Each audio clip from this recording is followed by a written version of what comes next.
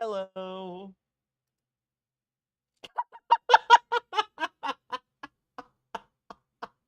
I didn't notice it was set to the dumb face. Oops. Oh, hey, Kiwi. That was funny. How is everyone doing? I see Electrica, Nerd, November, Kiwi. Good to see all of you. And of course you, Niv. Buh. I'm ready for the trial. The defense is ready, Your Honor.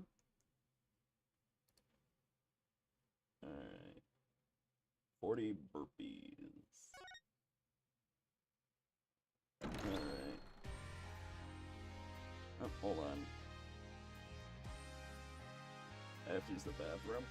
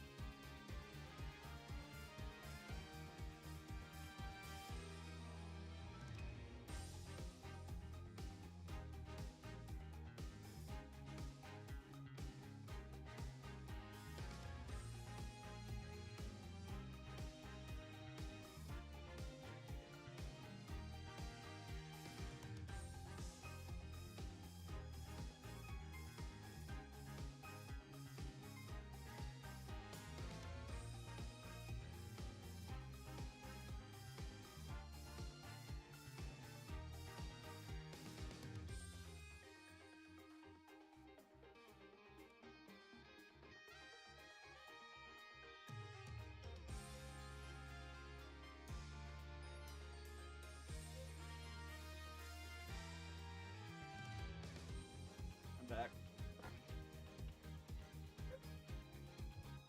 Oh, I'm sorry you were depressed, November.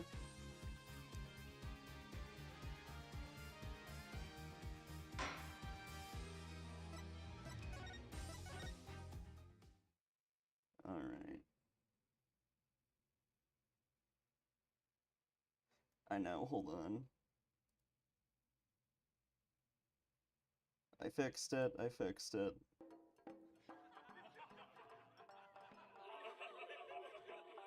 Well, this clearly takes place in America. Is that guy eating air? 5, 6, Hey, Aether. 7, 8. Your What ankle's time is broken? it? Fuck. It's 9, 10, 11. That sucks, Aether.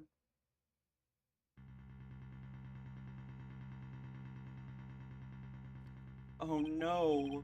Those noodles are ruined! Shisho's dead? No, do you think he did it? Oh no, if he did, then what do we do? Hey, pull yourself together.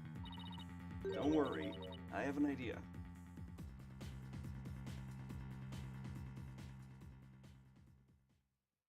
Fell off a skateboard. Ouch.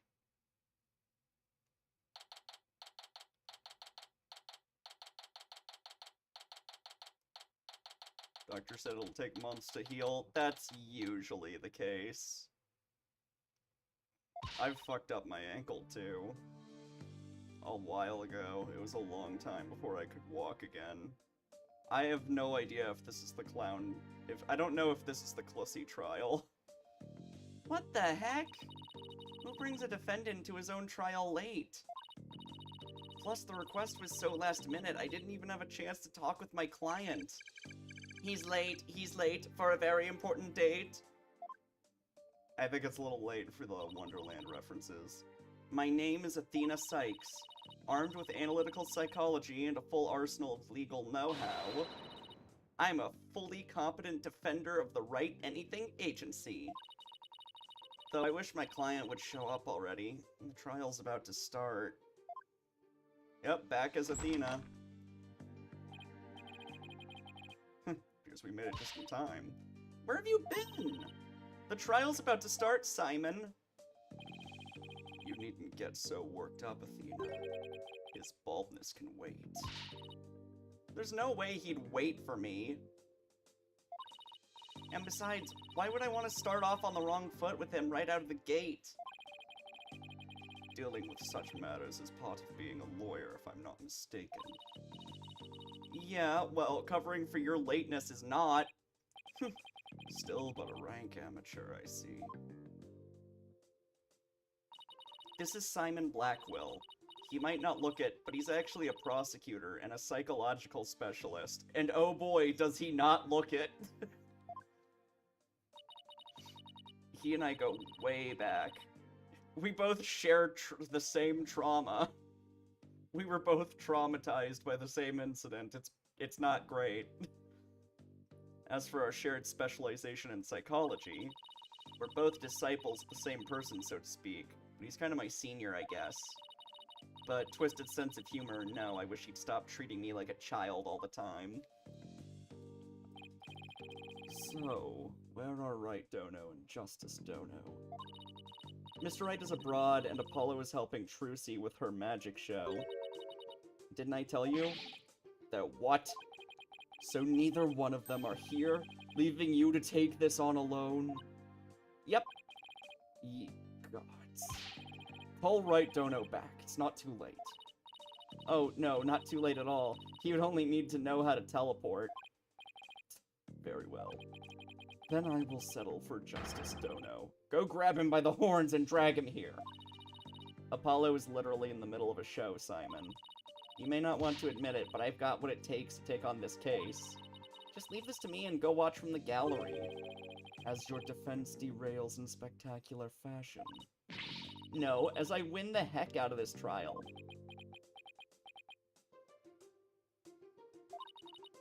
I'll be okay, promise. So wipe that look off your face already, will you? Anyway, I take it the guy behind you is... Yes, he's your... He's asleep again. Hoy, Bucky, wake up! Yeah! Oh, what'd you do that for, Simey? Oh, he's drunk. That's funny. Who's this yellow chickadee? You showed up to court drunk. Oh my god. And with a stack of bento boxes. She is your lawyer, such as it were. I'd say she's more green than yellow, however. Lawyer? She sure does look it, does she? Is she like your fellow apprentice or something? Something like that. I've known her longer than I've known you. You could say we're bound to one another. Yeah, why is the defendant drunk? My first assumption was that Simon was the defendant. Cause, honestly, assuming Simon killed somebody is pretty fair. Okay, well then, guess I better call her Ms. Chickadee then. Simon, this guy is not only rude, but he's 3 sheets to the wind at his own trial. Is that how you say drunk without saying drunk? I guess this is a grape juice moment.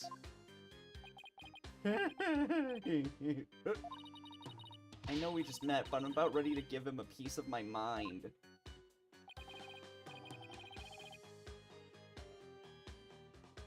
Do as you will. Just save it for after the trial.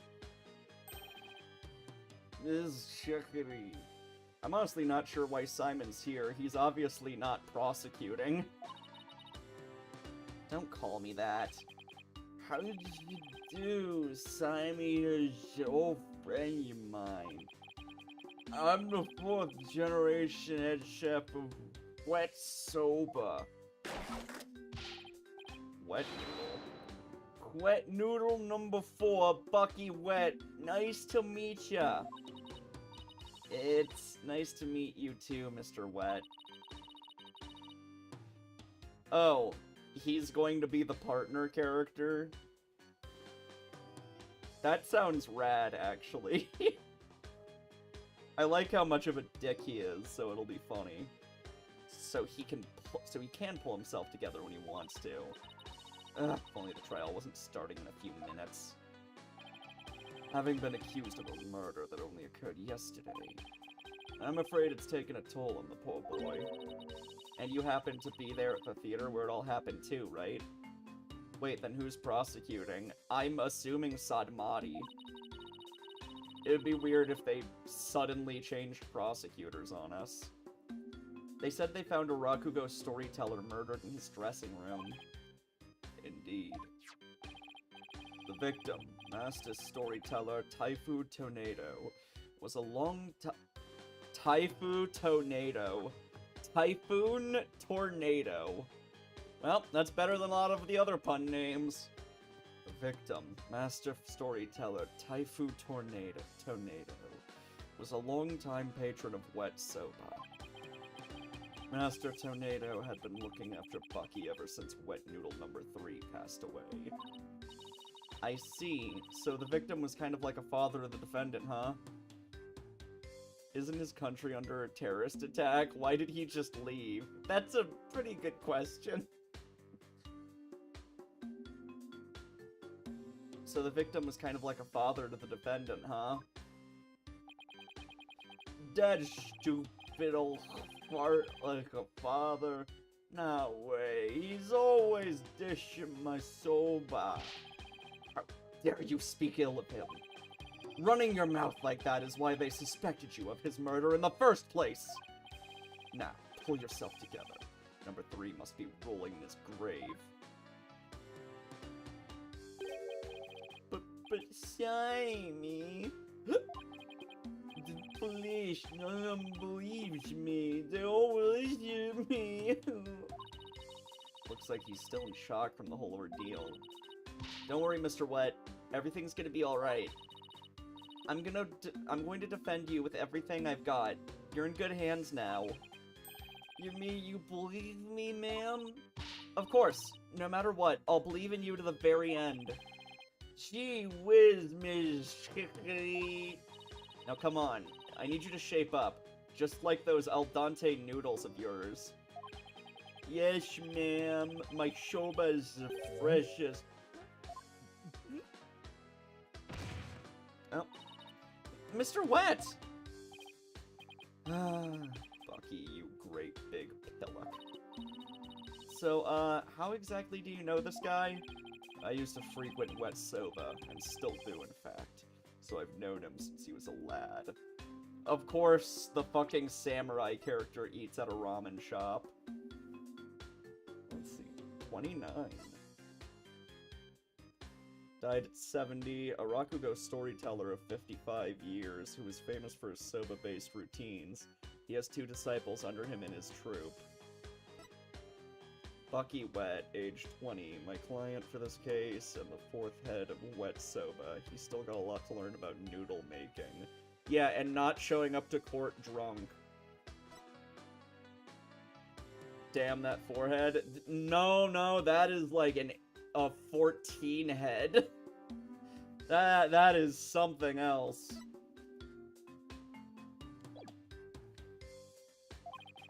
That's why his father and Master Tornado was always so good to me.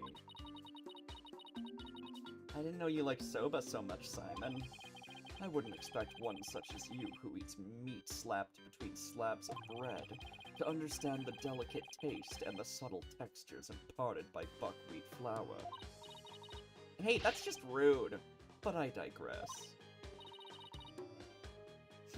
I'm all about flavor and subtlety and stuff. If I let Wet Soba end like this, I'll never be able to face number 3 or Master Tornado in the next life. Ah, I see. And that's why you came to me. You wanted somebody you could trust. It was never my intention to ask you. Ah! I'll show him. I'll show him I can handle it just fine. Well, I believe it's just about time. What? But we haven't even properly discussed the case yet! What's the matter? You look nervous, Dina. Don't tell me you're chickadeeing out. Simon, it is fucking horrific hearing you say puns. I'm just trembling with the excitement of battle, that's all. Oh, Gits! Let's do this! Come on, Mr. Wet. Get up off the floor, we've got a case to win. Yes, Miss Hickory, I'm gonna do my best. Wet soba, wet soba, wet soba, wet soba, wet soba. Wet soba. Hello, you have a flip phone? What year is it? Everybody in Ace Attorney has a fucking flip phone in, like, the 2030s. What the hell? I guess flip phones made a real comeback.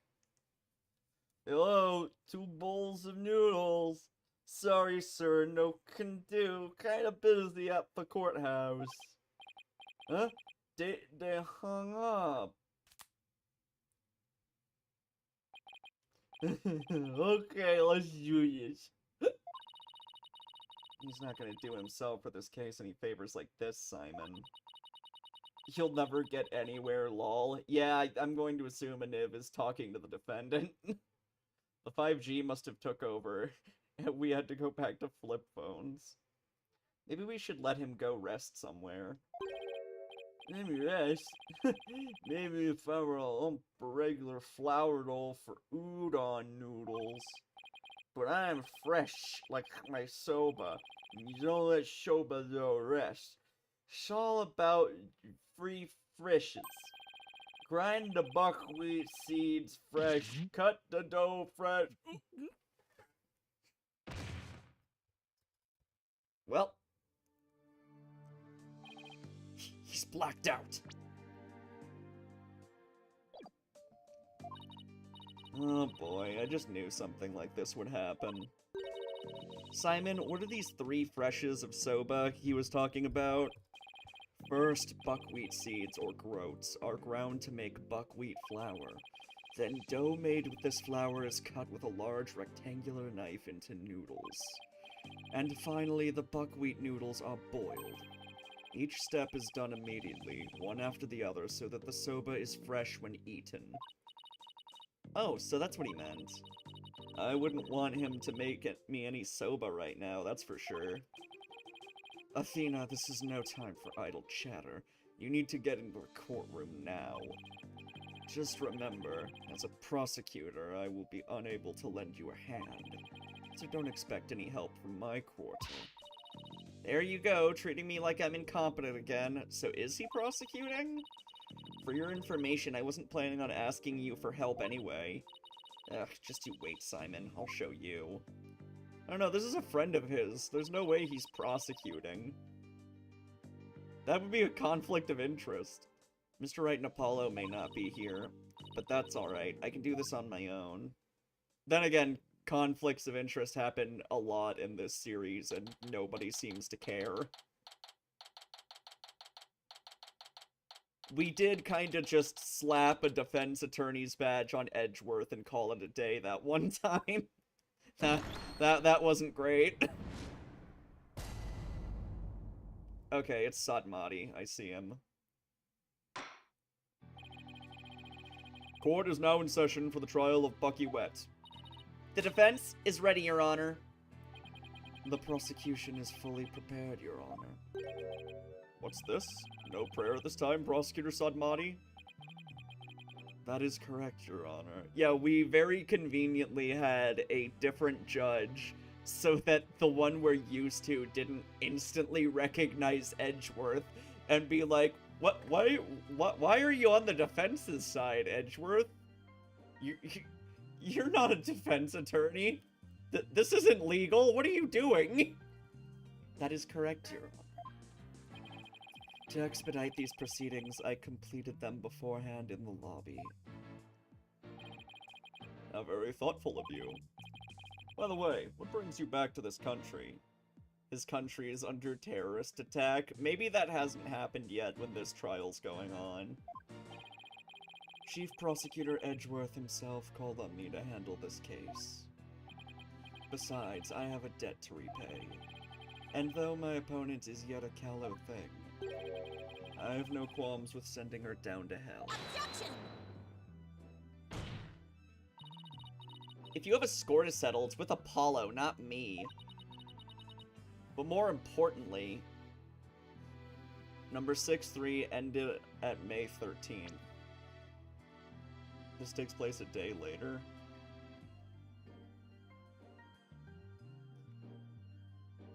This takes place on May 18th. Or 13th, I mean. Oh, May 12th. Okay. Yeah, this is after. I mean, whatever. He's on vacation, fuck it. But more importantly, I am not a callow thing. I'm a qualified and capable attorney. Also, what the fuck is Sadmati going to do? Should he be, like, cleaning up the fucking rubble from the explosion? Then what is that yellow attire if not proof of your immaturity, you small spring chick? Now, cease your shrill chirping. Oh no, Prosecutor Sadmati. She is still only a teenager. Please go easy on her. Great. Now even the judge is giving me the kid treatment. Teen. For some reason I thought she was 20. Never mind. No, I guess she'd be 19. She was 18 in Spirit of Justice. Great, now even the judge is giving me the kid treatment. Very well. Shall we begin, Your Honor? Question. Do you think 19 years old is an adult? That's kind of something I think about a lot. It's like, I never really think of 19-year-olds as adults. They're still in their teens. They're still not, like, super mentally mature. Like, is 19 an adult? Technically, yes. I guess, if you consider 18 to be adulthood, but, like... I don't know. I guess it doesn't matter. Shall we begin, Your Honor? Yes, I suppose we should. Like, I don't think you're really an adult until you hit your 20s. Now then, Prosecutor Sadmati, please give your opening statement.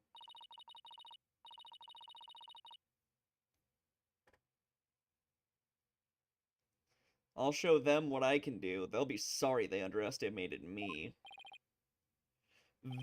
Vegemite ice cream? Ew, what the fuck? Blech! Certainly. Let the last rites of the victim commence.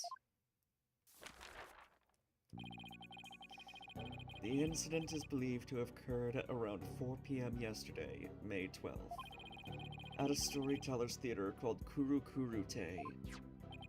The victim was a great master of the Tornado school of Rakugo, or comedic storytelling. His name was Taifu Tornado. The scene of the murder was the theater's dressing room. Okay, there's a yard with a doghouse.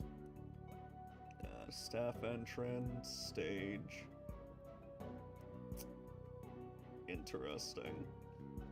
Maybe the killer hid in the doghouse or something, I don't know. It is accessible via the staff entrance hallway, and has an inner and outer sliding door. It's also accessible through the stage.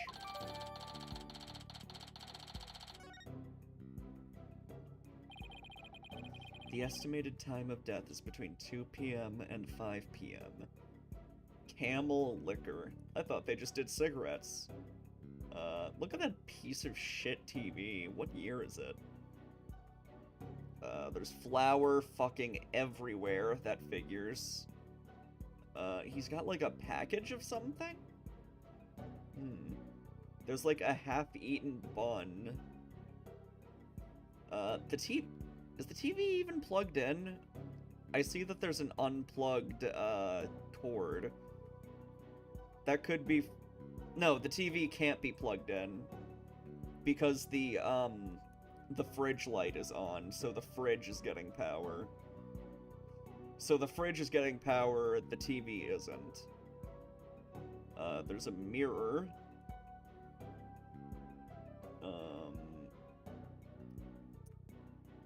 There's a weapon over on the left. There appears to be a torn piece of paper, I think? Is that what that is? Or is that rag used in making noodles? I don't really know. One of the liquor glasses has been knocked over. Okay. Questionable blood patterns on those cards.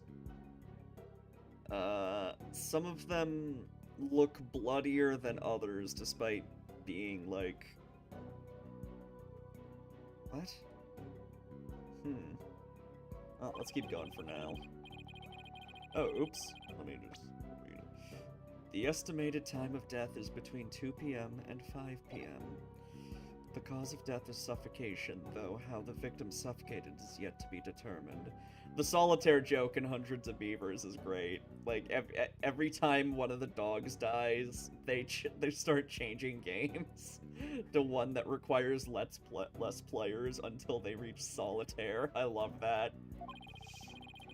The autopsy found nothing unusual in The cause of death is suffocation, though how the victim suffocated is yet to be determined. Then why was this ruled a homicide? It's like Adam said in his fucking 25th Ward, like, Silver Case playthrough. The cause of death is unknown. It's been ruled a suicide. If the cause of death is unknown, then how do we know it's a suicide? Shut up. The autopsy found nothing unusual in his lungs or stomach, and there is no murder weapon. And we're sure he didn't choke on his own noodles. Also, what about the blood? That is blood, right? If he died of suffocation, why is there blood everywhere? Show me put the fucking crime scene photo in there. I will now submit the incident report to the court.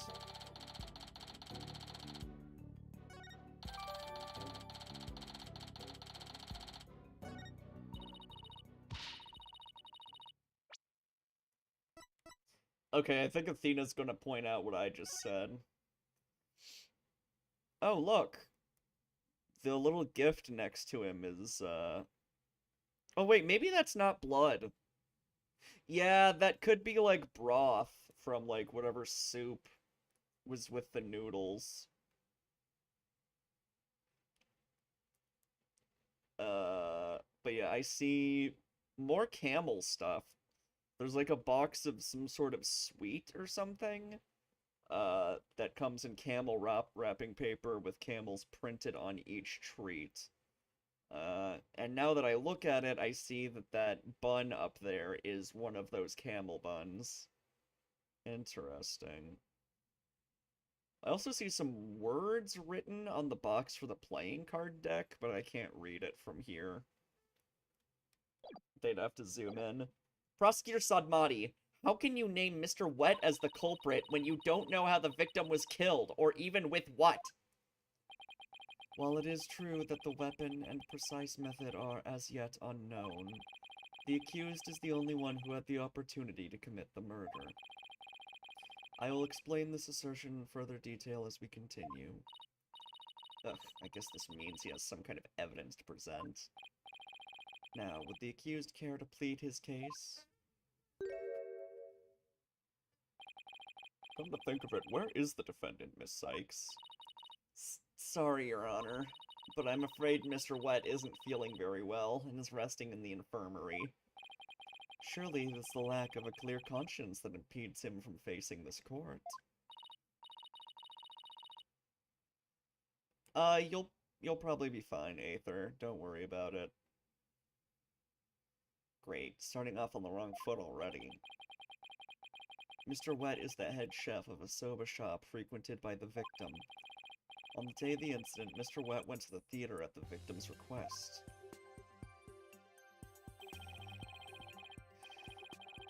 The cards are on top of the red sauce, which is weird. Someone placed it on top. Yeah, it's just the cards... A bunch of the cards are partially stained.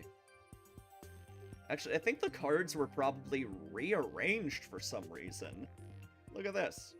This one is just on the very edge of the sauce, but it's like halfway soaked. They had to have been rearranged for some reason. Interesting. Taifu Tornado was a connoisseur of soba, as you can see in these photographs.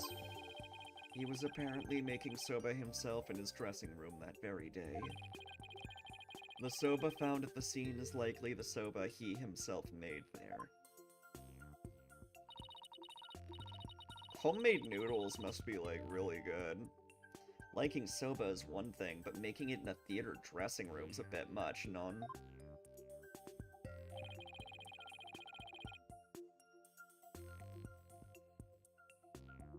Master Tornado truly had a passion for soba, didn't he? Hold on, my phone went off. Let me see if someone's messaging me. Hey, Das. Yeah, we're... I don't know if I'd call, America in the Ace Attorney universe a normal country, but... I guess it's better than Kurain, legal system-wise, anyway.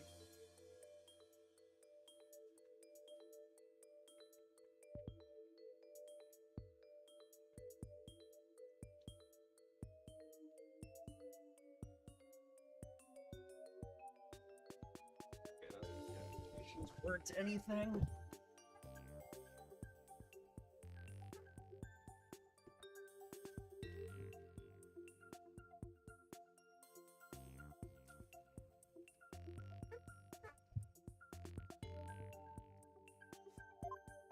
Oops. For a man like that to be murdered by a soba chef is simply unthinkable. And yet the accused had ample motive. For the victim's safe, we discovered the deed to the accused's shop. Mr. Wet was to inherit Wet Soba when he lost his father recently. Thanks, November. However, it's believed the victim stole the shop's deed during the transfer process. The prosecution believes the accused killed the victim in order to get the deed back.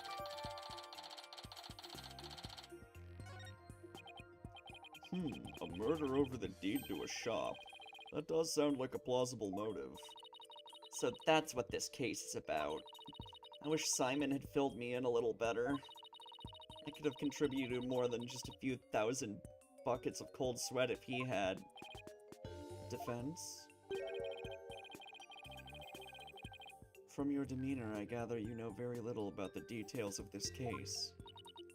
Well, you see... You are dishonoring the soul of the victim by appearing in the courtroom unprepared. You are an embarrassment to your profession, you putrid egg yolk. I'm sorry. Apollo's a red pepper, and now I'm an egg yolk? We've only just started, and I've already been demoted from spring chicken.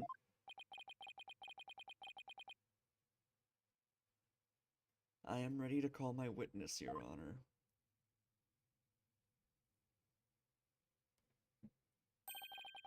Let us listen to the words of one who was present when the crime was discovered.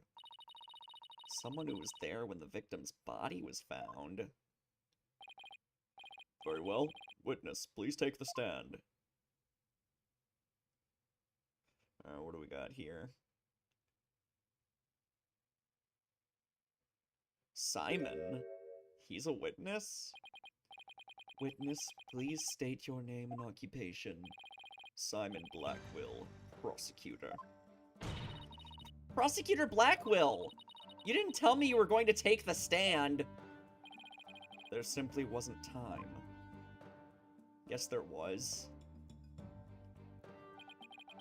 What a shame, Prosecutor Blackwill. Had you shared the damning scene you witnessed beforehand with the defense, we could have moved this trial along and saved the victim's soul that much faster. Damning scene? What in the world did Simon see? Prosecutor Sodmati, was it? Before I give my testimony, there's something I'd like to confirm. By all means. This case involves rakugo, a very traditional form of Japanese comedic storytelling. Do you have enough knowledge of this art form to handle the case competently? Are you implying that I am not qualified for this case? Not yet. I'm simply trying to ascertain your familiarity with the topic, for now. It is a prosecutor's duty to learn the background of any case he takes on. I did some research on rakugo last night, and have grasped the overall idea of it. How much could you possibly grasp in a single night?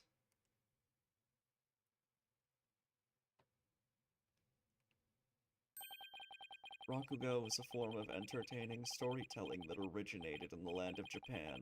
In it, the storyteller sits alone on the stage with a fan and a towel and the rakugo artist tells long, whimsical stories, giving each character a distinct voice. This traditional art was originally invented by monks to make sermons more interesting. Are you satisfied? If not, I could explain the 12 types of endings to such stories. Or shall I perform the famous story of Jugemu instead? Ugh! It appears you put in a bit of study. Your acknowledgement is most welcome, Prosecutor Blackwill. I can see why you are known for being quite thorough with your research, Prosecutor. Now, I would love to see you perform that story you mentioned, if you don't mind.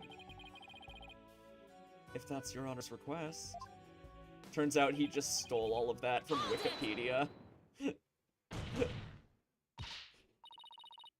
Your Honor, can we please get back to the trial? Oh, right, of course. I nearly forgot. Seriously? Of all the things for you to forget? Now then, back to the case. Prosecutor Blackwill, please tell this court what you witnessed.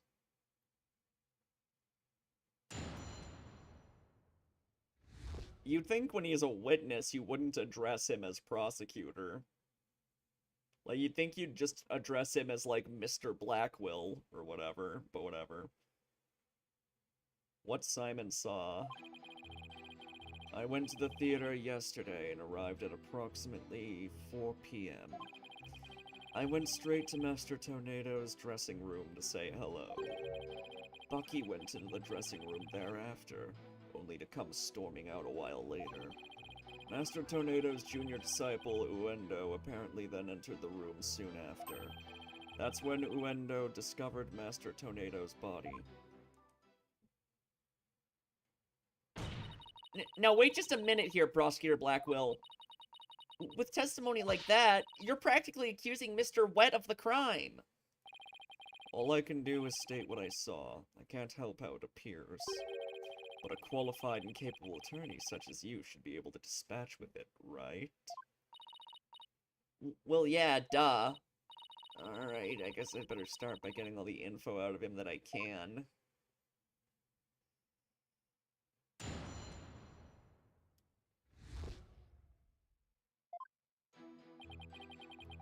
I like how after not being a prisoner anymore, Simon suddenly is way less bloodthirsty. I have yet to see him threaten anybody with his invisible katana. I went to the theater yesterday and arrived at approximately 4 p.m. Prosecutor Blackwill, what did you go to the theater for in the first place? I went because I had received an invitation from Master Tornado. The last person he attacked was the Phantom. Here, see for yourself. It was a special show commemorating his junior disciple Uendo's promotion. It was also an occasion to announce the boy's succession to the stage name of Uendo II. So what exactly does it mean to succeed to a stage name? You really don't know, do you? In the performing arts, a name succession is when an artist inherits a predecessor's name. I see. So there was another Uendo Rakugo artist before, and this disciple succeeded him, huh? And what exactly did your invitation say? It contained a simple letter of salutations and an outline of the show's program. Oh, it appears Taifu Tornado was going to perform Toki Soba, or Time Soba. He's famous for his masterful pantomime of eating soba, using only his fan as a prop. And Uendo was to perform Soba Sei, or Soba Glutton, a soba-themed show, I see. I have not seen Unfrosted yet. I'm dreading it. What in the world? Oh, that's just a blacked out address. Apparently Simon's address is, a bunch of squares?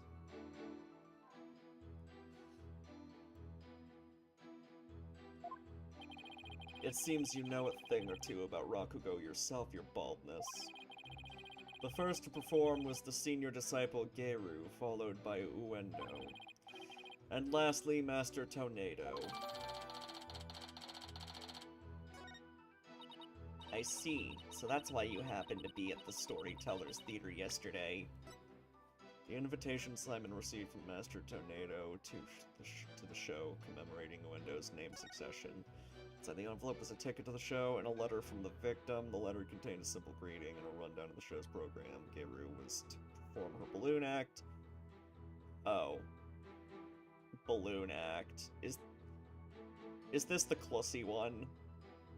Oh no, this is the Clussy case, isn't it? Then Uendo was to do his Soba Glutton routine, and finally Master Tornado was to perform his Time Soba routine. Let me find out. Hold on. I'll just Google that name real quick. Look at the character design.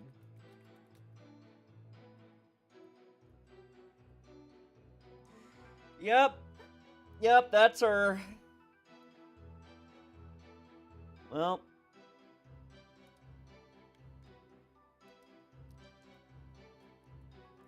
I already know a major spoiler about that case. About this case, I mean, so that's upsetting.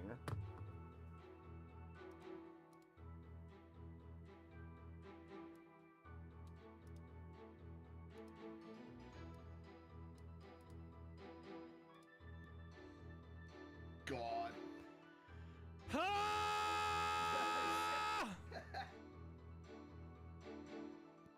Understandable. God.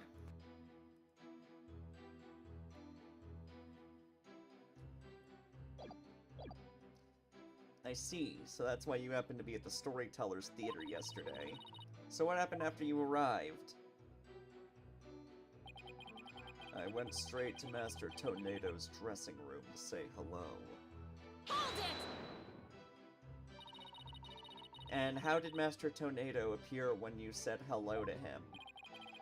I went with the intention of greeting him, but ultimately we didn't actually meet. You didn't see him? Why not? Geru escorted me to the dressing room, but we heard the sound of Rakugo being performed from within. Thinking the master was rehearsing, we decided to wait in the hall until he was done. You heard Rakugo being performed in the dressing room? Yes, not just me, but Geru as well. In other words, wrong voice. In other words, you can confirm that the victim was still alive at 4 p.m. Correct. I couldn't hear him clearly through the doors, but I'm sure it was Master Tornado. I could tell because it was the time soba routine being performed in there. So that means the victim was killed sometime after that. Bucky went into the dressing room thereafter, only to come storming out a while later. Hold it! Please tell us in detail how Mr. Wet appeared at the time. Garu and I were waiting in the hallway for Master Tornado to finish practicing, when Bucky appeared and entered the dressing room with his things. What happened after that? We heard what sounded like Bucky shouting inside the room. About 10 minutes later, Bucky came back out of the dressing room looking rather irate. This is most likely when the murder was committed. The victim was an elderly man. It would have been entirely possible to kill him within the span of 10 minutes. I better come up with some kind of counter-argument and fast. Master Tornado's junior disciple, Uendo, apparently then entered the room soon after. Hold it! What do you mean by apparently? Didn't you see him go in? No, I couldn't. I wasn't able to see the dressing room door from where I was standing at the time. But Garu was right in front of it, so I'm sure she saw it all. I see. And why do you suppose Uendo went to the dressing room anyway? He just had finished his routine, so he was making a courtesy call. A disciple is to pay their master respect right before and after each performance. And all disciples are expected to do this? Yes, it's a common courtesy among Rakugo artists. I see. Could you tell us what happened after Uendo went into the dressing room? Certainly. That's when Uendo discovered Master Tornado's body. Hold it! And how did Uendo act at the time?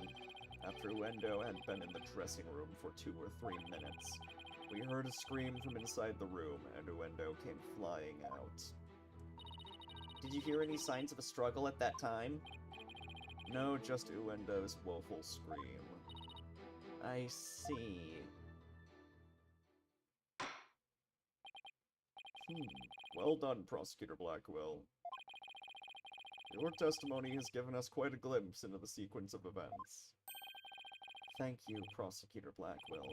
And now, please allow me to summarize your testimony.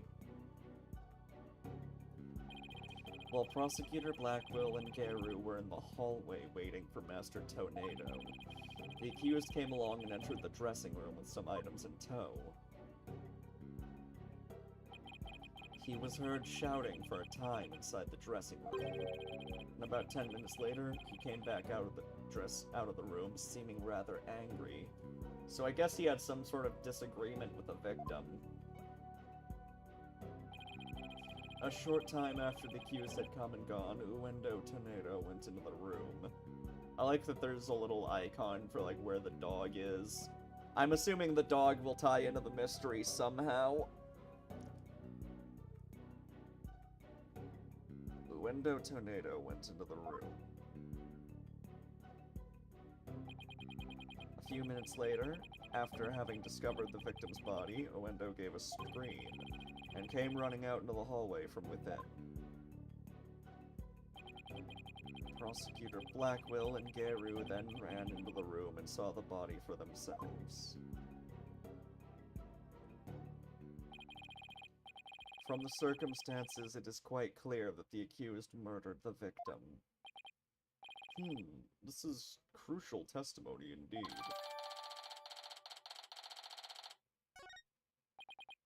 Defense.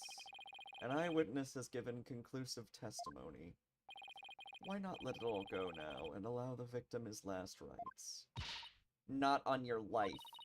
If Uendo went into the dressing room too and was the first to discover the body, then who's to say he didn't commit the crime? Uendo was in the dressing room for a mere 2, perhaps 3 minutes. He could not have possibly committed murder in that time, nor without making any noise. Oof, Simon, why'd you have to give that awful testimony? Because it's the fucking truth. Shut up. Simon, why didn't you commit perjury? Prosecutor Blackwell, can't you give me something a little better to work with here? Isn't it up to you to ask the right questions? I'm certainly willing to tell you all that I know. So if you truly are as capable as you claim, then draw out what you need yourself. This is no time for your twisted games, Prosecutor Blackwell. Just admit you don't remember it all that well.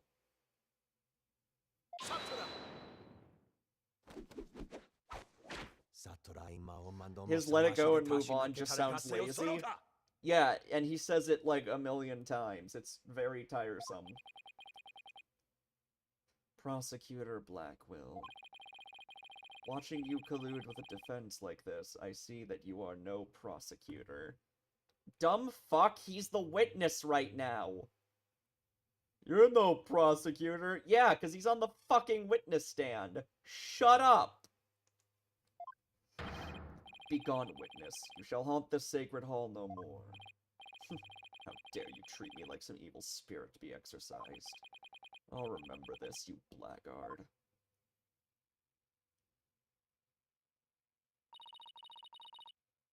I hope Simon beats his ass later. Don't worry, Prosecutor Blackwell.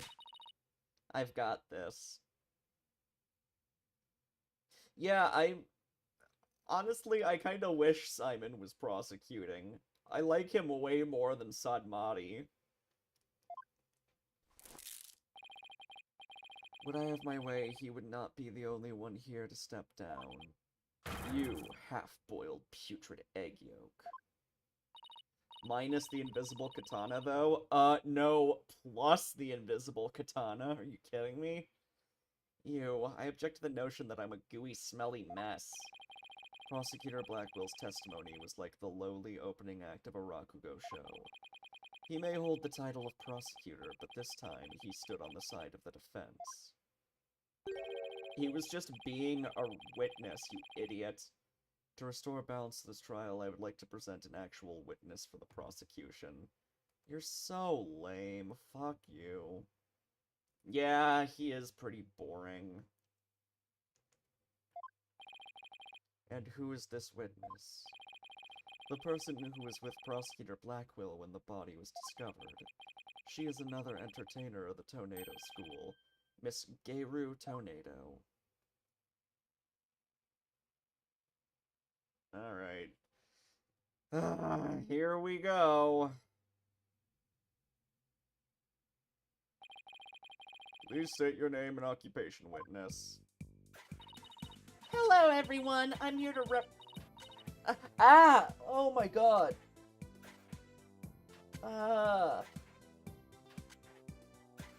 I hate that. The fucking the gloves, like, rubbing against the leather balloons, it's like the worst sound ever. I had to take my headphones off.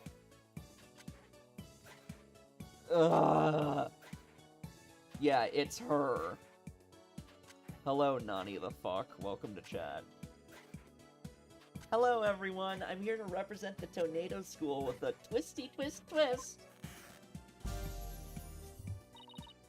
And balloon, there you have it, a stunning balloon hat.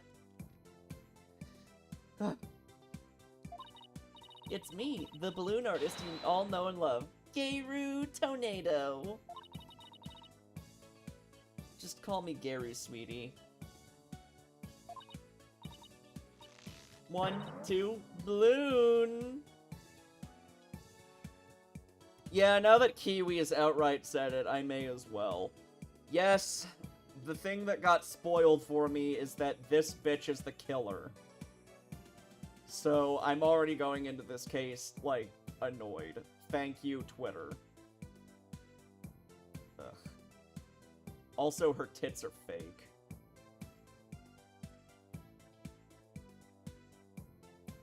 One, two, balloon!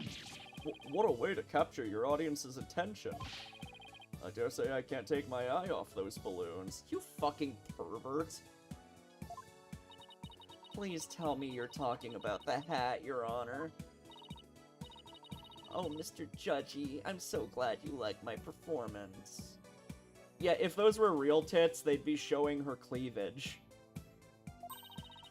Would you consider joining my fan club, pretty please? Oh, absolutely.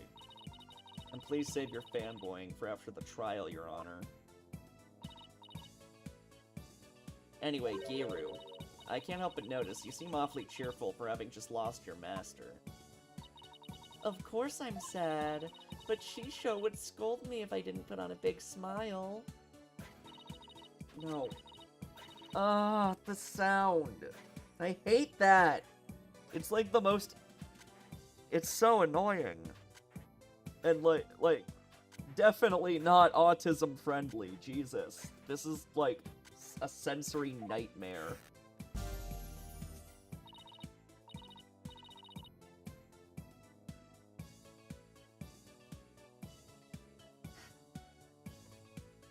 Can I...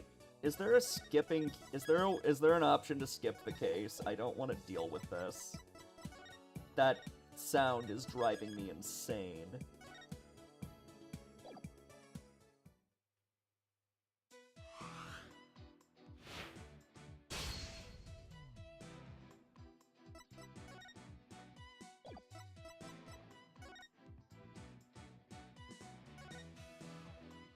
I guess there is a skip option. There could be important context, though. I don't know.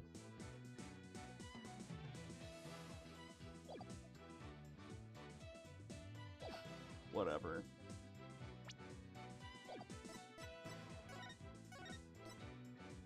I'm not putting my fucking headphones on as long as she's the witness, though. So this is gonna be a death run for me. I'll let you guys hear it. I'm not listening to that shit. That is awful. There you have it. One gorgeous cake. I see. I guess an entertainer's gotta do what an entertainer's gotta do. Her balloon art's worse than a Rorschach test. All I saw was a severed monster head. Geru, you're obviously a balloon artist. So how did you come to be a member of the Rakugo school? Well, my father, my late father that is, was a Rakugo artist, you see. So I joined the Tornado School to be just like my dad someday. I see. My father and I owe so much to Shisho, our master, but that Bucky Wet. Ooh, how could he? I want to see him pay for what he's done as quickly as possible. The fact that she instantly assumes he's guilty just gives away that she's the killer, like, instantly. Your distress is entirely understandable. New emote? Hold on, let's see. I guess we could.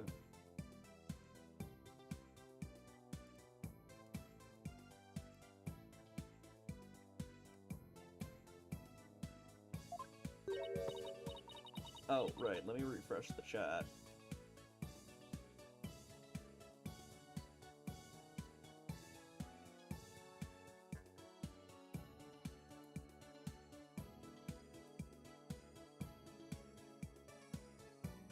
And not only that, but you have more to say about Mr. Wet. Every time he comes to deliver soba to us, he yells at me. He always tells me to get away. Is there any reason why he would say such a thing to you? He says the smell of my perfume will get into his soba and ruin it. Like, how can he say that? This is a great scent. How very rude of him. I don't blame you for being upset. Excuse me, Your Honor, but please don't let Geru's balloons bias your judgment. Mr. Wet hasn't been proven guilty yet, remember? It will be interesting to see how long that fire of yours will last, Defense. Ace Attorney would be harder if these people just hired hitmen. Yeah, it didn't work out for the guy in 2-4. It will be interesting to see how long that fire of yours will last, Defense. Now then, Geru, please share the truth with this court. Yes, Geru, your testimony, please.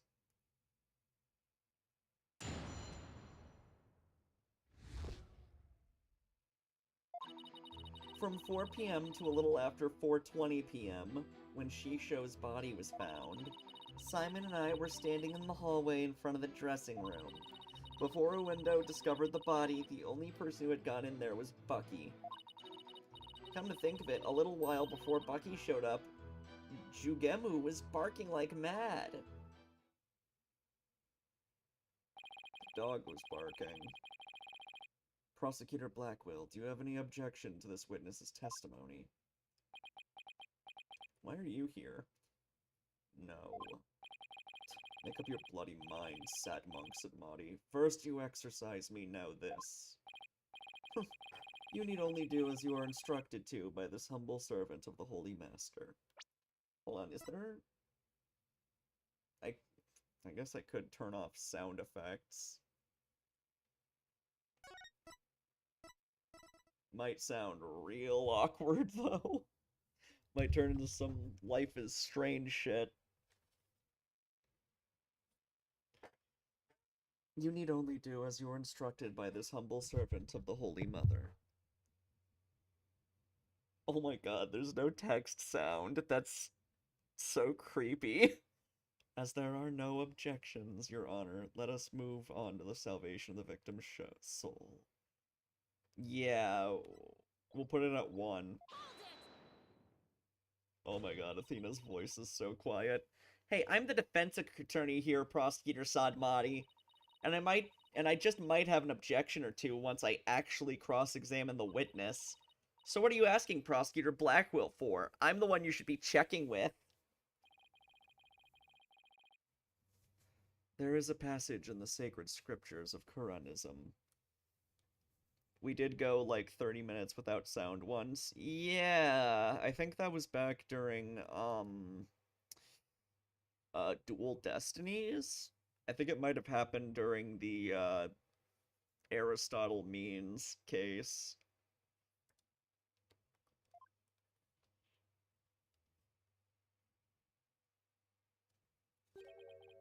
To stir the wind is beyond the power of a spring chick.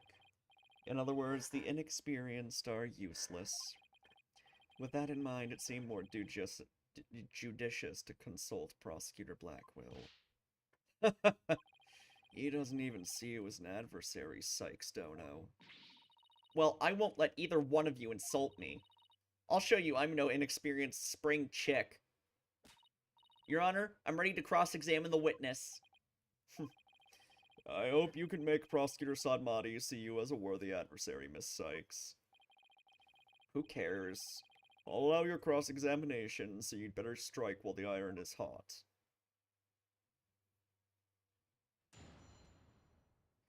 Like, Sadmati, his form of antagonizing the defense is just calling them a stinky doo-doo head. It's really lame. The other prosecutors were, like, so much cooler about it. Like, with Godot, it's like, okay, he literally hates Phoenix. Like, the actual dialogue is like, okay, this guy, like, really, really has it out for Phoenix Wright. Hold on. And of course, Edgeworth is the smarmy, like, know-it-all kind of prosecutor.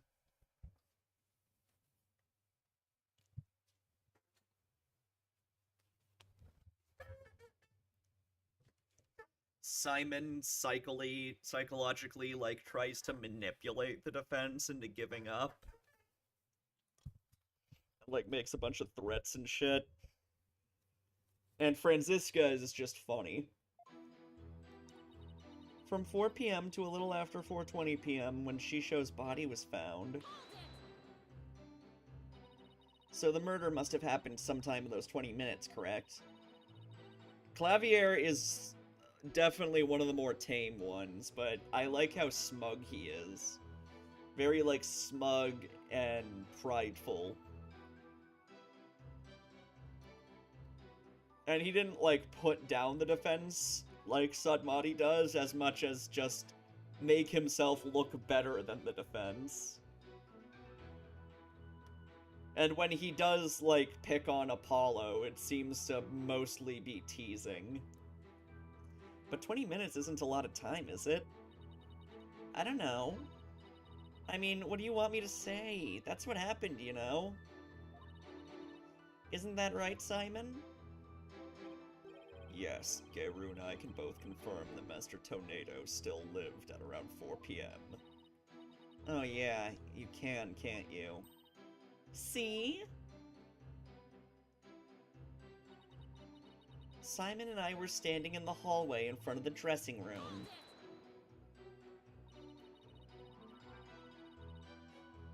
The fact that the two of you were there in front of the dressing room means you were able to see everyone who went in and out, right?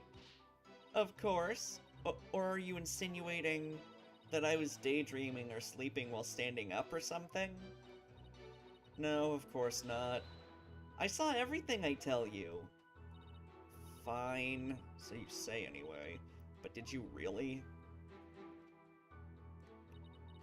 Before Uendo discovered the body, the only person who had gone in there was Bucky.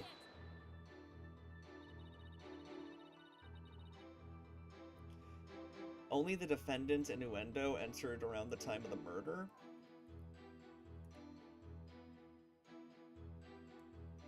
Cool link. Hold on. Actually, I don't want to see it yet. I want that to be a surprise. That's right. That's why it must have been Bucky who killed poor Shishu. Let's take a deep breath, okay, Geru?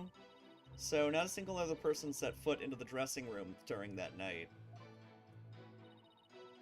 I already told you over and over, didn't I? There was nobody else. I must apologize on the lawyer's behalf. Even her memory is that of a spring chick's. Please overlook her transgression as best you can. Oh, I see. Poor thing. Hang in there, sweetie. Hey, who are you calling a bird brain, buddy? Come to think of it, a little while before Bucky showed up, Jugemu was barking like mad. Jugemu? That's my doggy. I keep him at the theater. Let's see. With the... God, I can still hear it. Ugh. God damn it.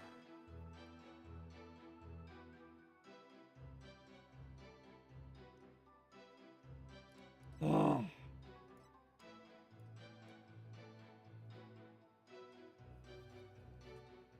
With a twisty twist.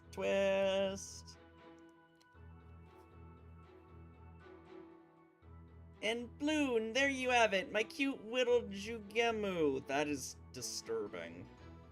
Also, I hate the way this witness talks. It's so annoying.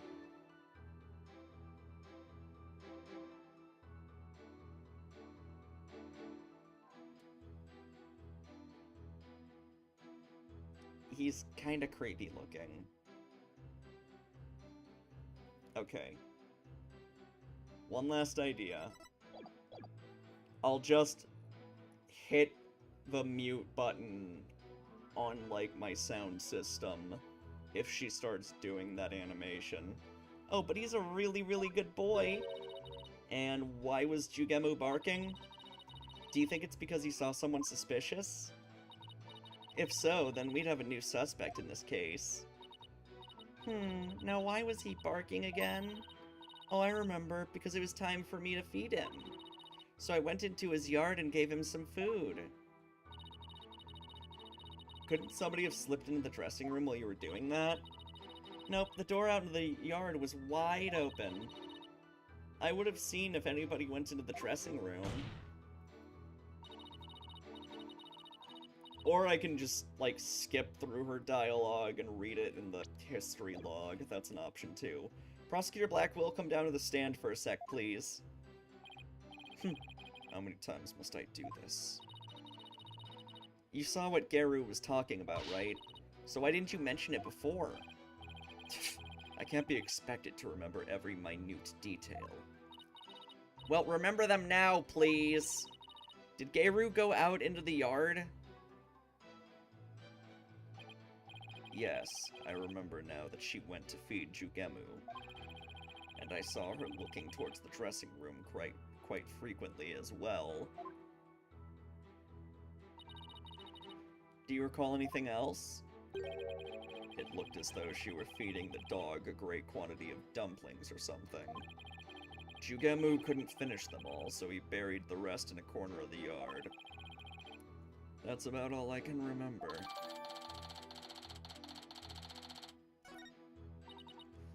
It looks like Geiru was telling the truth. Your Honor, I'd like Geiru's last statement added to her testimony. As you wish, defense. I was in the yard, but the door was wide open, so I could keep watch on the dressing room.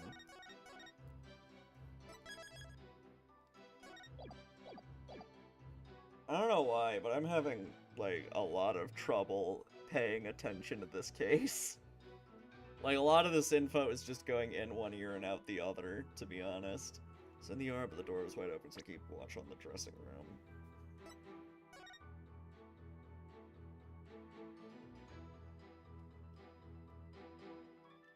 That doesn't really seem possible from your angle, though.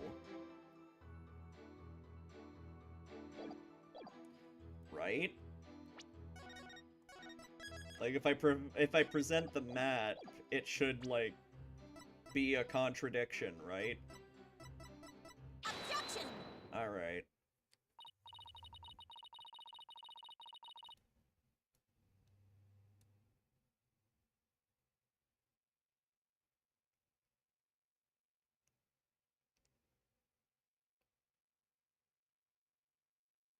Oh, what? Interesting.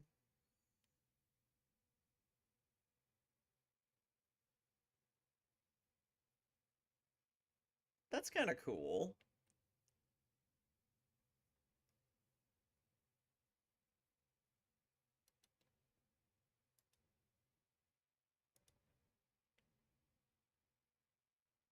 Oh no. Oh man. Oh god.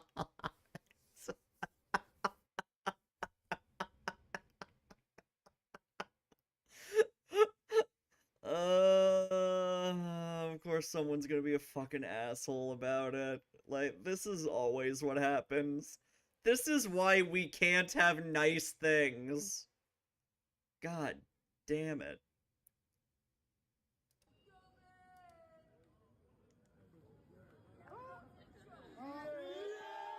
Wow, you're polite.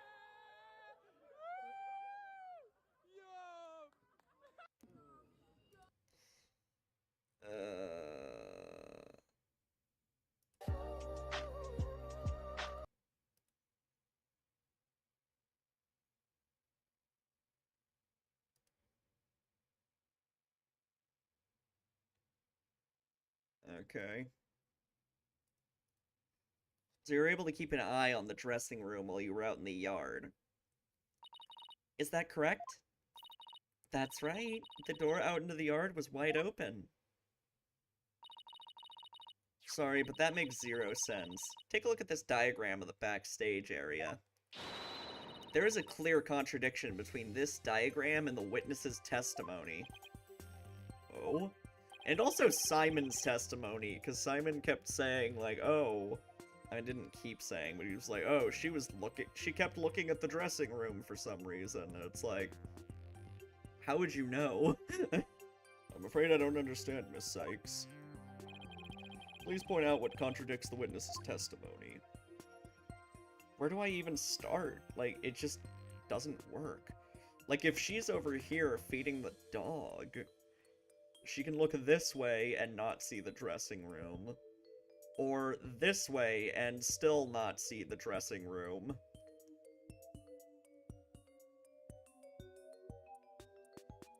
The corridor between the room and the yard. or wall. I don't know what it wants me to pick. 'Cause, like, literally, no matter what, she can't see it.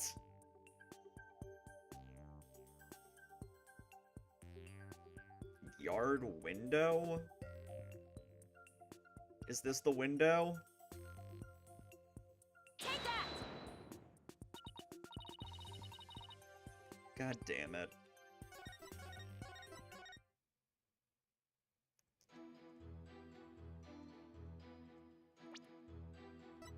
Objection!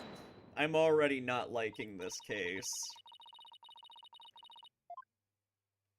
Yeah, I guess I'll pick the door.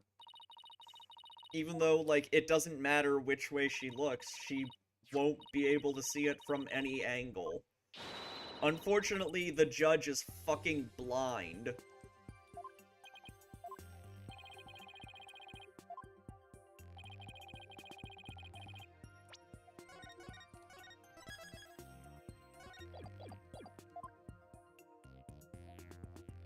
Take that! Gayru was in the- oh my god, fuck you. Gayru was in the yard near the doghouse. Prosecutor Blackwell even saw her there. And while she was out there, the door to the yard had been left open. Ah, I see.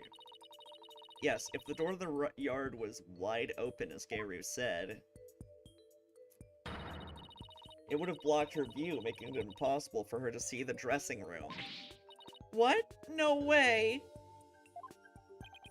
But even if there were admittedly a few moments Gayru was not keeping watch, how much would that really affect this case? It would greatly affect the case. From the spot Prosecutor Blackwell stood, he couldn't see the dressing room door either. Anyone could have entered the dressing room during that time without being seen. Eek! Gayru, why did you try and hide the fact that you weren't watching the dressing room? What? I... Objection! Hide the fact. You speak as though you think she had something to do with the murder. Rather than deliberate deception, it was more likely a simple oversight. Right, witness? Well, I was so shocked by what happened, I was just confused, that's all. Even though she's trying to keep up a brave front as an entertainer, the truth is that she is being torn apart by grief.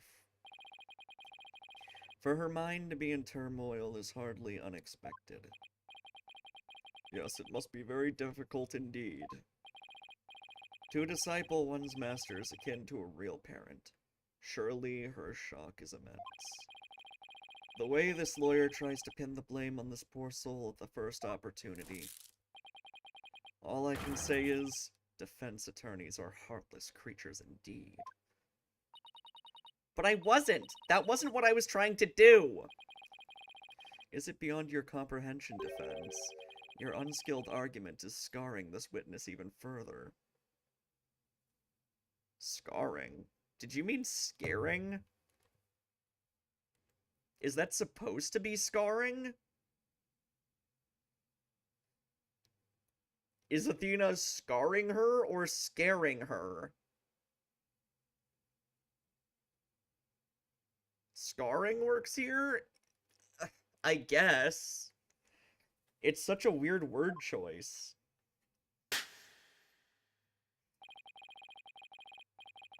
And if we ask the people of this courtroom, I am sure they would agree. What? The gallery doesn't get a say in this. We only did the jury system thing that one time. Are you afraid to find out that they think ill of you? Or that perhaps you are in the wrong? Listen to them now with that keen sense of hearing you are so proud of. He's right, that was harsh. She didn't have to go that far. I feel kind of sorry for the witness, and why is the lawyer's outfit so yellow? No, I was trying to find the truth. Why is the whole gallery siding with Prosecutor Sadmati? The people understand. They know what is right and what is wrong. That lawyer's still in training, isn't she? Why is she all by herself? I hear the voices of the gallery. I can hear the voices of their hearts. It's so intense. I feel so alone up there, fighting by myself. Are you afraid, child? It is ludicrous to come to trial without such paltry preparations of the soul. They always side with the prosecutors? Yeah, except for 2-4, I guess. Or, no, they do side with the prosecutors in 2-4, because they want him guilty, but, like... It is ludicrous to come to this trial with such a paltry preparation of the soul. I command you to leave this courtroom at once. He was guilty. But I can't give up. I have to keep pressing on. This is dumb. As long as there's a moment when nobody is watching the dressing room door, the defendant can't be convicted solely on Prosecutor Blackwell and Garu's testimonies. Even now, you would continue to resist. You are childish in defeat as well, I see.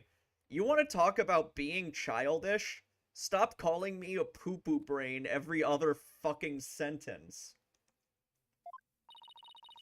I'm not out for the count yet, Buster. I'm just getting started. Despite your posturing, is it not true that your resolve could crumble at any moment? But with a little push, you would surely succumb to despair.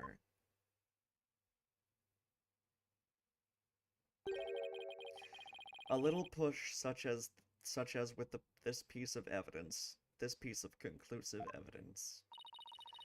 Conclusive evidence, huh? That is correct.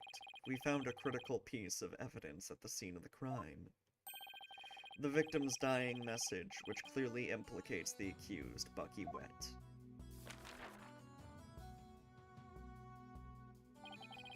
Look at these Japanese playing cards, known as Karuta, lined up on the table. Oh, do they spell out a name? Is that why they're rearranged? These special English version Karuta cards spell out a message. That message, wet number 4. Wet number 4? You mean wet noodle number 4? Yes, wet noodle number 4, as the 4th head chef of wet soba is also known. This message points to none other than the accused, Bucky Wet. No!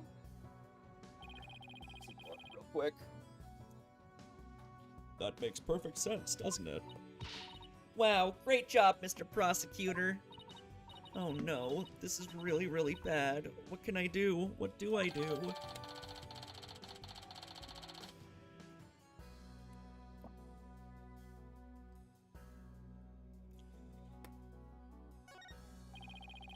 Would you still carry on your futile fight in face of this irrefutable evidence?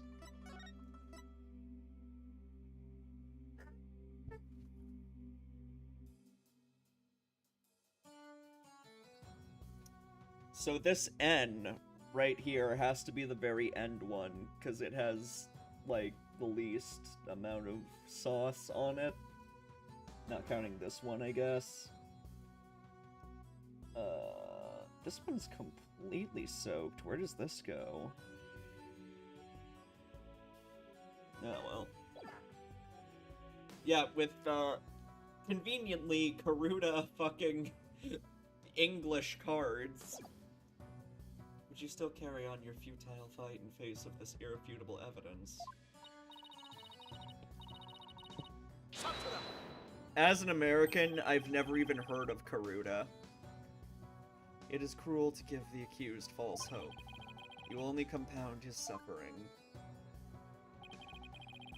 Wise people of the courtroom, do you not agree? He's right. It's cruel to make him suffer when there's conclusive evidence. What an incompetent noob. I feel bad for the victim and the defendant. What? But I'm trying to prove Mr. Wet's innocence here. I know you can hear them defend. Their voices implore you to save the accused's soul. It is time for you to let it go and move on, you inexperienced lawyer. Let it go and move on, putrid-brained lawyer. That is every single fucking line he has. I'm so tired. Man, remember when Godot found, like, hundreds of ways to make coffee analogies? I miss that.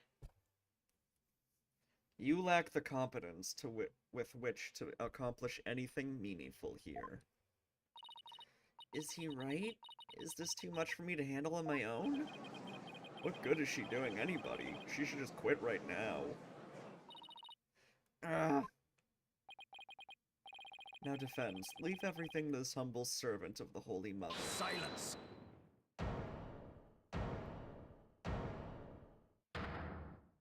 Oh.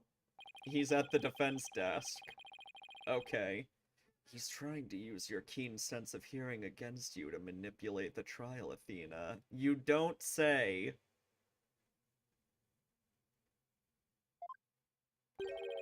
What a cheap trick for a supposedly holy man. Simon! And you fop doodles in the gallery. Fop doodles? What the fuck is a fop doodle? And you fop doodles in the gallery. Can't a man watch a trial in peace? This inexperienced amateur is about to turn the trial around. Does that prosecutor really think she can turn things around? The mood in this courtroom is starting to change. Prosecutor Blackwell, what are you doing at the defense's bench? I grew bored of watching from the gallery. Besides, if I were to leave this trial to the spring chick, and lose my favorite soba shop in the process, I will be quite cross. You voluntarily stand on the side of impurity and sin? Truly, what a fool you are. Oh, that's a new animation. To think you were so easily manipulated by his parlor tricks. Whatever happened to qualified and capable, Athena? I just let my guard down a little bit, but it won't happen again. Can we please just have Taka, like, heck the shit out of Sadmati? I won't let my guard down a little bit, but it won't happen again. I let my, whatever. Then gird up your loins and steel yourself for battle.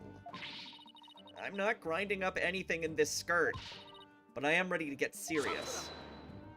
I do like Simon's theme. It seems there is now yet another soul I must cast down into hell. I was in prison for a long time, and hell sounds no worse than cell, to be honest.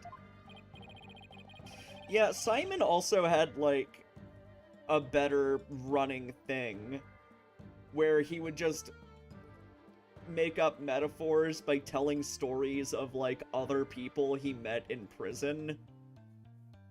That was, like, pretty fun. What does Sadmati have? Just calling us a stinky brain. But the fires of hell will not be the end of your suffering. For the sin you have just committed, you shall surely be reborn as a panda in your next life. Alright. Why are you talking shit on pandas, motherfucker?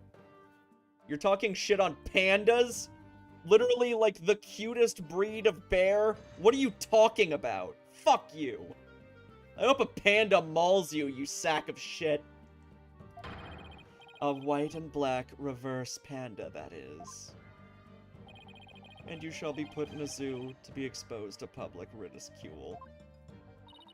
A threat like that won't work on Prosecutor Blackwell. After all, he's already used to looking like a panda in this life. Who are you calling a panda? Sorry. I hope Gohan kicks your ass. True! Gohan, get her. Get him. I see that you are both prepared to face the fires of damnation. Geru, thank you for your service. You may step down now. Okie dokie. Bye-bye, balloon! Okay, cool. Now I don't have to worry about that sound effect. Does everything have to be about balloons with her? Now then. I have a witness prepared to testify about the Karuta cards. And who was the witness this time? The first to discover the body and someone who witnessed the crime scene firsthand. Mr. Uendo Tornado. Yeah, she'll be back. Whatever. The time has come for that ponytailed pair over there to finally let it go and move on.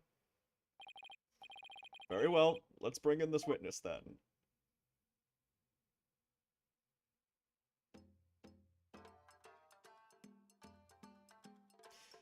Okay, I'm immediately bothered because the clown character is literally the only one who doesn't have, like, some sort of Japanese theme to them. Witness, please state your name and occupation. Look at this! Like, come on! How does the clown fit with all of these other, like, Japanese styles of characters?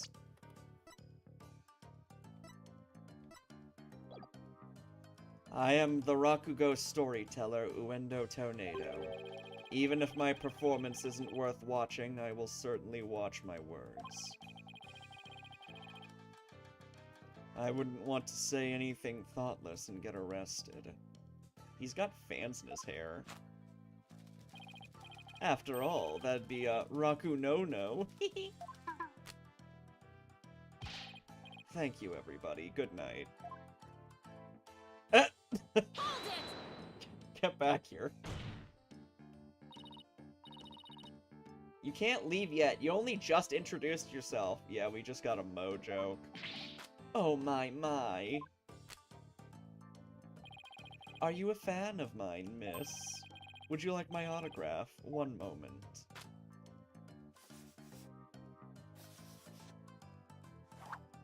Ah! Showing off the 3DS's 3D effect again. Ow! Yeah, I got the pun, Electrica. What do you think you're doing? No need to stand on ceremony. My fan deserves a fan, after all. This case sucks. A fan for a fan. Nice one. Oh, why if it isn't Simon? How are you on this fine day, sir? Quite a dilly of a pickle we found ourselves in, wouldn't you say? I don't believe I've ever seen you talk quite so much, Uendo. Never performed in a place like this, you know. I got butterflies here, can't you see?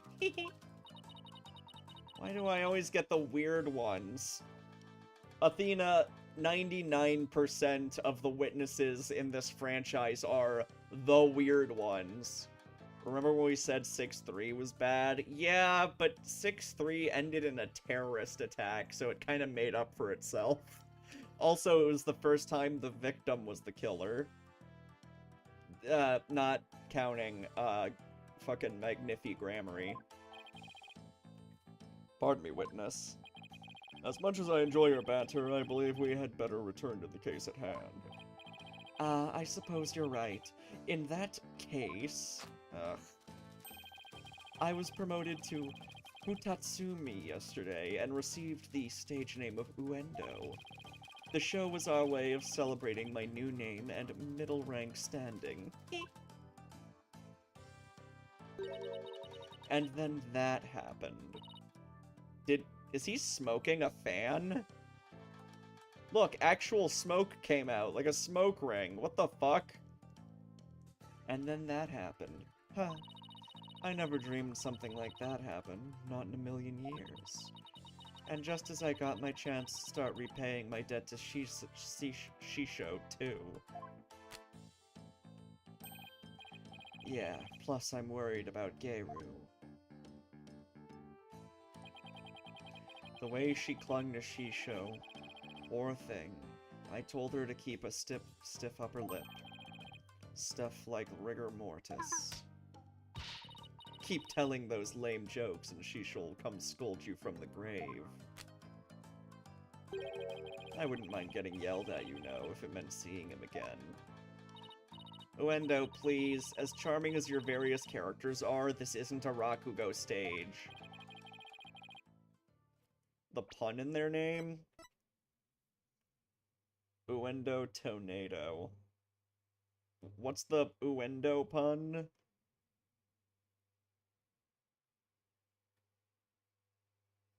Wind tornado? Oh, does Uendo mean wind? And Geru is...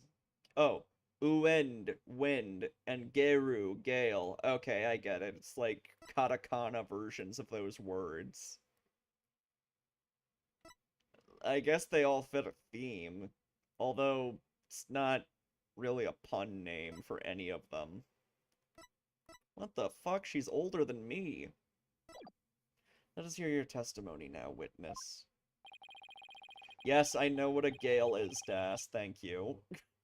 Tell the court about the evidence left at the scene, the proof of the accused's guilt.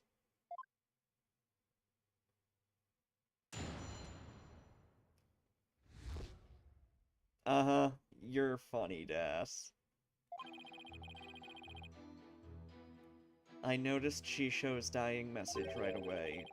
The stiff cards were right there next to the stiff, you see. Hey now, enough with the silly puns already. Hee hee. Anyway, I got the meaning right away. I knew it must have been talking about Bucky. That was the Master's final message, left as he was drowning in soba broth. It's so like Shisho not to write Bucky's name outright. Plain and simple wasn't his style.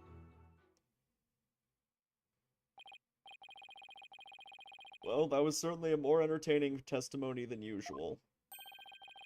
The variety of characters performed by the witness was absolutely splendid. But he shouldn't be performing any characters in the first place, Your Honor. And Uendo, the murder weapon hasn't been determined yet. So how can you say that the victim was drowned in soba broth? It's obvious. All you have to do is look at the crime scene. He was found with his face shoved into a bowl. It's only natural to assume he was drowned on the broth for the noodles. This guy is very annoying, but he's also very girly, so I would absolutely destroy him. Just saying. Except we're not here to assume things, Uendo, so please stick to the facts. My, it's so like a soba chef to kill someone this way, wouldn't you say? And with the Karuta message he left behind, it's clear Bucky Wet did it. Yeah, there's nothing in his lungs. If there's no, like, soup in his lungs, then he couldn't have drowned in his soba. It does mention that on the autopsy report, right? Nothing was found in his lungs. Yep. That dying message certainly does seem to be irrefutable evidence. Indeed, it proves the absolute guilt of the accused. Even I gotta admit, I can't see how that message could mean anything else. Again, it was rearranged. Bucky used soba for the deed, all to get back the soba shop deed.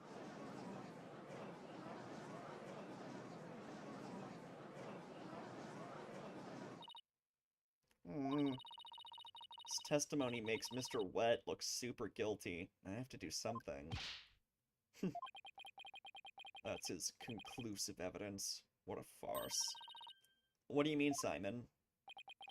What's this? I thought you said you weren't planning on asking me for help. I did and I won't. Thank you very...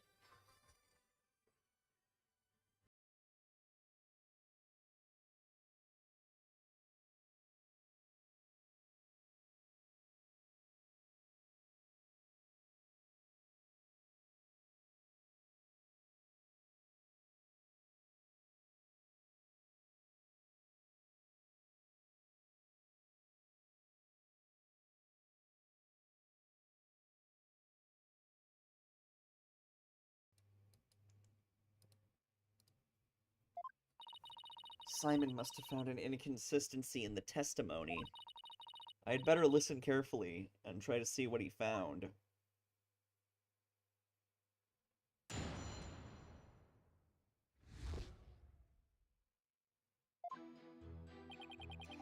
I noticed Shisho's dying... Alright, hold on.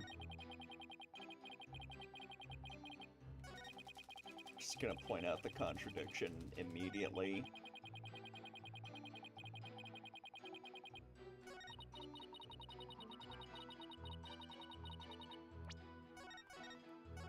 Like, we already know what the contradiction is. Let's just get it over with. Objection! There's a contradiction in Uendo's testimony. And would you care to explain where, Miss Sykes?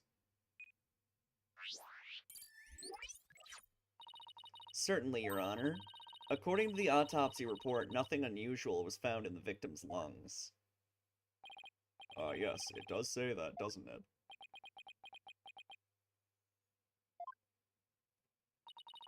If he had drowned in a bowl of soba, then there should have been soba broth in his lungs. But since there wasn't any, it means the victim was suffocated with something other than soba broth.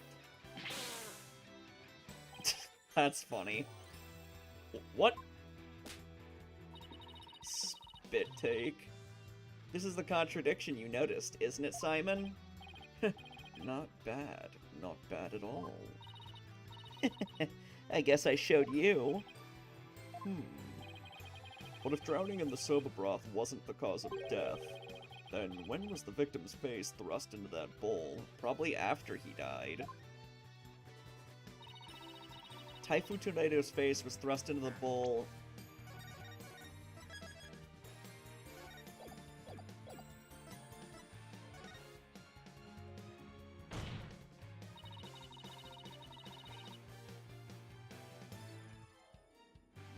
Yeah, that'd be funny.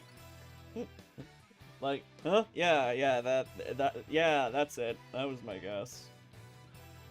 Because no soba broth was discovered in the victim's lungs. His head must have been placed into the bowl after he was killed. And that's when the soba broth must have spilled onto the Karuda cards. In other words, the victim could not have lined the cards up as he was drowning. I see. So it was done after he was already dead. But why would the culprit do such a thing? I'm afraid I don't know yet. Objection! To frame the fucking defendant. Heh. You boast of psychological expertise, yet you cannot determine such a simple motive. Yeah, good point there. My sides are liable to split at the absurdity. I have never seen you laugh even once. What, and I suppose you know why? Of course. Desecrating the body in that manner indicates a strong sense of enmity on the part of the perpetrator. Yes, that does make sense. It certainly paints a clear picture of the culprit's intense feelings towards the victim. Feelings of resentment over the theft of the soba shop's deed, no doubt. Just great. Now the judge has even more unfavorable impressions of Bucky. Silence! Must you come undone at every juncture? If the culprit had time enough to set up Master Tornado's body, do you think they would have honestly failed to notice the dying message? Gonna be honest, I would have skipped this case by now if I didn't have, like, Simon sidekick. This is just fun, having him as, like, the fucking assistant. Do you think they would have honestly failed to notice the dying message? Good point. The cards were right in front of his body, after all. Rationally speaking, there's no way the culprit could have missed that, huh? Objection! But was the accused rational at the time, given the way he stormed out of that room? Silence! Never mind that. I have something more important to ask Uendo. Me? You saw the Karuda cards firsthand, did you not? Would you care to tell us about them in a bit more detail? Those tiny crime scene photos show us precious little of what I wish to know. Well, those cards are from Shisho's special Soba Scenes of Tokyo Past set. Each card is related in some way to Soba. Spare me the history lesson. Just tell me how the cards looked at the scene and no more. Well, there was soba broth spilled all over them. That's not much help, I'm afraid. Prosecutor Sadmati, do you have a photo that shows the cards more clearly? I do. Please accept this meager offering, Your Honor.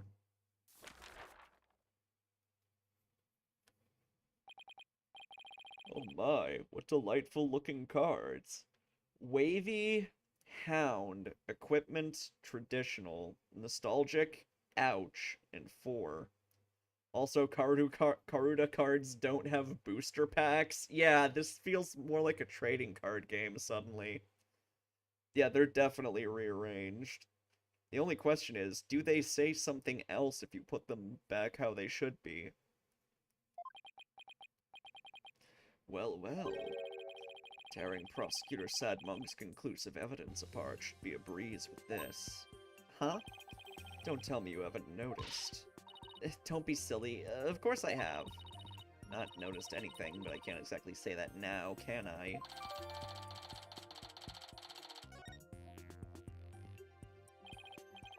Sykes, do you really see a problem with the prosecution's claim about these cards? Well, go on then.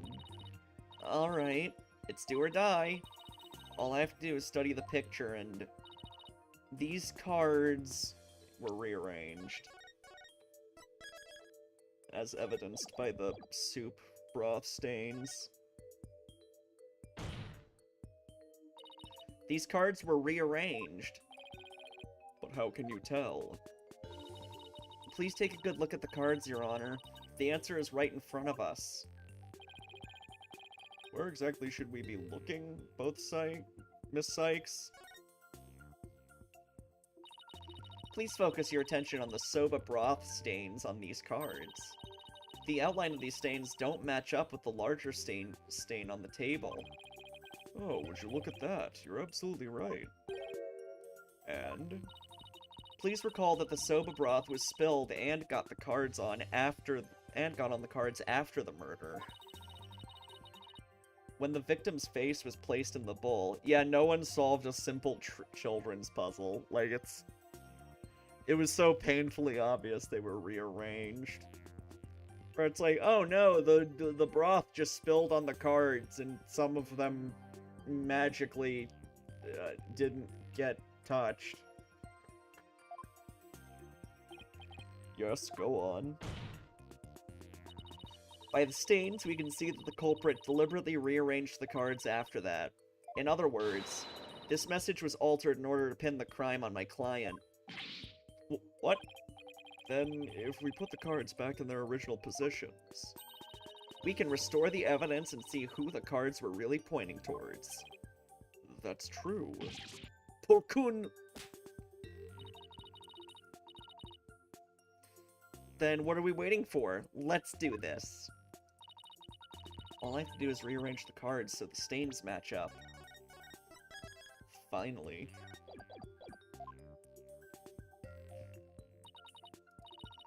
Let's see. Where was this W card originally? Oh, I can't move it manually to check? Well, I think it goes here.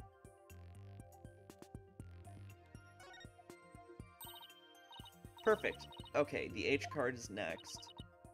Hound. Let's see, where's this H card originally? The only thing that makes sense is this spot. Yes, now the E card. Let's see, where was this E card originally? Top right. A perfect match. Next up is the T card. Let's see, where was this T card originally? Down here. Great, that fits right in there. Now the N card. Let's see, where was this N card originally? All the way over here. There, that looks good. Now, O. Let's see, where was this O card originally? Up here. Nice, almost done now. The last card is 4, which is absolutely drenched. Take that! Good night, November. So the message, wet number 4, was originally supposed to say, Owen 4th. Damn. We better find this Owen 4th and have him arrested immediately. And this original message is our clue to the identity of the true culprit. What? That indignant look on Prosecutor Sadmonk's face is positively priceless.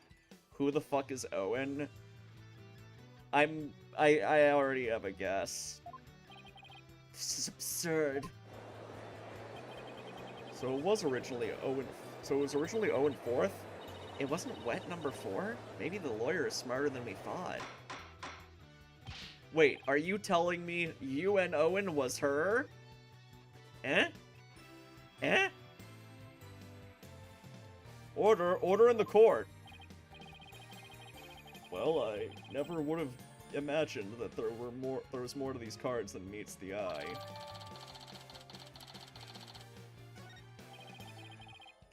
So now that that's settled, what does this Owen 4th mean? Wait, am I... Who else do you suppose is to provide an explanation? Of course it's you. But I hadn't thought that far yet. Change the cards around all you'd like, but if you cannot explain what the message means, then it is as worthless as you are, defense. No!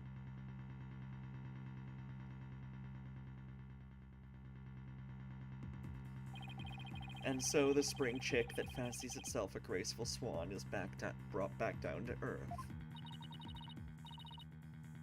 I have to do something, but what? Still your thoughts for a second. There's a perfectly good witness to question over there. Oh, right, that's a good idea. Come on, Athena, get a hold of yourself. Uendo, does the phrase Owen 4th mean anything to you? No, there's no one named Owen in the Tornado family, or our circle of friends. Go ahead, ask anybody you'd like. Yeah, I think I can already guess who Owen is. You can't be serious. Having rummaged through your empty mind, I see you have, as expected, turned up nothing. Silence! I'm afraid I have no idea who the devil this Owen 4th is either. But the fact remains that the cards were rearranged to pin the blame on Mr. Wet. That in itself proves that the defendant isn't the real culprit. Prosecutor Blackwell is right. Besides, the important question here is not who does this message point to, but rather, who rearranged the cards? Why didn't you point that out earlier if you already knew? Sorry. In any case, there were 2 opportunities for someone to rearrange the cards. She slammed the table twice earlier, too. The first was when Mr. Wet entered the dressing room, and the second was when Uendo discovered the body. Are you accusing me of rearranging the cards? Me, who came to testify out of the goodness of my heart. Well, you didn't exactly come running out screaming straight away, did you? Even a mere 2 to 3 minutes is more than enough time to get up to some devilry. So what exactly were you doing in there, Uendo?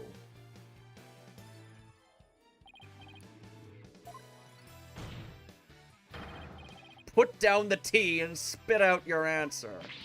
Beep, Mr. Prosecutor. What's a guy supposed to do at a time like this? Silence is more precious than diamonds, witness. Therefore, you need only stay silent. The defense is devious. They are waiting for you to make a slip of the tongue. Oh, I see. So that's what they're after, is it? In that case, Your Honor, I've decided not to say another word. Very good. After all, your right to remain silent is protected by law. Well, Prosecutor Blackwell, any other brilliant ideas you'd like to share?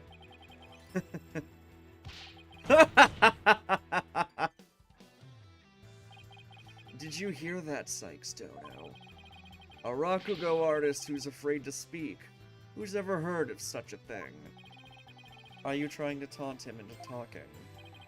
Such a petty trick will never work. That's right.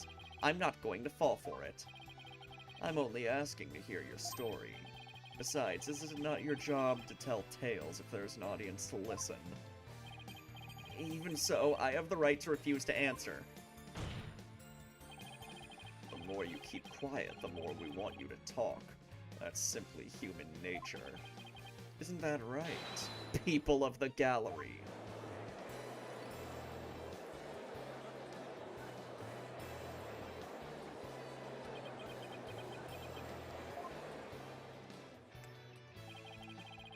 Even with this wonderful audience in front of you, you still refuse to talk.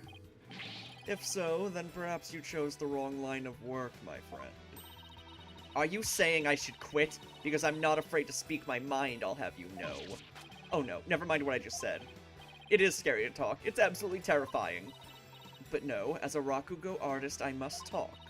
If I don't, how can I ever show my face on stage again? Your Honor, I'm ready to testify. He did it! He managed to convince Uendo with his power of suggestion technique. Bully for you, Uendo. That's as a real Rakugo artist should be. Alright, if the witness wishes to testify, then by all means, please do. To be turned by such an obvious ploy, what a man of weak spirit. That was very funny. It was not that hard for Simon to manipulate this guy. I won't talk, but it's your job. Okay, I will talk. After my performance, I went to visit Shisho. I called to him from outside the room, but he didn't reply. When I entered the dressing room, I saw Shisho slumped over the table, motionless. What I can tell, there do not appear to be any inconsistencies in the testimony. Of course there aren't any, because I'm not trying to hide anything. Prosecutor Sadmati's right. I don't see anything inconsistent either. But I did pick up on some faint discord in Uendo's heart. Oh, cool. Ponder all you would like, defense, but it is pointless. Your Honor, I believe there is no need for further deliberation. I disagree, Your Honor.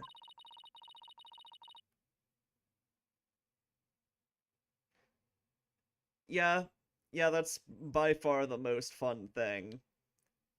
Honestly, I think my favorite thing about Ace Attorney is when you know who the killer is, and every single time you beat an argument, they start freaking out more and more until, like, the end of the case where they have a big meltdown. But I hate how overwritten they are, taking 5 paragraphs to explain what can be explained in 2 sentences. You are not wrong. I'm done. You can't handle all the hurt. Yes, I can. No, you can't. Yes, I can. No, you can't. Yes, I can. You have defeated me. Yeah, that's what happened. I detected discord in the voice of the witness's heart. That's a clear indication that Uendo is facing some sort of inner turmoil. Are you saying what I think you're saying, Miss Sykes? Yes, Your Honor. The defense would like to conduct a quick therapy session on the witness. Uendo, there is no need for you to submit to this so-called therapy. It's fine by me. I have nothing to hide. Bring it on. Impious fool! Why will you not listen to the guidance of this humble servant of the Holy Mother? I don't think I have seen a prosecutor in this series do this bad a job leading the witness. Like, all of the other ones are so much better at it than Sadmati is. He constantly, like, loses control of the witness. If the witness wishes to proceed, I see no problem, prosecutor. In one ear and out the other. It seems this performer has no need for your so-called guidance, Prosecutor Sadmonk. If Simon were prosecuting, he would have, like, threatened to slit the witness's throat. That would have kept them from fucking doing a therapy session. Just know this, Uendo. Your folly will surely earn you divine retribution. Thanks, Simon. I'm gonna make the most of this opportunity you created for me. Just keep your wits about you. I will. Uendo, could you tell us again about what happened in the dressing room?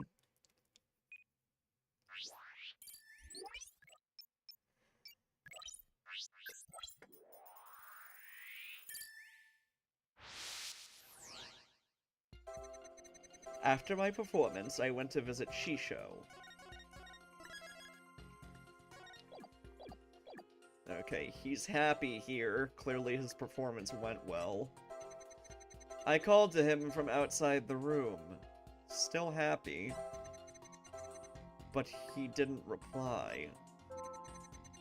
When I entered the dressing room, I saw Shisho slumped over the table, motionless. Alright, that's a sensible...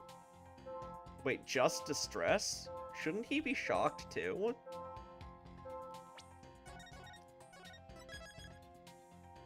I think most people would be shocked to see a fucking corpse.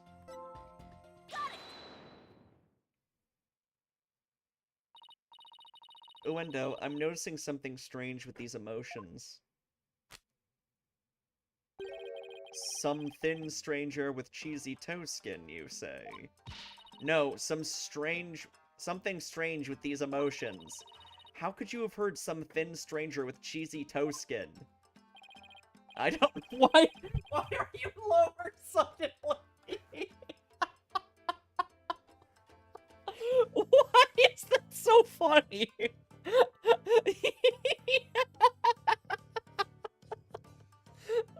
That's so funny.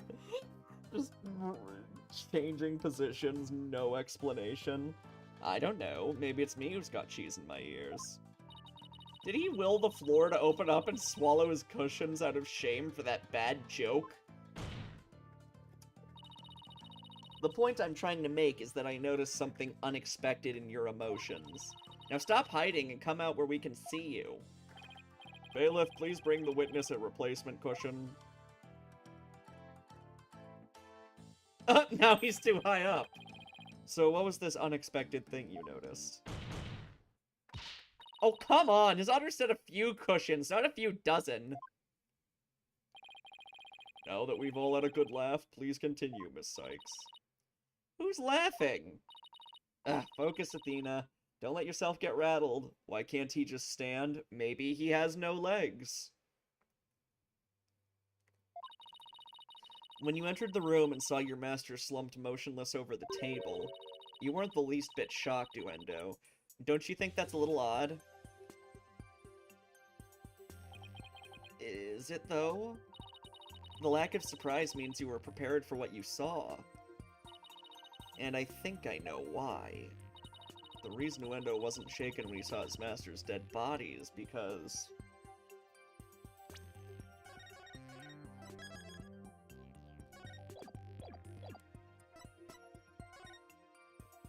This is the only one that makes sense. Although I think you could just as easily say he wasn't shocked because he didn't realize he was dead yet, but... Uendo, I think maybe the reason you weren't shaken is because you already knew you would find your master dead. But he still felt distressed. So clearly he didn't do it. I mean, I already know who did, but whatever. What? What kind of a thing is that to say? You've got it all wrong. Oh, right, I just remembered something. I thought Shisho was just sleeping when I first saw him. Hee. Yeah, there we go. You thought he was sleeping? With his face in a bowl of ramen? Sounds plausible, but... What made you think he was asleep? Well, he had his head and arms up on the table as if he were taking a nap. Wait, how did he get in the ramen? Oh, and one other thing. There was that note, too. A note? What note? He must be talking about this. Resting. Do not disturb. It appears to have been written by the victim. Allow me to read it. Resting. Do not disturb. Yes, that's the note I saw. After reading that, who wouldn't think Shisho was napping? That is a pretty reasonable assumption. Camel? Yeah, it was clearly written using, like, that camel wrapping paper. The one in the crime scene photo. That is a pretty reasonable assumption. You gotta be kidding me.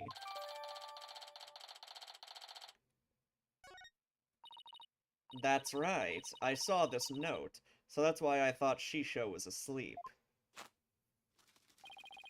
I want to change my testimony to include that statement.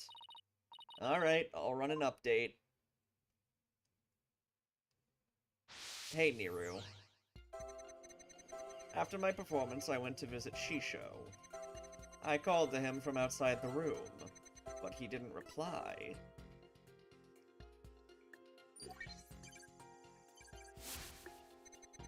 When I opened the door, I thought he was sleeping.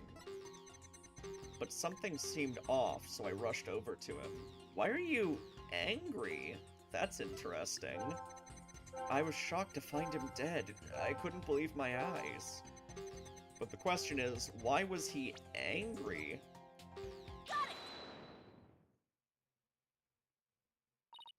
Uendo, I noticed something funny in your emotions again. Funny, you say?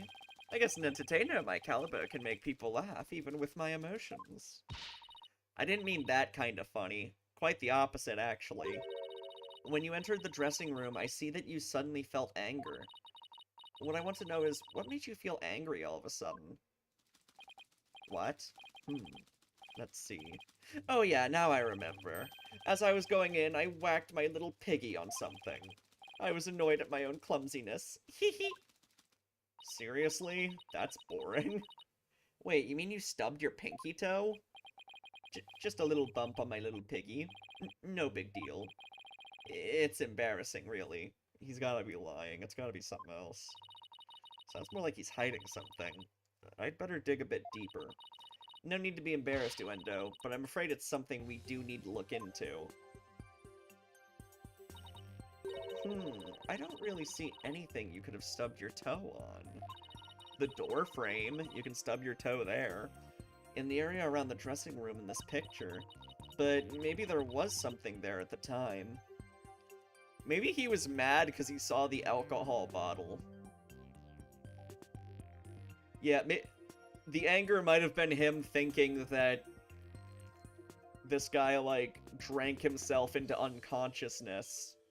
And he was mad about that. Maybe there was something there at the time. Uendo, what exactly did you stub your toe on? What an irrelevant question. You dishonor the soul of the victim with these unnecessary delays. You tell her, really, who doesn't stub their toe every once in a while. You really gotta fuss over every small detail like this? Well, the thing is...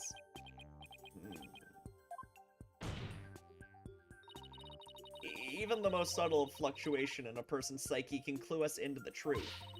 That's why it's important to get to the bottom of this question. Plus, if I back down now, who knows what new insult Simon will hurl my way? Is there really no trace left of what Uendo stubbed his toe on by the door? What in the world might have been there? Might have been there then, but is not there now? What am I supposed to pick?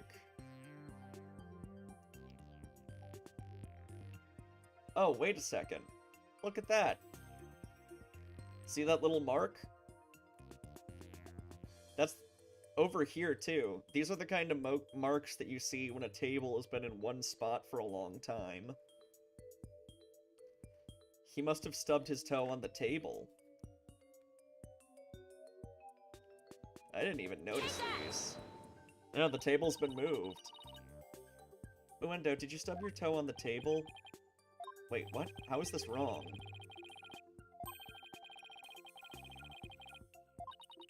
What? So that was the wrong answer?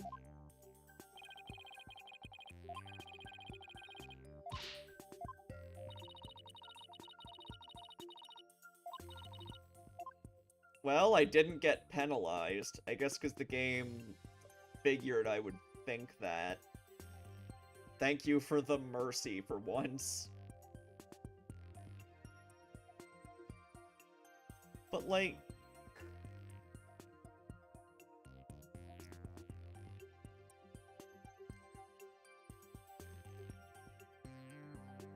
what the fuck could he have stubbed his toe on?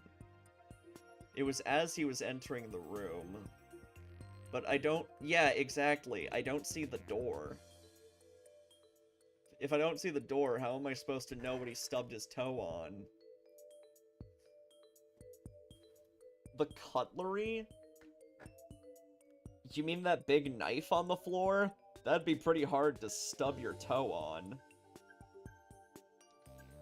Although, that board, you might be able to stub your toe on. Let me try it. Take that! Nope, that's not it.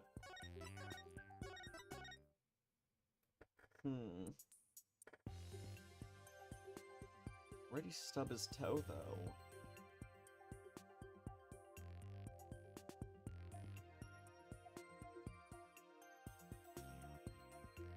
Or wait.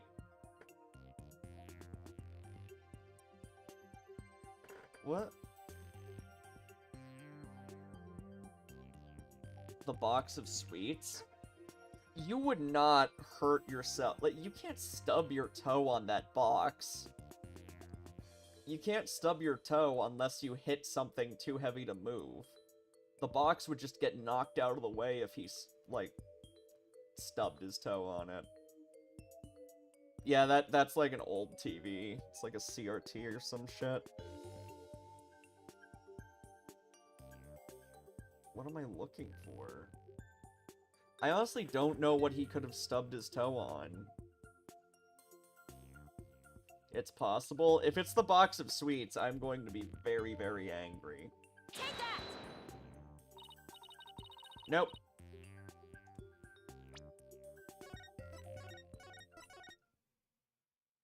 The pot? What pot? Oh, this? That is so out of the way, though. Take that! Well, I guess the pot could have been somewhere else at some point. Let me indicate the pot directly instead of the thing it's on. Nope. I don't really know what the game's getting at here.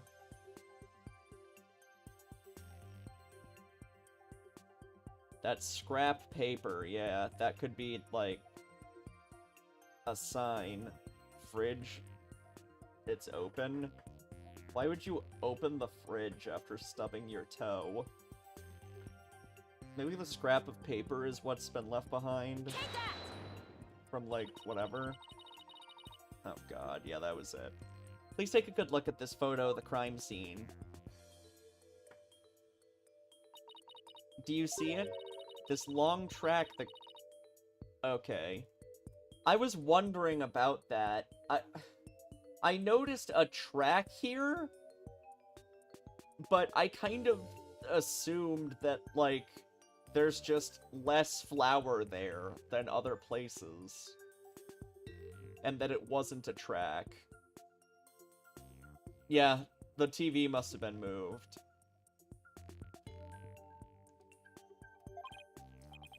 Now that you mention it, I do see traces of something getting dragged. They should have added, like, a thicker layer of flour to make it harder to make it, like, easier to tell. Because, like, I saw the track and thought that that couldn't be the correct answer. And the drag mark ends there at the TV. This implies that the TV was originally by the door. I'm convinced that this TV is the object the witness stubbed his toe on. Well, Uendo, how about it? Yes, you're right. It was the TV. So did he move the TV? Oh, there's still 10% left. Odd. There, the level dropped again. Yes, I stubbed my pinky toe on the TV. I need a drink. But what of it? Why is this so important to you?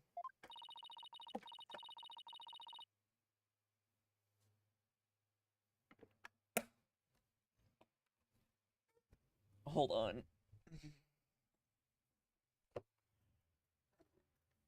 Ah, fuck.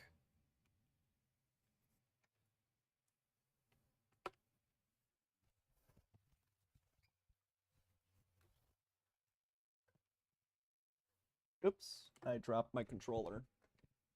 Yeah, he moved the TV. I guess because he stubbed his toe on it.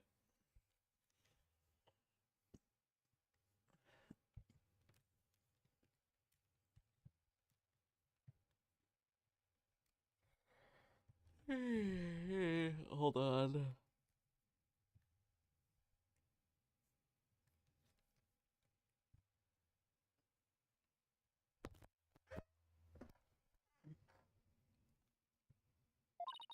Which means he's still hiding something. Okay, let's try this tactic instead. Uendo, why was the TV moved there? Shisho must have moved it so he could watch my routine. But what a place to put it, right in the middle of the doorway like that. I didn't want to bump into it again, so I put it back where it belonged. That would explain why it's not plugged in. Performances on stage can be viewed in the dressing room using that TV? That's right. It's a closed-circuit monitor that shows the stage.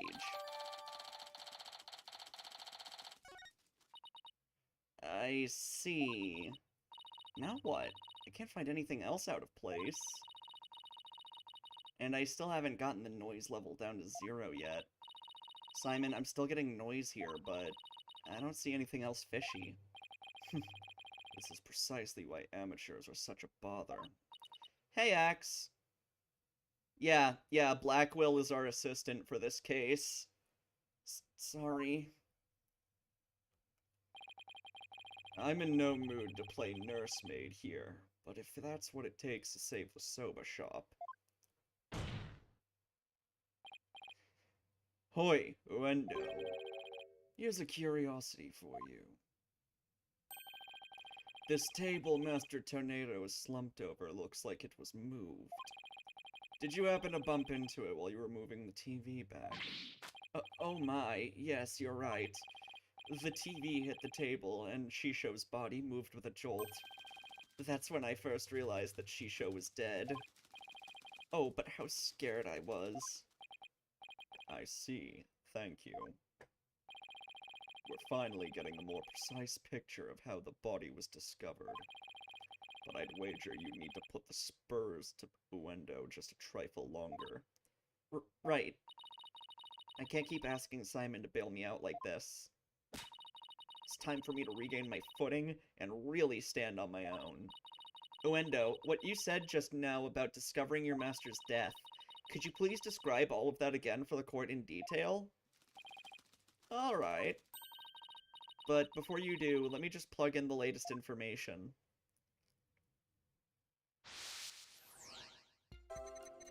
After my performance, I went to visit Shisho. I called to him from outside the room, but he didn't reply. When I opened the door, I thought he was sleeping. I tried to enter the dressing room, but stubbed my toe on the TV. When I put the TV back in its normal spot, I realized that Shisho was dead. Okay, so he was in the middle of moving the TV when he realized he was dead. Seeing him slumped over that cluttered table. Oh, Shisho.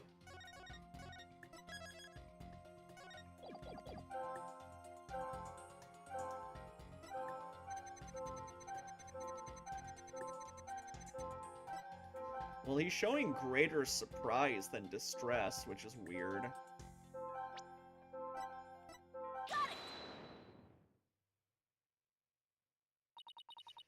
That's odd. After the initial shock of finding the victim dead, you reacted with surprise again. He must have seen something else that caught him off guard.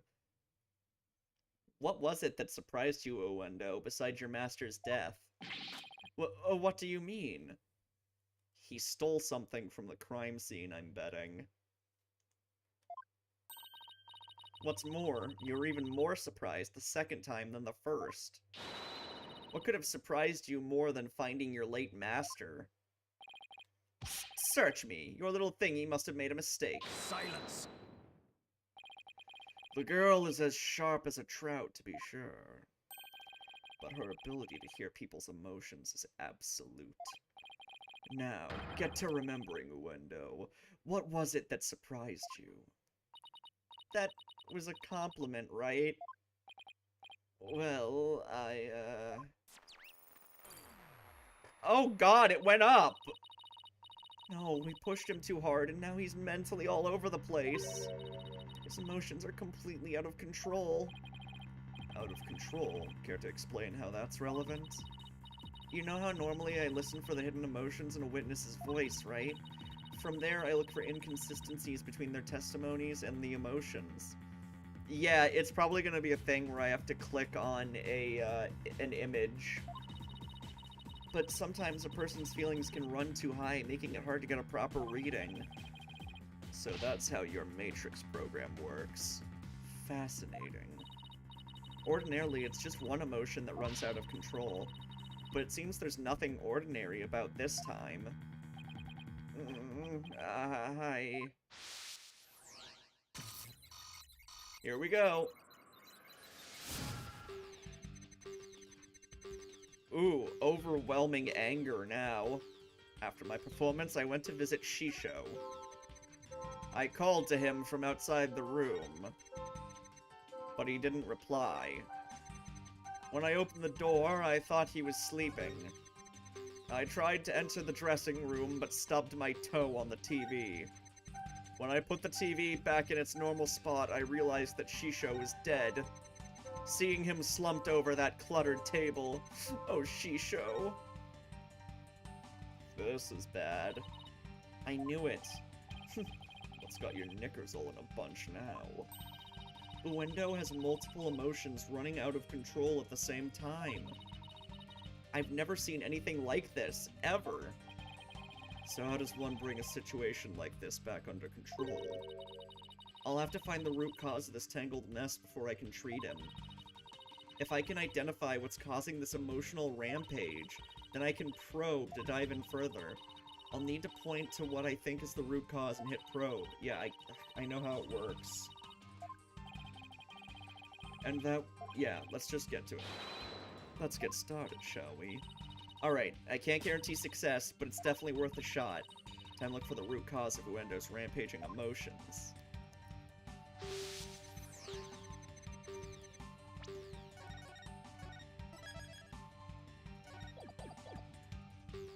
After my performance, I went to visit Shisho. I called to him from outside the room, but he didn't reply. When I opened the door, I thought he was sleeping. I tried to enter the dressing room, but stubbed my toe on the TV.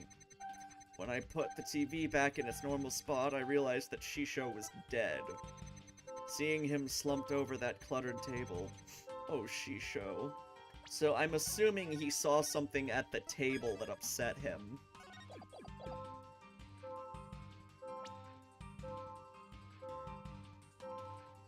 Cards. Table. Manjubun. Bottle. Shisho. Uendo. Maybe it was the cards. Like, he was alarmed because he saw something. The cards are in the right order in this flashback. That's odd.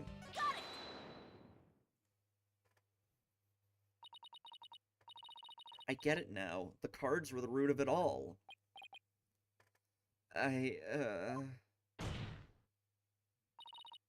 Don't try to deny it. Wait. Did he, like, switch it around so that, like, the drunk guy would get arrested and then he would have the deed? Is that what's going on here? You can't hide your feelings from me. The dying message that was left at the scene of the crime is what was causing you distress. Or maybe his name is secretly Owen. And if the dying message was the cause of all those feelings, then that means the phrase Owen Fourth must mean something to you.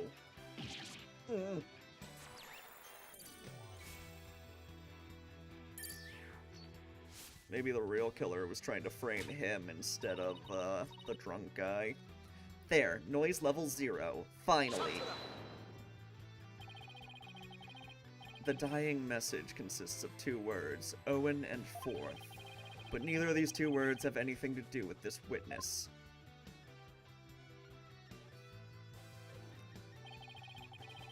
This topic warrants no further argument. Sure, there may not seem to be any direct connection between Uwendo and the message. For now. But why don't you wait and decide what's necessary after you hear my theory? I trust you've hit upon something, Athena. Yep, if my theory is right, we can finally solve this case of Uwendo and the mysterious Owen Fourth. Well, go on then. I can already tell this promises to be interesting. Now, please share your theory with the court, Miss Sykes. There was something puzzling to me about Uwendo's out-of-control emotions just now. Namely, that there were 3 distinct reactions present. I had never seen that before, and I wondered how it could be possible. 4th personality? Kind of interesting they haven't done, like, a twist with, like, a character turning out to have dissociative identity disorder. I don't think he has DID, he's just playing a bunch of characters. But I feel like you could make a good twist where, like, someone has no motive, but then you figure out that it's their other personality. Although, sending them to prison would be sad then, I guess. I had never seen that before, and I wondered how it could be possible. Is there a conclusion to this meandering musing of yours? Hold your horses, I'm getting there. So could a person flip between 3 distinct emotions of such intensity like a switch? In the end, I concluded that it just wasn't possible.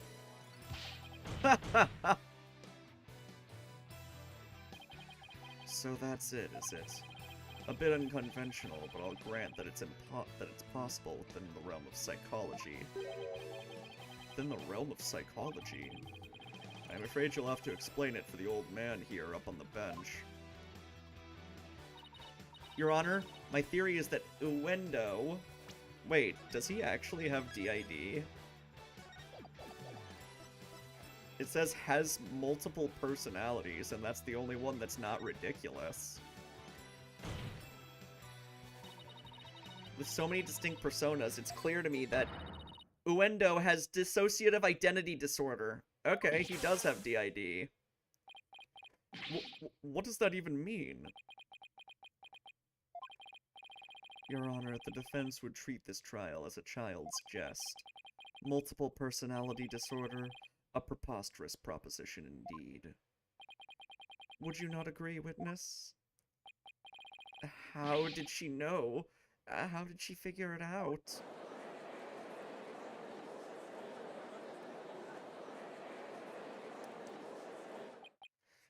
Polunka! Can't believe it. I did it. I did it, Simon. I've read papers on it before, but to think I'd see a case of it for myself. From what I understand, dissociative identity disorder is like the very existence of it is like widely disputed by therapists. Just a sec.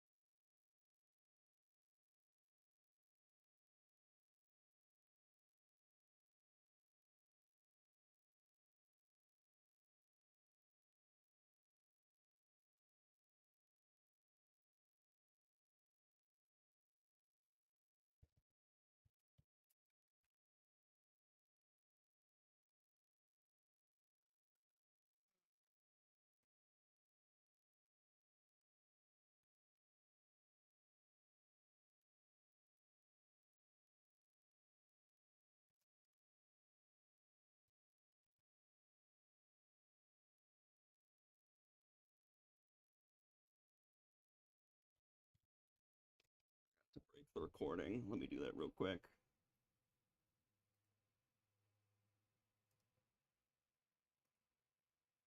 Alright.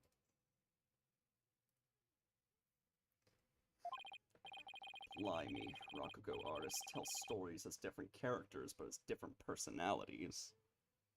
This is like the third specifically mentally ill Ace Attorney character I know of. Like, with a specified mental illness. Because, like, the Phantom was a sociopath, and Adrian Andrews had, what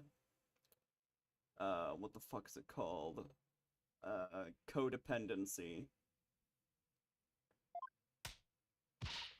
Hey, you, lawyer girl. You got a problem with us, huh? No, no problem at all.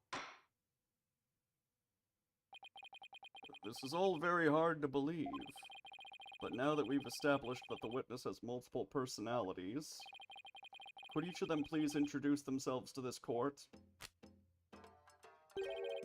Uendo Tornado. I am a Rakugo storyteller, as you know. Hello, everybody! Patches the friendly jester here.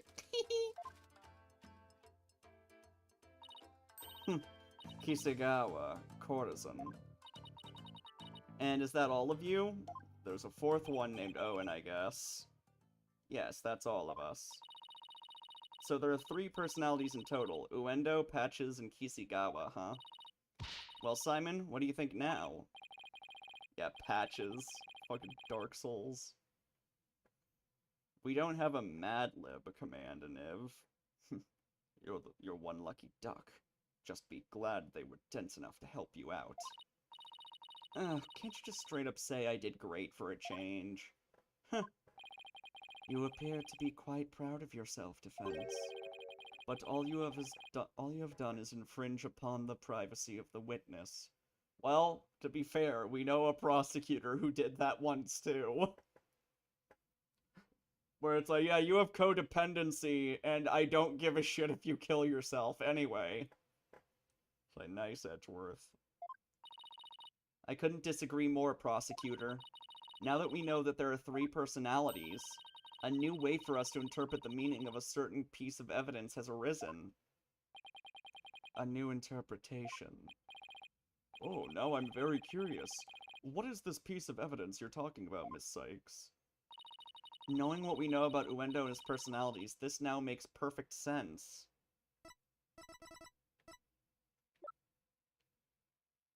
Is it the Owen 4th bit? That's the only one that makes sense to me.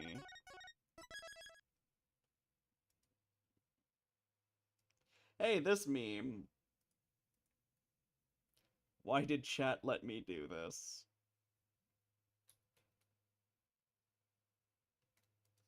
Yeah, he, didn't like this meme. Take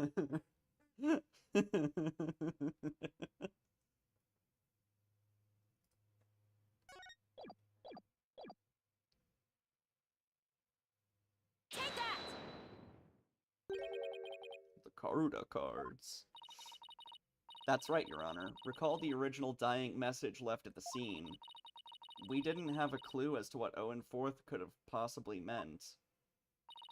But now, with this new information about Uendo and his personalities, isn't it possible that Owen 4th actually means a secret 4th personality of Uendo's? A personality named Owen?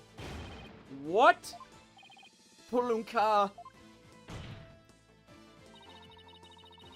Uendo must have kept his dissociative identity disorder from us because he didn't want to be associated anyway with that dying message. No, that's not why. We kept our disorder a secret for a different reason altogether. We've been taking advantage of our affliction to act out various Rakugo characters. If word of this got out, well... Our reputation, as well as Rakugo artist, would be tarnished, as well as the Tornado name. I guess this character is technically gender fluid. Also, I like that they kind of have been hinting at 3 personalities the entire time by having him have a 3-colored kimono. That's why we kept it a secret from everyone except members of the Tornado School. But really, there is no fourth personality. It's just 3 of us in here. A plausible enough sounding story. But it doesn't prove you didn't rearrange the cards, does it? But I will concede that it is highly likely that the witness rearranged the cards. Is Prosecutor Sadmati actually agreeing with us? However, is it not also possible that the accused killed Master Tornado?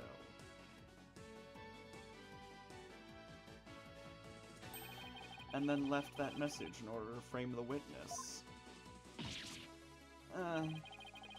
And upon noticing the cards when he found the victim's body, Uendo rearranged them. Silence!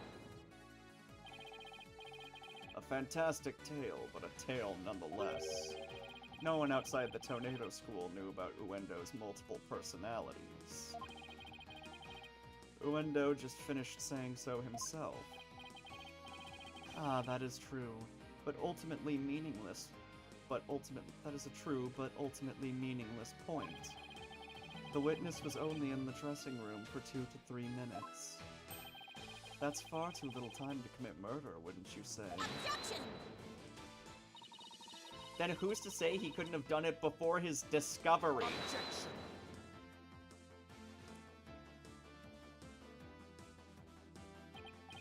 Ah, that spring chick memory of yours.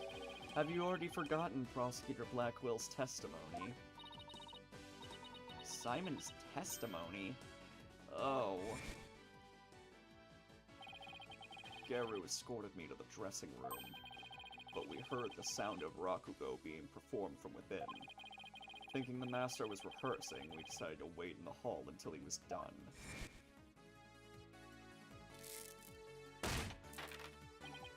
That's right.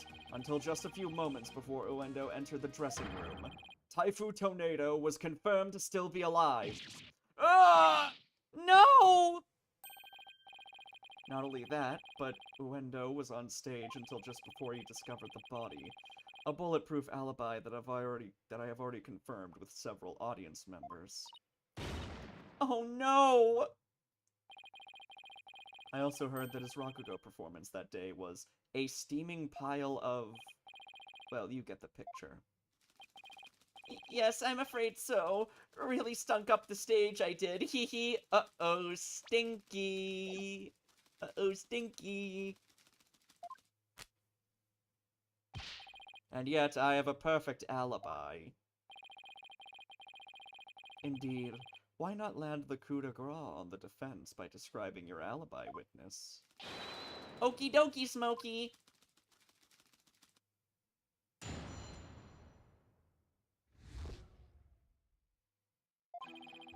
I was on stage until just moments before I went into the dressing room. The entire audience was my witness.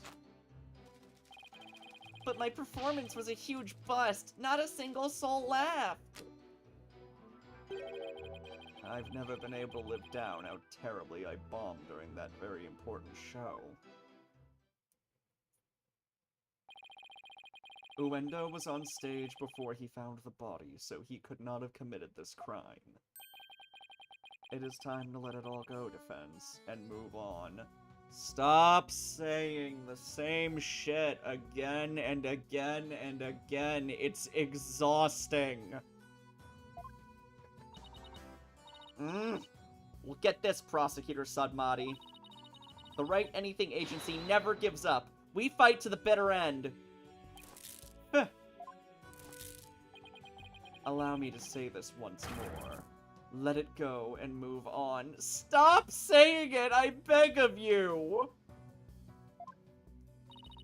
And allow me to say once more, I'm never giving up.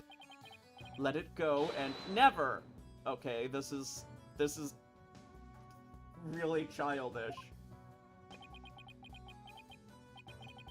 This is pointless. Thank you, Jesus!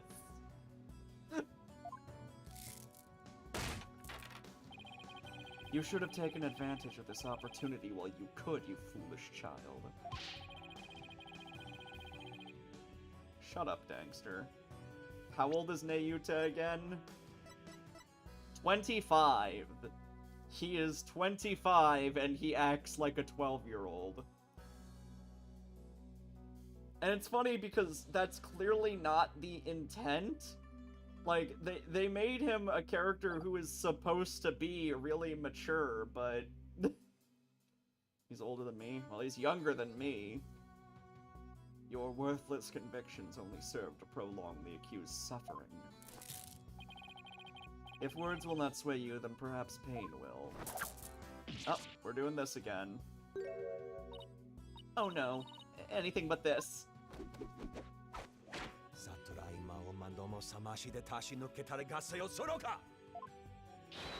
Huh. Ah! Simon, cut those beads. Or not. What's the big idea, Prosecutor Sadmati? That was but a small dose of punishment for your misguided convictions. Why are the prosecutors just allowed to assault everyone?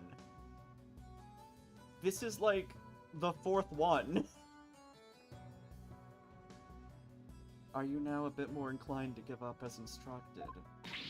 As if. In that case, you must require another dose. There we go. Not bloody likely. Ugh. I don't give two flips about your beliefs, but if Sykes Dono were to submit to you here, I won't be able to eat good soba anymore. That's right. For Mr. Wet's future and Prosecutor Blackwell's stomach, 5th if we count Manfred, well, we were outside of court when he tased us. And also, when he tased us was a, like, that was literally a crime he committed.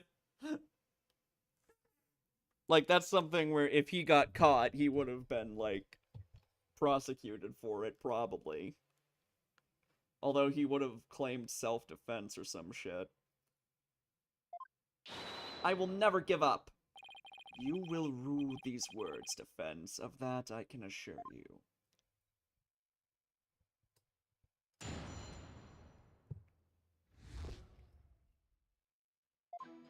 Yeah, Blackwell is here because he wants noodles.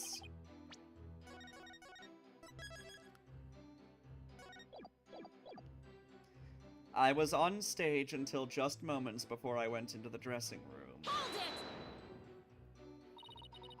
How can we be sure it was you who was on that stage?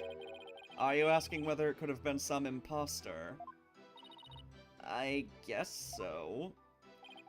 Unlike a big arena, a Rakugo theater is a cozy little place. It would be hard to fool an audience in such an intimate setting, don't you think? Yeah, I guess you're right.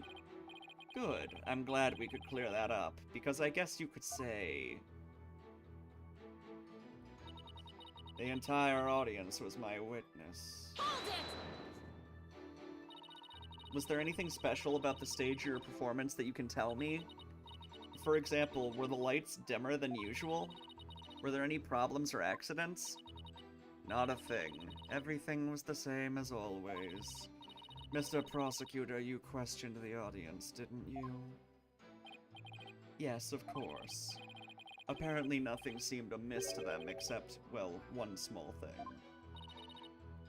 If this court allows whipping, bird assault, and thrown coffee mugs... One small thing? Oh, it's so embarrassing.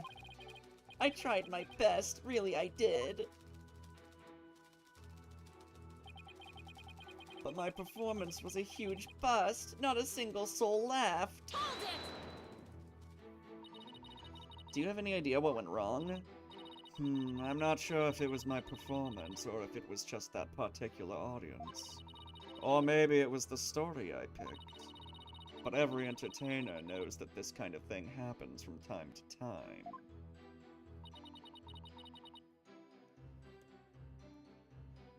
He could have, like, tracked down the audience after the fact, maybe.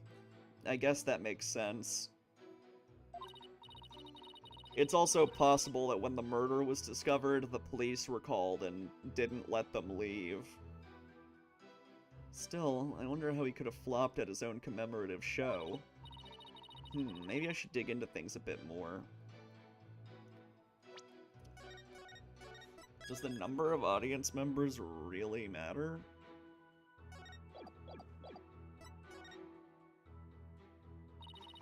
Could you tell which Rakugo story you performed? I could, but I'm not sure if it would mean anything to the uninitiated. Well, even if I might not get it, can't you at least try me?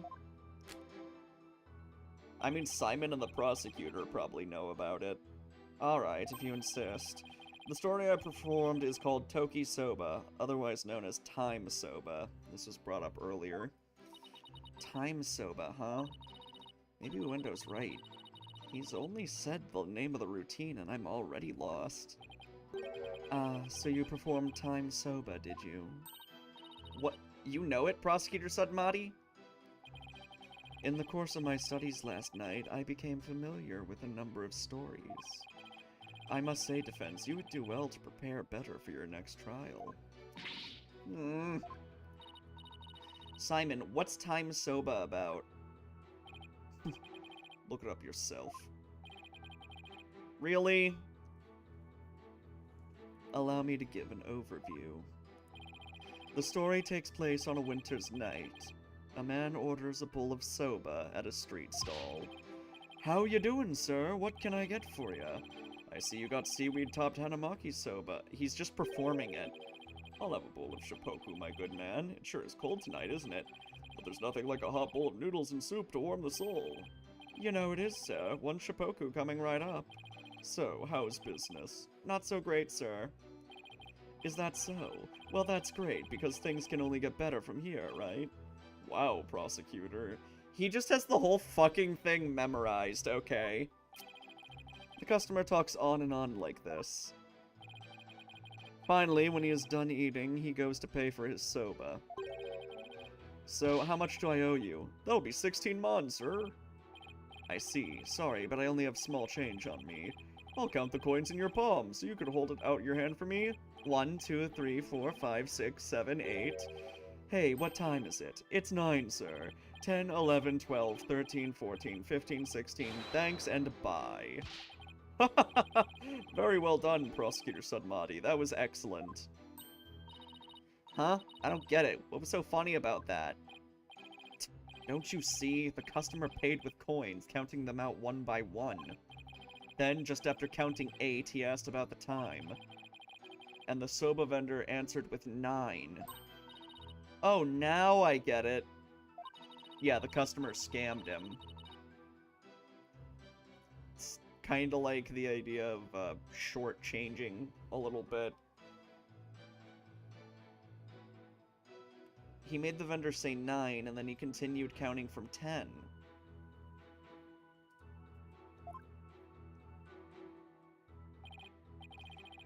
Exactly. He cheated the soba vendor out of 1 mon with his smooth talking.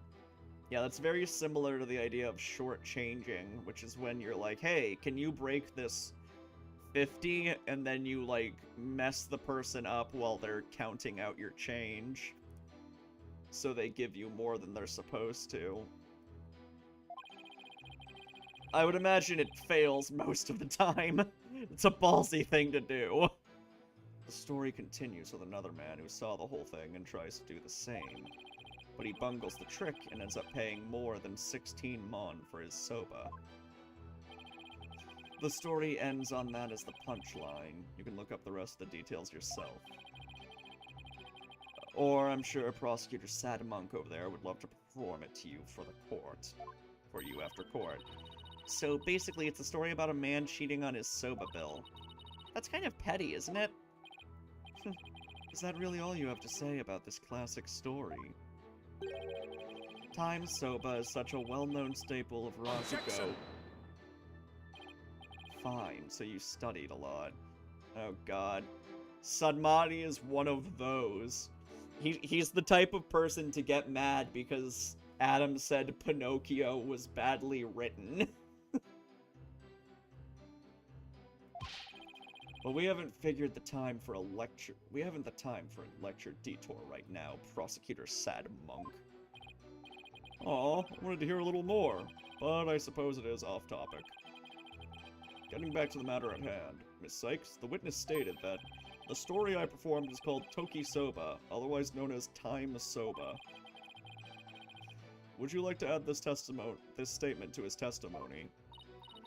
Should I have that statement add to the testimony? I guess we'll add it for now. Yes, Your Honor, I'd like to have it added. Very well. The story I performed is called Toki Soba, otherwise known as Time Soba.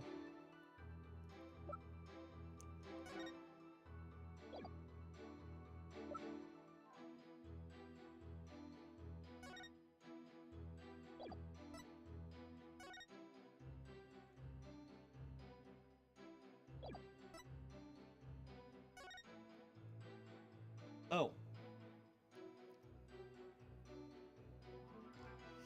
Heroes performer balloon act, then Uendo was to do his soda glutton routine. And Master Tornado was supposed to perform Time Soba. I see. So it was a different routine. Objection! Uendo, isn't there something odd about the routine you performed?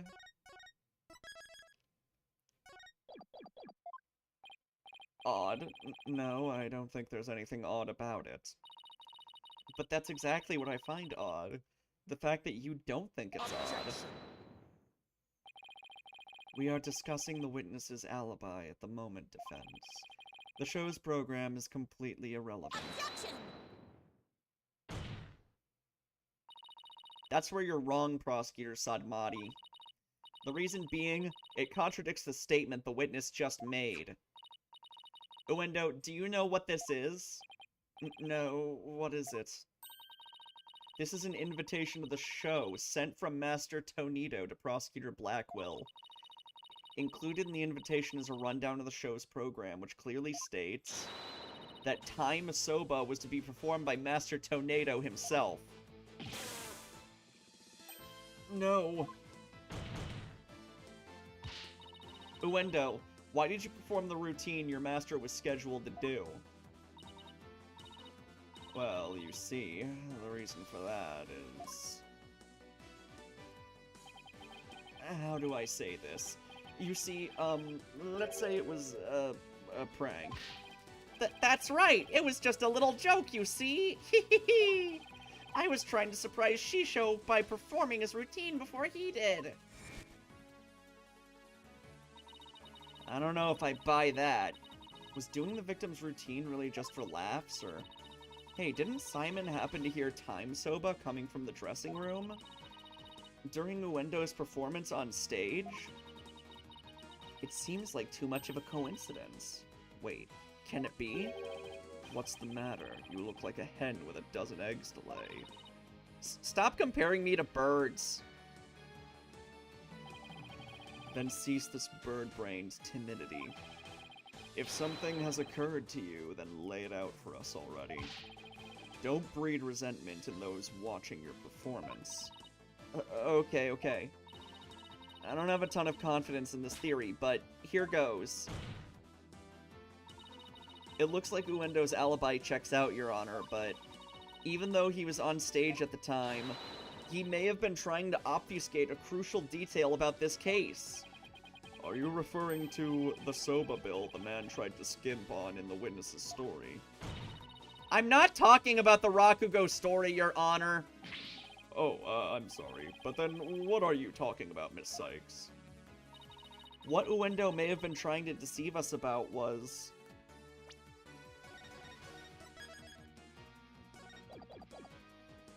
Cause the victim's death, the time of the victim's death, what the victim was to perform.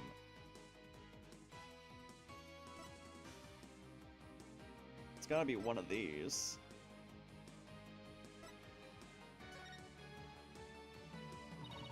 Uendo tried to deceive us about the time of the victim's death. What? Ink? Objection. What gibberish? Prosecutor Blackwell even testified to the time of the victim's death. I know, but he only testified that way because he and Geru had been completely taken in. You mean by the Soba bill thing? Would you please forget about the story for a second, Your Honor? I was deceived. Pray tell, how did Uendo manage to deceive two people while he was performing on stage? That's easy. All he had to do was use a certain prop in the dressing room.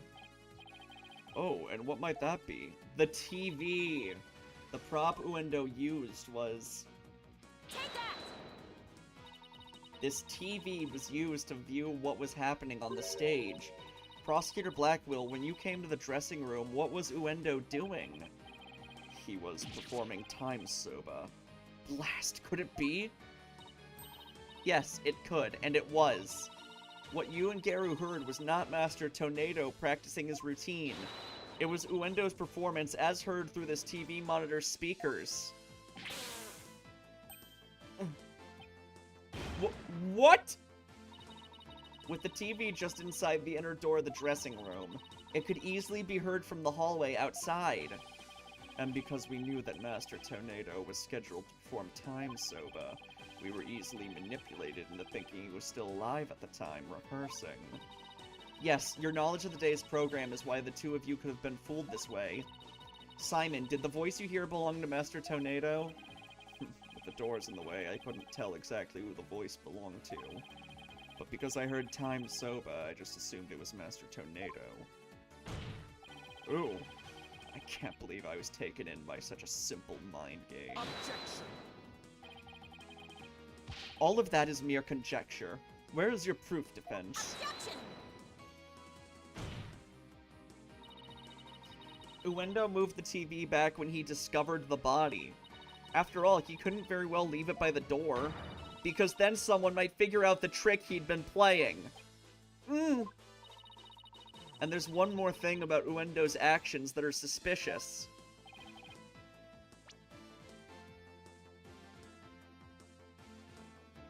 Oh, sorry. I read that wrong. And that is?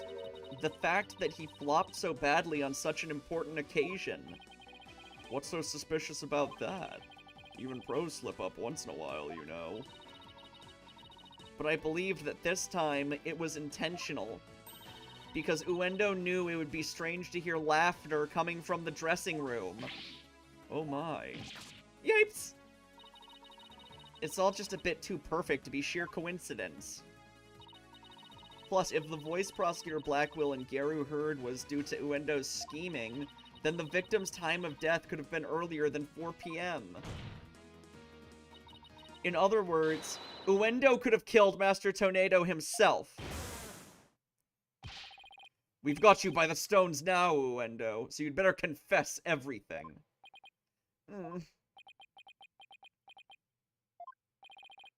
Well, witness, what do you have to say for yourself? We demand an explanation. Uendo! I confess. I tampered with the crime scene.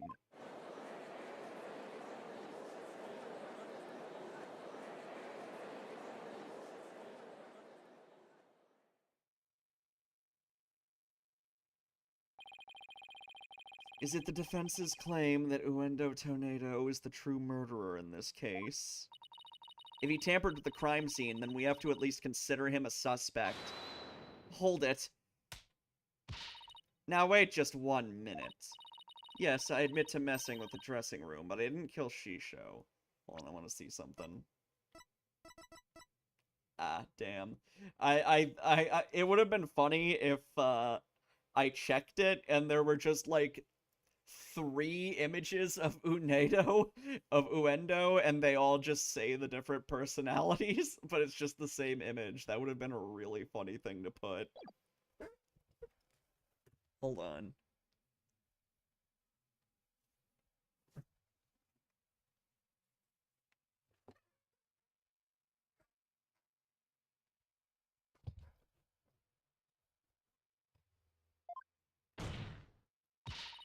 Then why did you tamper with the crime scene? I refuse to answer that question. What? If you suspect this witness, then I have a question for you.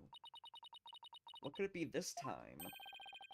Uendo had absolutely no reason to murder Taifu Tornado. Taifu Tornado. After all, why would Uendo kill the man who recognized his skills and promoted him? Oh, well, his motive was, I can't think of a single thing. It appears you are not aware of one fact. And that is that the accused visited the dressing room before 4 p.m. as well. Is it not natural, then, to suppose that the accused killed the victim at that time? What? Nobody told me Mr. Wet had also gone there before 4 p.m. We were only discussing the time frame after 4 p.m., so I didn't think to mention it. But now that you have made the time period before 4 p.m. relevant... Uh-oh, I don't like where this is going. So, you really do not know what your client was doing during that time frame?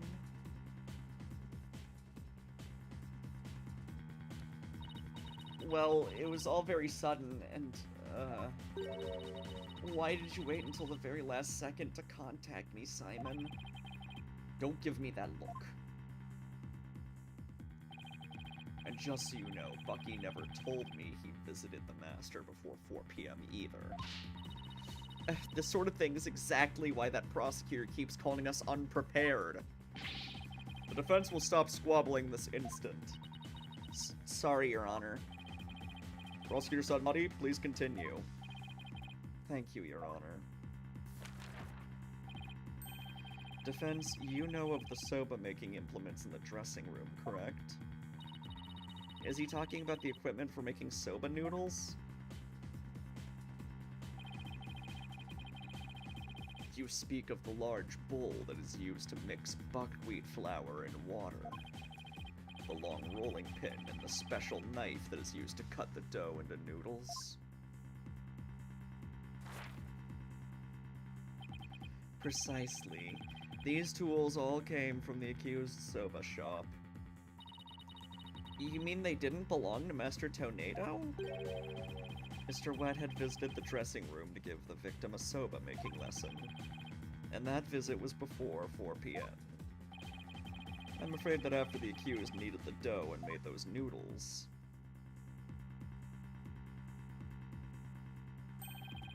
he committed the act of murder. But wait, that doesn't add up. If Mr. Wet killed the victim before 4 p.m., why would he return to that room at a later time? Hold it.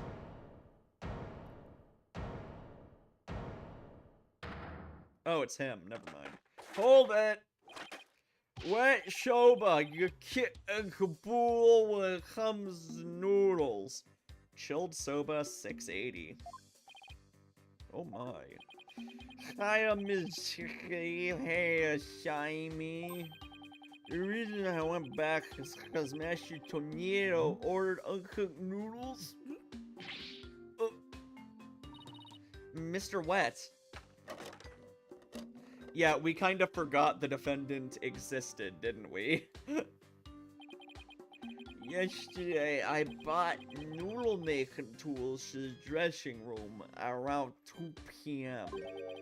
That's when Master Tornado ordered uncooked soda noodles to stock up on. Uncooked noodles to stock up on? Yes, ma'am. Master Tornado kept a supply of soba noodles from my shop in his fridge. This guy is gonna die of alcohol poisoning. He only had one serving left, so I went back to my shop to get some more. One serving of noodles in that fridge, but I thought that fridge was practically empty? Anyway, the whereabouts of the missing noodles isn't all that important now.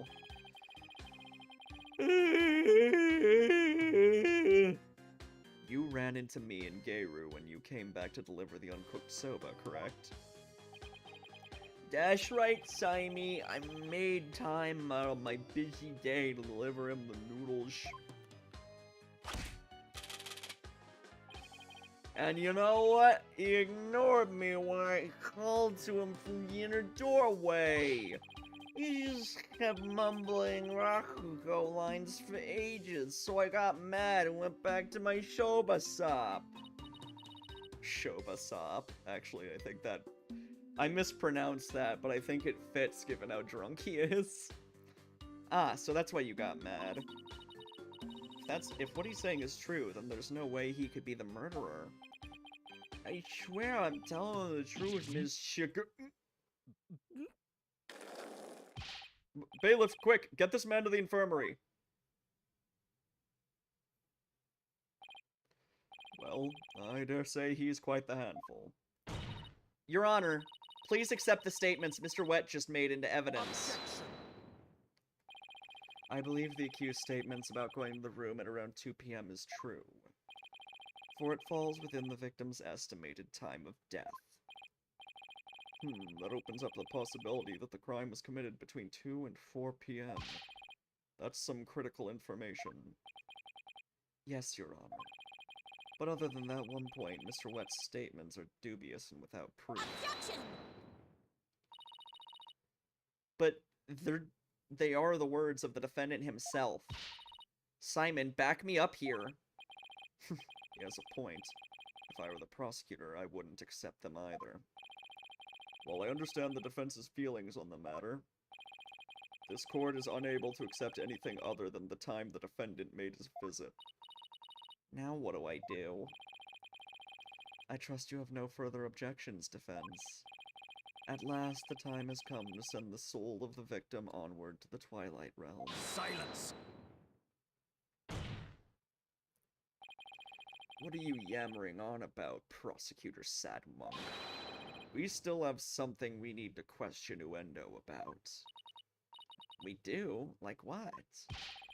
Well, don't just stand there. But we don't have any evidence left to present. Have you forgotten already? Isn't there still a hidden witness you have yet to question? A hidden witness? Oh, that's right. Your Honor, there's still one more issue we haven't finished discussing yet. Oh? And what is this bit of unfinished business? We haven't finished discussing this issue related to Uendo. Owen, I'm guessing.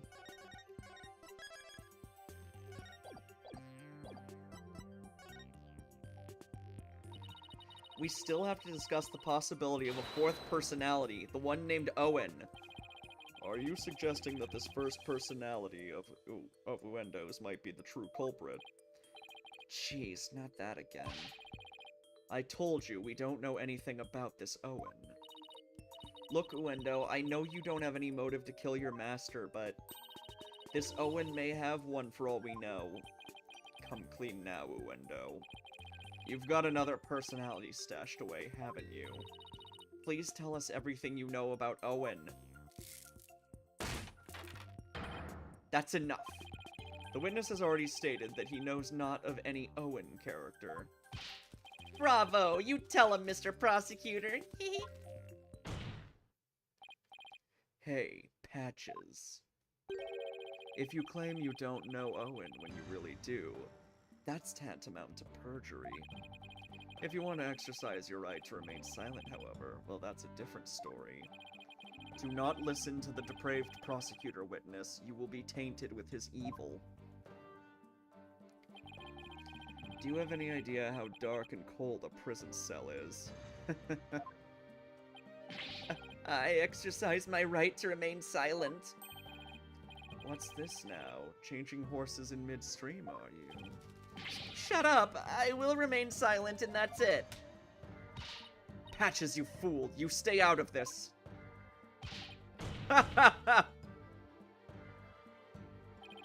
Patches is not the brightest bulb in that box you call a noggin, is he?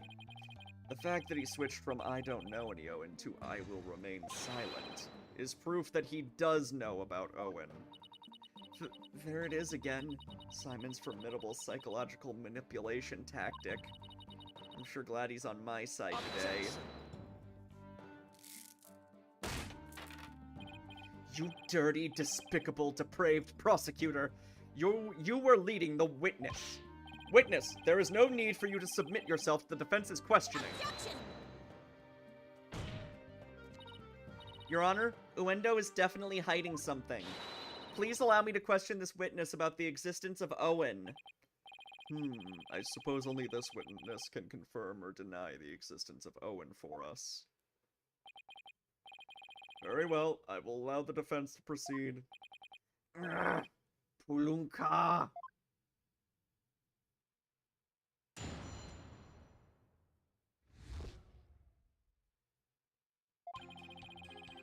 I've never met any personality named Owen. Patches was just blurting out nonsense in a panic. We're always aware, so we definitely notice if a personality like that showed up.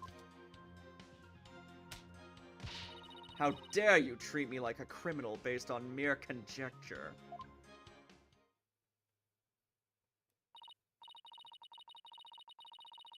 Wow, how am I supposed to deal with the testimony of 3 personalities? Unless you can prove the existence of Owen here, it's all over.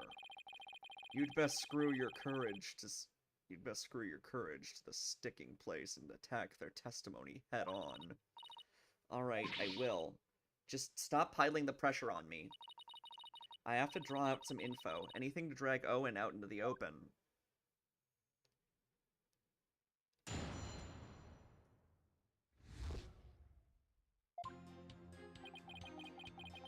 I've never met any personality named Owen. Hold it! Met, huh? Is that how you experience each other? Like people meeting on the street? Well, it's more like all 3 of us are always here. And the personality that's most suited to the moment is the one that comes out. So when you're out, Uendo, what are the other 2 doing? Well, we never know when our turn will come, right? So we stand by and listen. So, that means all 3 of you share the same memories? I never really thought about it, but I guess that's right. I see. Thank you. Please continue. Patches was just blurting out nonsense in a panic. Hold it! Patches, can I have a word with you, please? Why, hello, you rang? You said at first that you didn't know anybody named Owen. But then you exercised your right to remain silent. Were you afraid of committing perjury? I tapped my mic, I'm sorry. Well, you see... I'll take over from here if you don't mind. Listen, I hate to say it, but Patches is about as smart as okay. I hate to say it, but Patches is about as smart as a sack of rocks. You say that, but all 3 of you have the same brain. If you grill him with a bunch of highfalutin words, he's going to want to keep silent. I see. So looking after loose-tongued Patches is your role, is it, Mr. Kisagawa? Miss Kisagawa? Well, I don't know about that, but anyway. I do know that Patches was just flustered, and that's why he decided to remain silent. Oh no! What's the Star Wars movie? Is it Rogue One? That is so evil. Oh my god. I guess Adam's gonna give it a 1 out of 10. What else can he do? Yeah, Rogue One. More like Rogue 1 out of 10. Which, fair enough. Rogue One is already bad. It's already like a 3 out of 10, so like, whatever. We're always aware, so we definitely notice if a personality like that showed up. Hold it! But what if for some reason you 3 were unconscious at the time of the incident? If the 3 of you weren't alert and aware, what would happen? What would happen? I'm not even sure what you mean. I mean, you 3 share the same memories, right? But what if Owen is different? What if he has memories separate from yours? Maybe Owen emerges when the three of you are unaware of or conscious or unconscious. Objection. Instead of speaking as if this fourth personality is a foregone conclusion, I suggest you prove his existence first. Well, we've already seen 3 personalities. A fourth wouldn't be a stretch.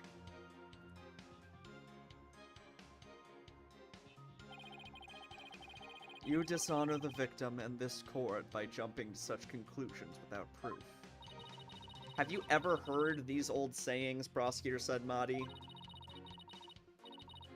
What happens twice will happen thrice. If you see one, there are likely 30 in your home.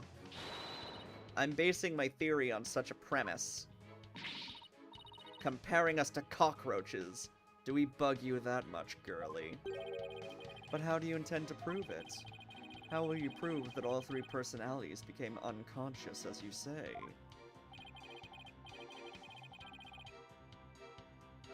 Yeah, Alex is evil.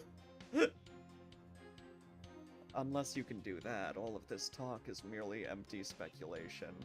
Although, to be fair, Adam was supposed to, like, watch Rogue One anyway for, like, one of his yearly lists. Well, Don't be so timid. If you don't have it, then find it. Look for something that could render Uendo and the others unconscious. Simon's right. I can't back down now. For my client, Mr. Wet, I have to. Wait, Mr. Wet? Let me rest. Ha, maybe if I were a lump of old regular flour dough for udon noodles. Since Adam gave all Star Wars a 1 out of 10, is that a good excuse to finally give a shit about EFAP? What? Why would we care? What does EFAP have to do with anything? But I'm fresh like my soba, and you don't let soba do rest. It's all about free freshes. Yeah, Alex kind of just gave Adam slightly less work to do. Oh.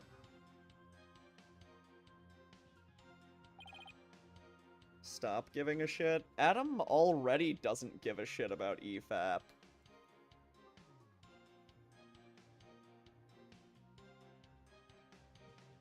He's blacked out. Wait, does he have to be drunk? I just noticed what Kiwi said. Mr. Wet, falling unconscious. Wait a minute. I think I've got it. He has to be asleep or something, I guess. Miss Sykes? Do you have proof to back up your theory?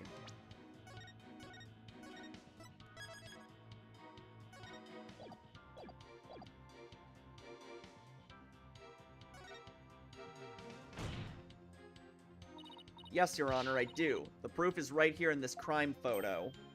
It is. In that case, please point out what supports your theory. This, most likely, is what caused Uendo to lose consciousness. Take that! He was the drunk one. This is probably what made Uendo lose consciousness. Ah, yes, the sake. By the way, props for spelling sake with the accented E. Americans fuck that up a lot and call it sake.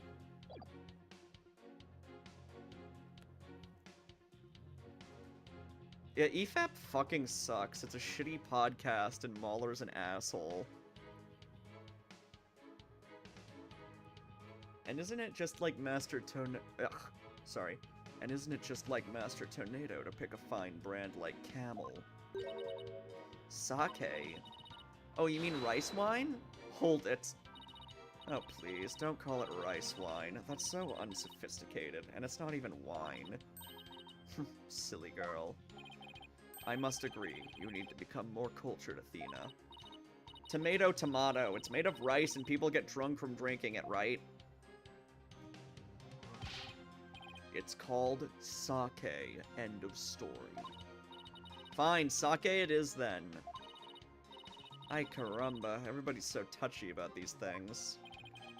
I recall Master Tornado would often have a drink or two before performing.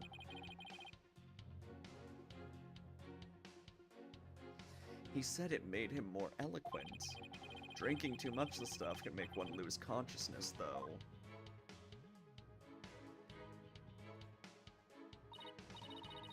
And look, there were 2 glasses on the table. Were they drinking together? Uendo, I believe your master offered you some sake. And then you must have drank too much and passed out. That's when your 4th personality, Owen, emerged. So we have to get him drunk. I drank sake. Oh, that's a good one. We have a real sweet tooth, you see, so yes, we did accept a sugary red bean bun. But since we really dislike sake, we said no thank you to that. Believe it or not, we're really weak when it comes to booze. Even a tiny drop can knock us right out. So you see, I had a sweet manju bun, but I didn't drink any sake. What? But that can't be right. The defense demands that the glasses be examined right away. You amateur! Did you really think I had not already done so? Your foolishness is beyond the pale. Don't tell me. There was no trace of the witness having touched either of the glasses, naturally. Right, of course. Miss Sykes, would you like the witness's statement added to his testimony? Yes, please, Your Honor. Very well. I had a sweet manju bun, but I didn't drink any sake. He didn't finish the bun, though, did he? Hold on. There's only one missing from the box, and I guess it has to be the, one that there's only half of. Objection! Alright, that didn't fly. I should ask him about the bun, probably. Let me try pressing. Hold it! So if you had even a tiny sip of sake, you'd conk right out, huh? That's why you didn't touch the glass that Master Tornado offered, correct? Yes, that's right. Then maybe you ate something that had sake in it as an ingredient? I don't recall doing anything like that. Or did you? They're camel buns. There might be alcohol in it, and he just didn't know. It's not impossible. He doesn't recall doing it. But that doesn't necessarily mean he didn't. He just might not have known that he did. I'd better take another good look at the evidence. So he didn't drink any sake, huh? Oh boy, now we're in trouble. That kind of answer is exactly why Sad Monk keeps insulting you. Now use your head. There are countless ways Uendo could have gotten sake into his mouth besides drinking it. Well, I don't know about the countless part, but nothing. Give it some thought and you'll figure something out. So the witness must have had something that contained sake. Is there anything in the court record that hints at something like that?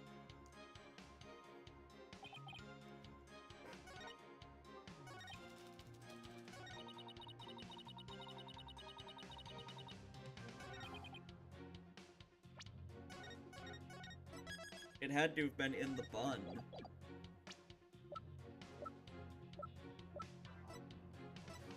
Objection! Ugh.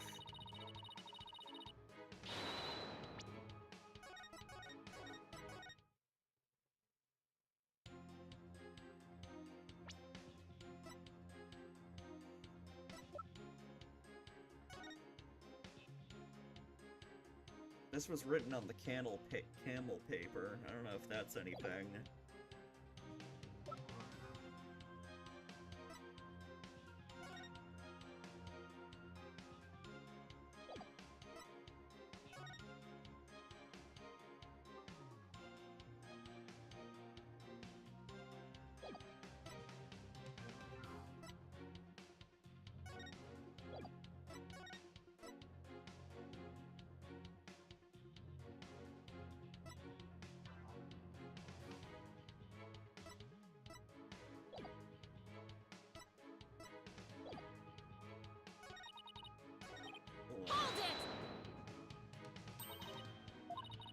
Okay, we already did this one.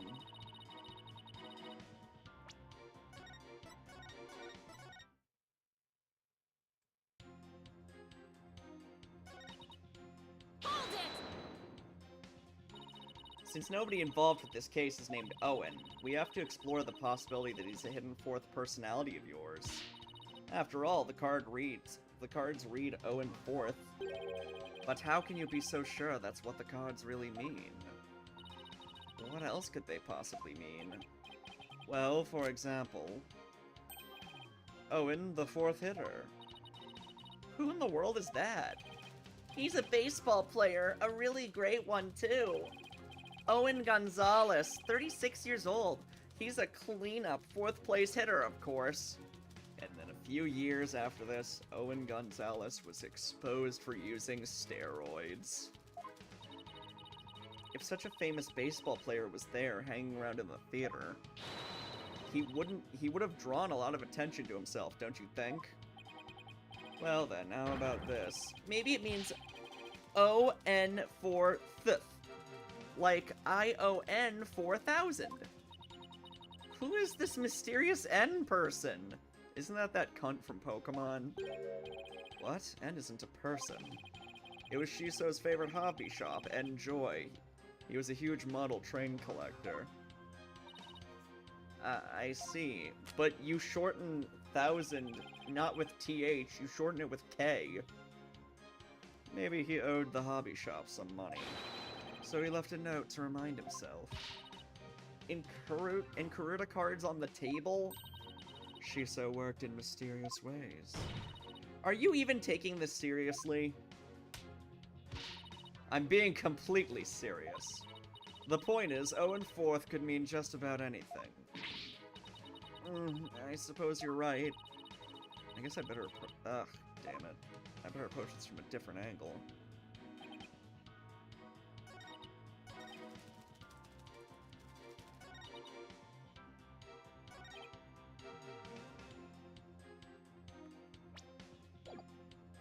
Do I present the camel paper? Objection! Really? This shows what most likely made Uendo lose consciousness. That note. Why the note? Are you feeling lightheaded, child? Or perhaps a bit peckish? I'm not hungry, and my head feels just fine. Thank you very much. I'm sorry, Niru. I hope your internet improves. I'll see you later. Look at the paper this note is written on. Isn't there something familiar about it? What exactly is your point, Defense? This faint design here reminds me of the paper from... Yep, it's a piece of the wrapping paper on the box of manju buns by the victim on the floor. And for what reason did I have to present the paper? Why couldn't I have just presented the photo that had the fucking box of buns in it?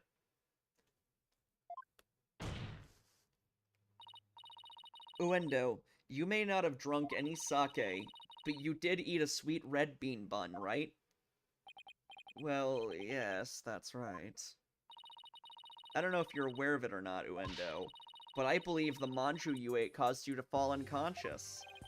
The bean bun? But how? Because those buns contained a secret ingredient. A very punchy secret ingredient at that. A punchy secret ingredient? Yes. The design on the wrapping paper matches that of something else in the room. It does? Oh, that's why I couldn't use the crime scene photo. Alright. The design on this object matches that of the manju box's wrapping paper. Take that! The camel pattern. It's the same as the one for the camel brand sake. So, just as Uendo said, he didn't drink any sake per se.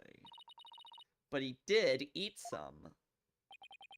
Impossible. Uendo had a camel brand red bean bun. which boasts a nice shot of sake as one of its ingredients.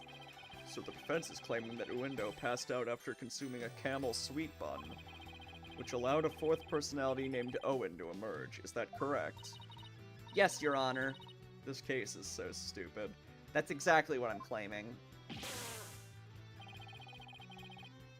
But there's one thing that bothers me. Wouldn't the alcoholic content of the buns evaporate as they are steamed? In order to give them a stronger flavor, some manju are specially made to retain as much of their alcoholic content as possible. What kind of lightweight do you think I am? I've seen worse. I kinda like this witness. I think he's kind of interesting. Hold on.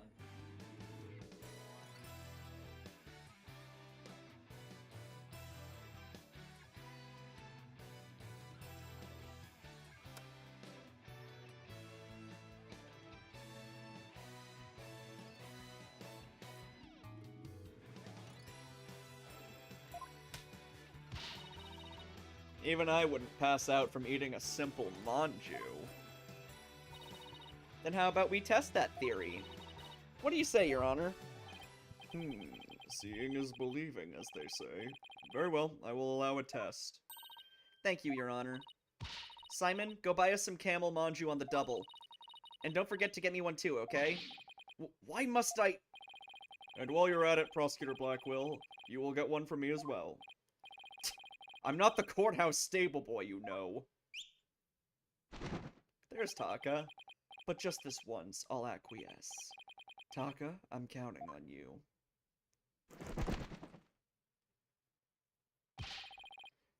And all of you had better pay me back. Aw, but I thought it would be your treat, Prosecutor Blackwell. What a shame. Oh my god. Now then, let us adjourn until the manju arrive by Carrier Hawk. Court will reconvene as soon as Taka returns.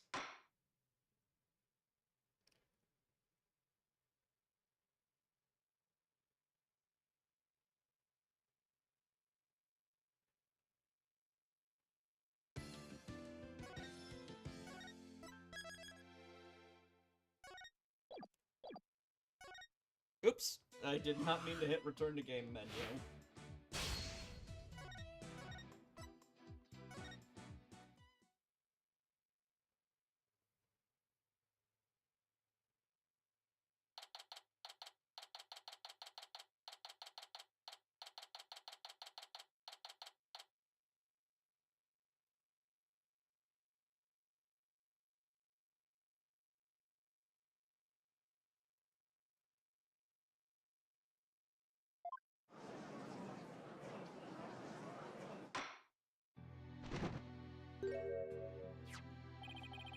Now that the sweet buns have arrived, this court is back in session. Go on, Uendo. Eat up.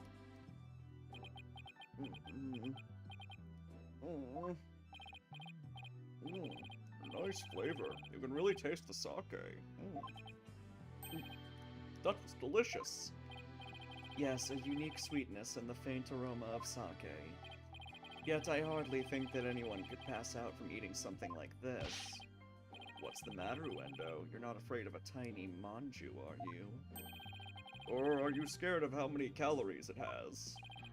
Don't be ridiculous. A sweet little snack like this couldn't possibly... I mean, it could never. Less bleeding, more eating, witness.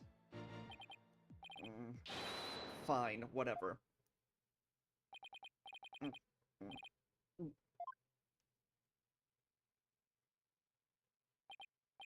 See? I told you.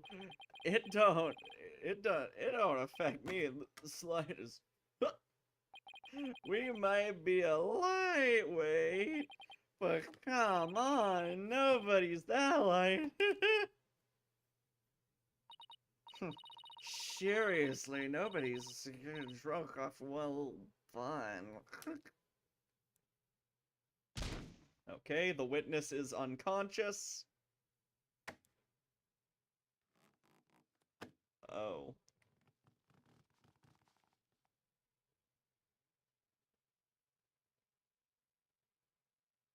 Oh. It looks like it worked. Oh my. Witness, please tell the court your name and occupation. Oh. Hmm? Hmm? Hmm? Oh. My name is Owen. I'm 5. He's a child, okay. You're 5 years old? Am I in trouble? Please don't yell at me. Aww. So, he's Uendo's 4th personality.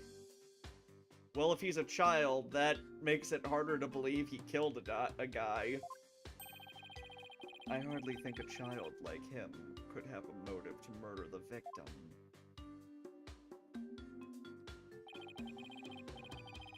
And even if he had a motive, could he have actually committed the murder? The irony of... yeah. He got drunk... I was about to say, the irony of him getting drunk and thus turning into a personality that shouldn't be allowed to drink. Is this underage drinking? Well, if you're only underage when you're drunk, I mean... I don't know. It's a little confusing. That's a very good point. Owen does appear to be very timid and weak. Oh. It seems the defense was hoping this hidden personality would be the real killer. But now that he is standing here before us, it is clear that none of Uendo's personalities can be the killer. Well, where can I even go from here? I mean, we should cross-examine Owen, for sure. Shisho. Owen, do you know something about what happened to your master? Come on, buddy. Won't you tell Auntie Athena what happened? What a scary lady. I'm not scary. Look, Auntie's big... Look at Auntie's big smile. Tell me about your master, please. Pretty please with sugar on top. Okay. Shisho was super nice. He always played with me. Just like a real grandpa. I loved Shisho. Athena, do you sense anything behind his words? I sense his sadness. Sadness so pure it's heartrending. But no discord. Prosecutor Sadmati is right. Owen isn't the killer. But then, don't you find it odd? Find what odd? Let's review what we've learned so far. Hold on, let me break the, thing real quick.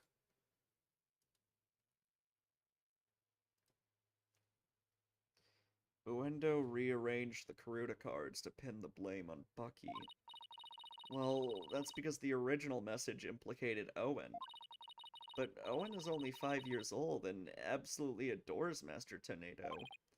Exactly. The other 3 personalities also have no motive for murder. If Owen isn't the true culprit, then the person who first laid out the cards probably wouldn't have been Master Tornado. So then, who did it? Defense? Did the appearance of Owen help you figure anything out? Yes, Your Honor. I know who it was that first laid out the Karuta cards. But I thought it was the victim, right? No, Your Honor. I don't believe it was. The one who first arranged the Karuta cards on the table was none other than...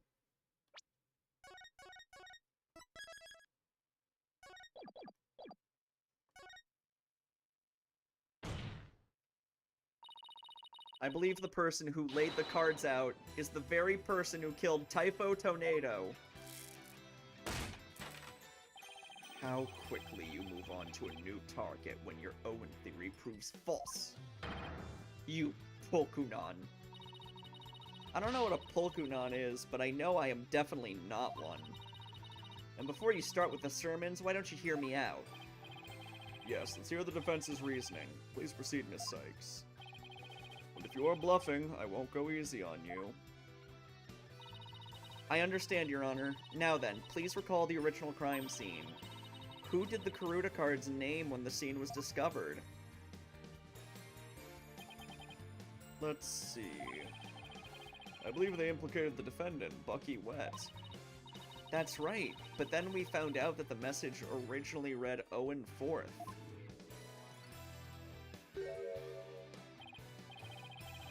Which implicated the young boy, Owen. Exactly, and the person who rearranged the cards was undoubtedly Uendo. Uendo may have kept silent, but we can be sure he already knew his master was dead. His tampering with the crime scene using the TV all but proves it. I confess. I tampered with the crime scene. The reason Uendo rearranged the Karuta cards and moved the TV was because he saw the Owen 4th message and was convinced Owen had committed the crime. Right on, Prosecutor Blackwell. It would seem that Owen and the other 3 personalities don't share the same memories. But really, there is no 4th personality, it's just the 3 of us in here. Uendo feared that Owen had killed Master Tornado, so he tried to hide Owen from us. Oh. But it turns out, Owen is but a 5-year-old child, incapable of hurting a fly. Let alone his beloved master. So naturally, the culprit must be somebody else. And this somebody else, the true killer, tried to pin the crime on Owen. Someone who, I guess, knew about the 4th personality? I see. That does make sense. This is naught but conjecture, composed of half-truths and fantasy. Who then do you maintain murdered the victim? I believe Owen might know something about that. I refuse to allow such impromptu testimony, and from a 5-year-old, no less. I mean, he's not actually 5. Yeah, that was still funny. Not just a 14-year-old, a tiny 14-year-old. It wasn't like a 14-year-old, like, football quarterback. Such a young child is incapable of producing anything coherent. Objection! We've cross-examined animals, dude. But... Your desperation is disgraceful. You should realize when it's time to let go, and... I saw it. I saw Shisho getting... Owen? You do know something, don't you? Yeah.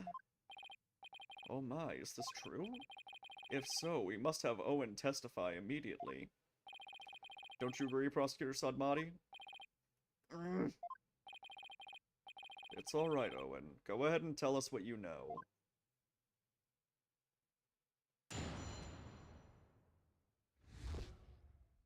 That is a fascinating thing you just wrote, Electrica.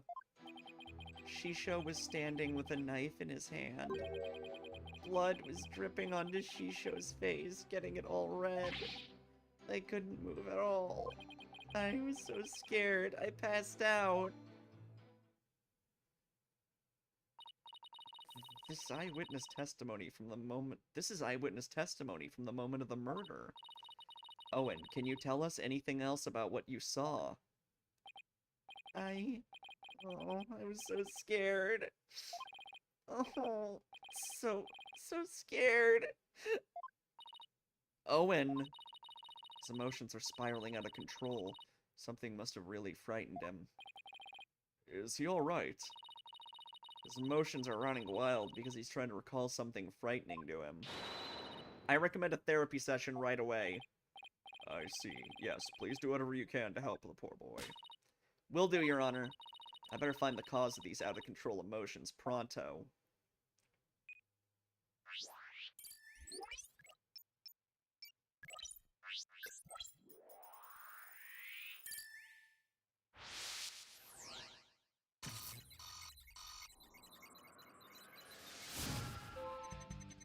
Shisho was standing with a knife in his hand. Well, there was a knife there. Blood was dripping onto Shisho's face, getting it all red. It was probably not blood. It was probably the broth from the soup. I couldn't move at all. I was so scared. I passed out.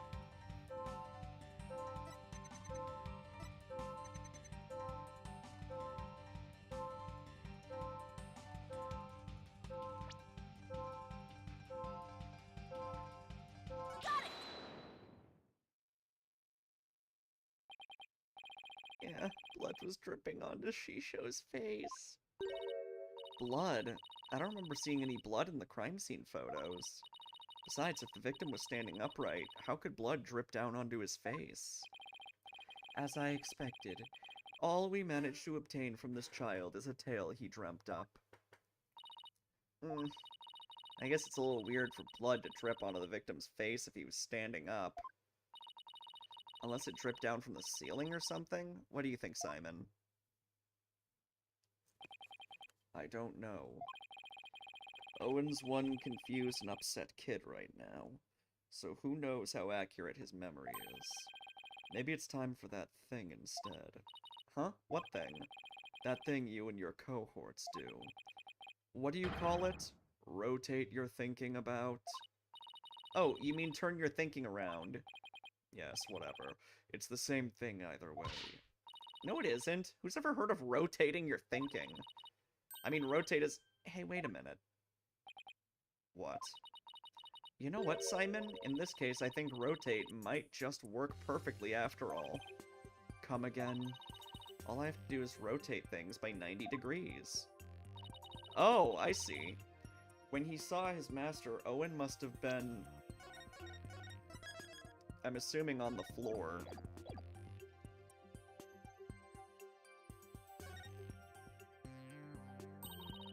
Owen must have been lying on the floor when he witnessed his master's murder. What?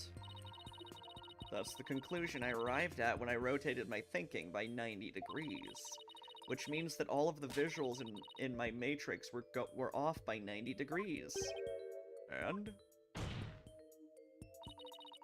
This means Master Tornado was also lying on the floor, which solves another mystery. And which mystery is that? The mystery of how blood could have been dripping onto the victim's face. It becomes much easier to imagine how that could happen if he was lying down. Like somebody bleeding onto Master Tornado from somewhere up above him. I remember now. Somebody was sitting up on top of Shisho. So trying to recall his master's bloody killer is what spoke to Owen originally. The blood that stained the victim's face red came from the person sitting on top of him. The victim was holding a knife, so he likely nicked his attacker as he was fighting back. This means his assailant was injured on their face somewhere, like the forehead, perhaps. Assuming the victim and his attacker were face to face, then yes. I see. So that is what happened. But, if I recall correctly, the accused has a fresh bandage on his forehead, does he not? Oh, that's not good. Well, there's one other person with an obscured forehead.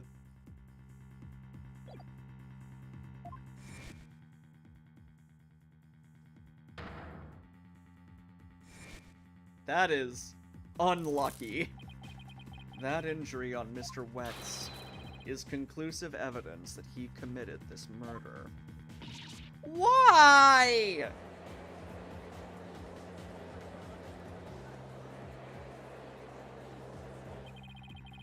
It seems you have dug yourself into a pit you cannot crawl out of.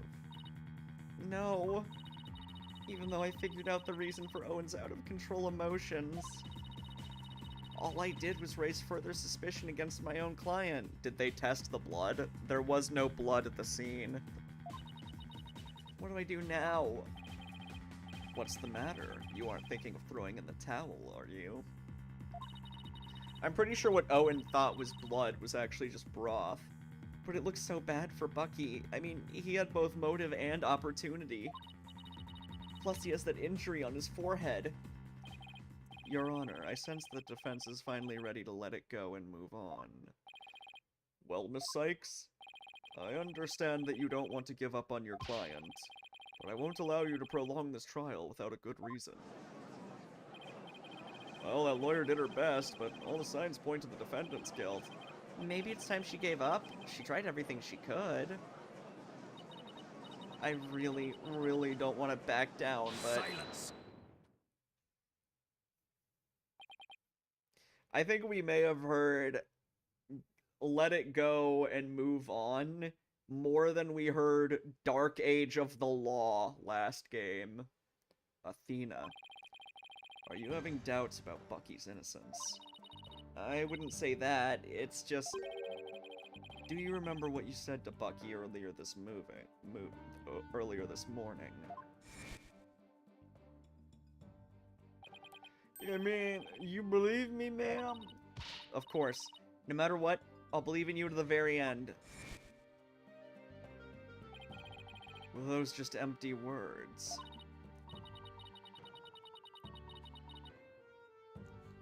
It's time to let go and move on from the dank age of the lull. Also, the end justifies the means we trust. Duh.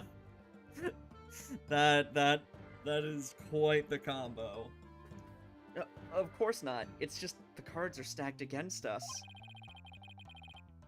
Oh yeah, also, Franziska's shit. You gotta include the word fool because of Franziska somewhere in that sentence. Are you still stuck on that line of thinking? Also, maybe a stepladder. Oh my god! Dude, what the fuck? Let go of me! Motive, opportunity, and an injury to his forehead. Why are you grabbing me? Put me down! Is that all it takes to make you stop believing in your client? Tell me again, who are you to Bucky? I'm Ms. Chickadee Lawyer? Yeah, what? Fucking, you grabbed her. Then do your duty and believe in him until the very end. I will. Simon's absolutely right. I'm Bucky's lawyer, and he's depending on me. Simon is fucking scary. Defense team, please. No fighting in my courtroom. I'm assuming he, like, grabbed her by the tie. The defense is ready to resume, Your Honor. Prosecutor Blackwell was just giving me a pep talk, that's all. A very aggressive pep talk. Thank you, Prosecutor. I didn't do it for your sake. Also, it was probably just to show off the 3D effect again by getting him up in your face. I did it for the future of Wet Soba. Yeah, I got it. Simon wants his fucking noodles, and he wants them now. The defense would like to now continue with Owen's therapy session. Owen, would you be alright with that? Okay.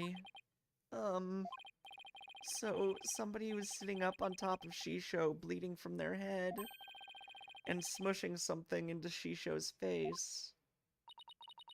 That's funny. What is it? I still hear discord in Owen's voice. But I don't sense any inconsistencies between his statements and his emotions. And there don't seem to be any contradictions in his testimony itself, either. So that's it, huh? Did you figure something out? Your ability to sense emotions is making you focus too much on his feelings, Athena. But there's actually something he's being very vague about in his testimony. This entire testimony is vague, in my opinion. If you can clarify what he's feeling uncertain about with some evidence, you should be able to move forward from there.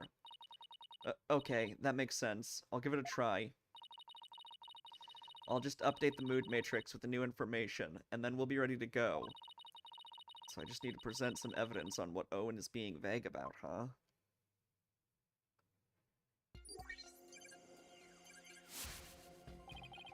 Shisho had blood on his face and a knife in his hand.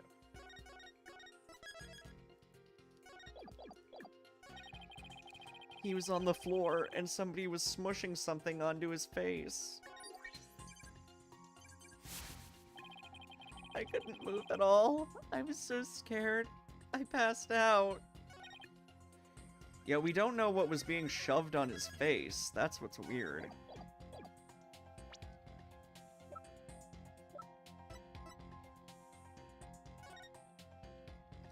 I'm guessing the noodle bowl?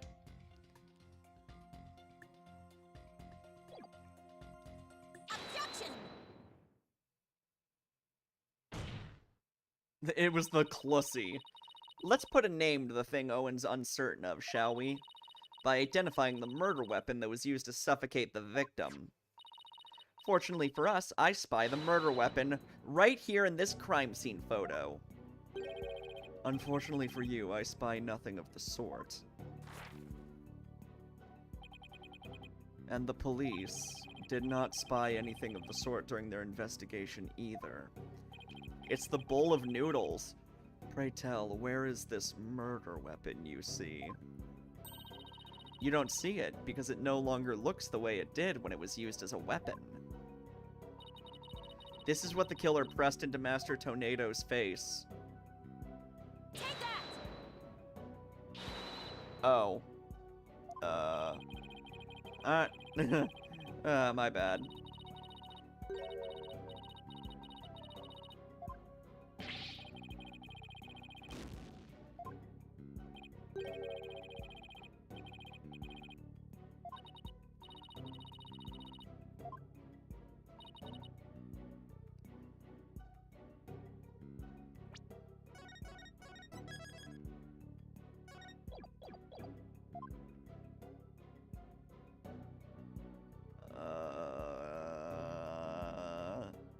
Was I supposed to point at the noodles specifically? Take that!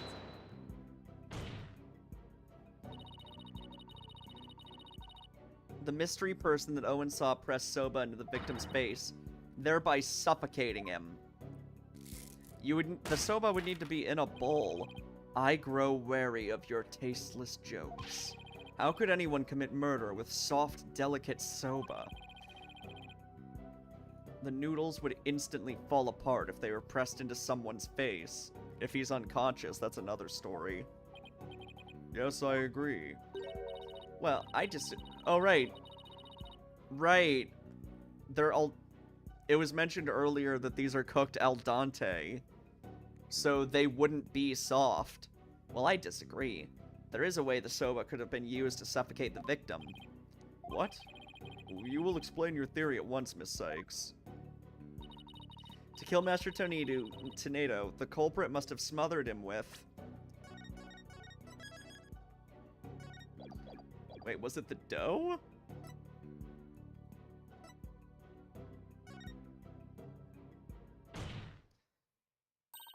The culprit must use the soba before it was cut into noodles. That's wild.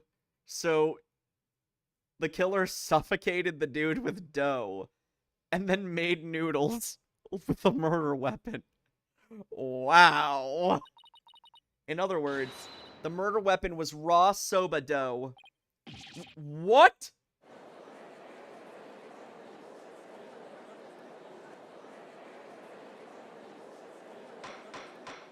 Yeah, I guess that's one way to get rid of a murder weapon. Nobody would ever think it. Of course, that means that, like, after he died, the killer had to have taken time cooking soba. Order in the court. Yes, soba dough could definitely be used to suffocate someone, couldn't it?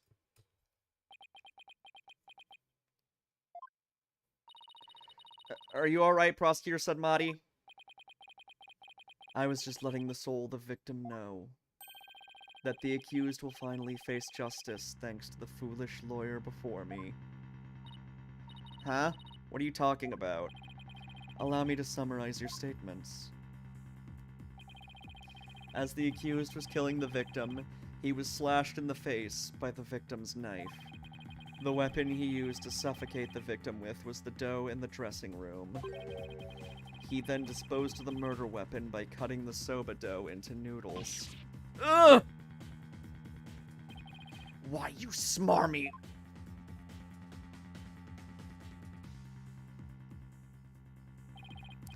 Afterwards, the accused put the victim's face into the bowl of soba noodles and broth to wash off the blood that had dripped onto the victim's face from his own.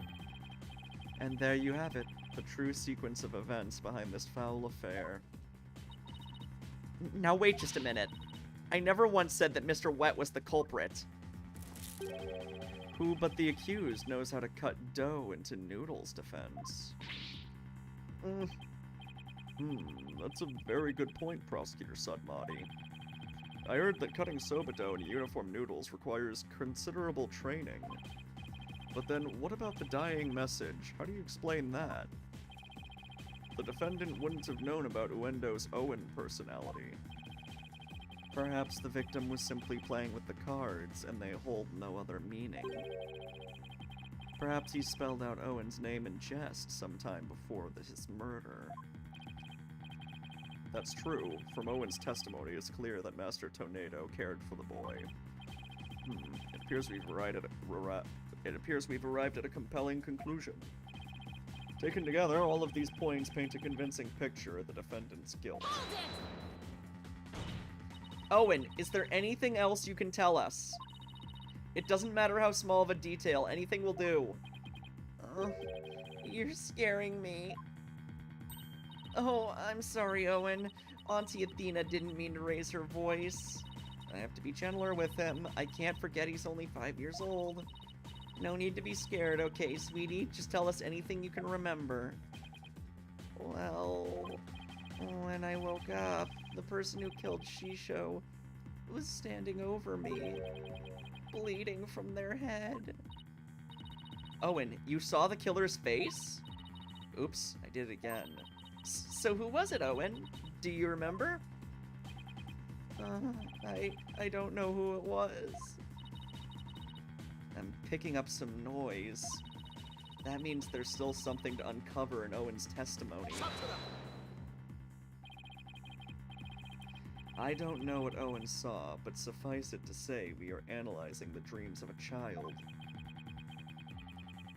I'm guessing it was, like, the fucking clown bitch without the wig and nose.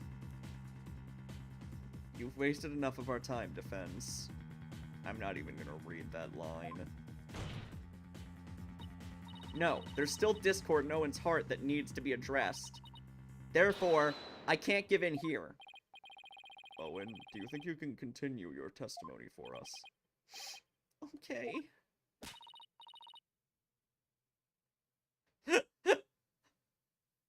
Did you just call him a stinky brain? That's childish, mister. I'll enter the new info and run an update then.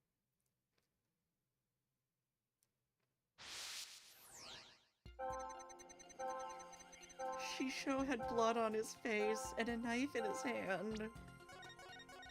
The knife being in his hand is interesting.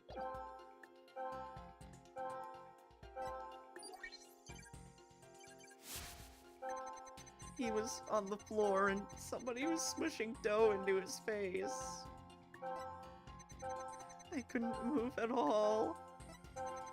I was so scared, I passed out. And when I woke up, the person who killed Shisho was standing over me. Happiness. Now that's interesting.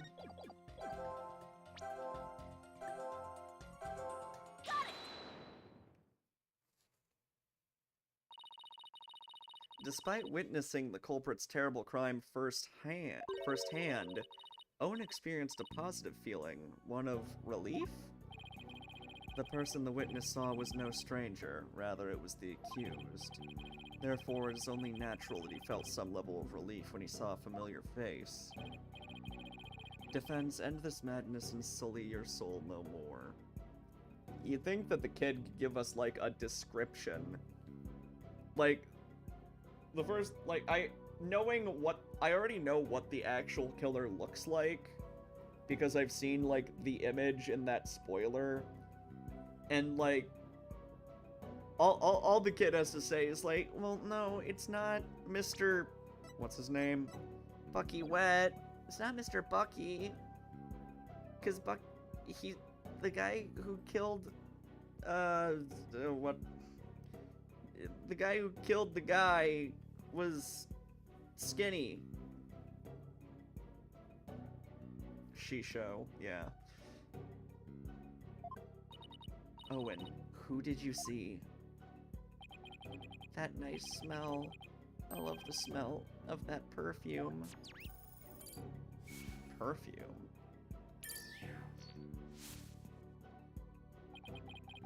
It's the smell of You can do it. Try to remember, Owen. Ooh, the smell of uh-oh. He's gonna wake up and be his old self again, isn't he? Owen!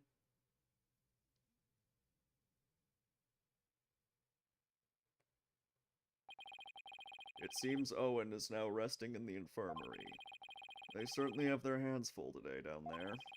Let's continue with the trial. Despite Owen's testimony, it is the opinion of this humble servant of the Holy Mother that the child's words were insufficient to clear the accused of suspicion. But what about the scent of perfume Owen mentioned? I believe it's a clue that'll lead us to the true culprit. But there are thousands of perfumes in the world. It could even be the scent of the hair product the accused uses. He does have one amazing hairstyle, so that's certainly possible.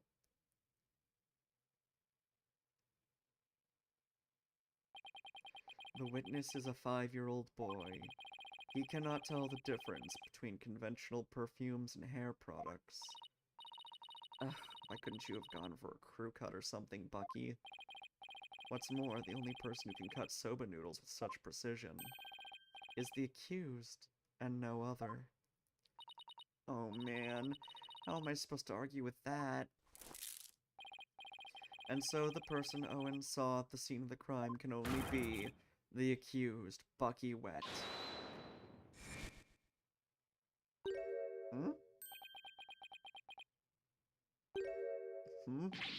What the? Oh. Hey! I never use hair products or anything with a smell. If I was something like that, the smell get into the soba. Boom, check it.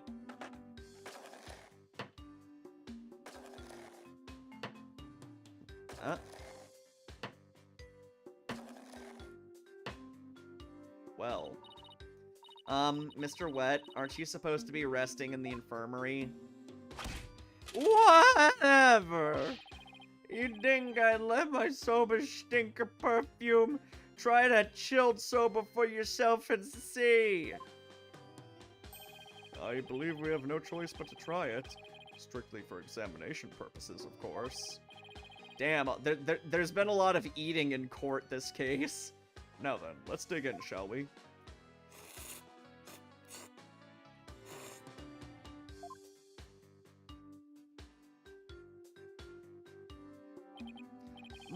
That was delightful. Well, I'm satisfied that there are no traces of hair products or perfume in Mr. Wet's soba. First sweet bean buns and now savory soba. What a delectable trial this has been. This texture is different from the soba I had the other day. It reminds me of a dish we have in Kurain called banupun. What did you think, Miss Chickadee? My soba's pretty good, isn't it? $7 for a box of soba. Looks like a decently sized box, I guess. So that's not a total ripoff. It's delicious. Don't you think so, Simon? It still pales in comparison to his late father's cuisine. Well, that's rude to say. Simon, why you always gotta be so hard on me?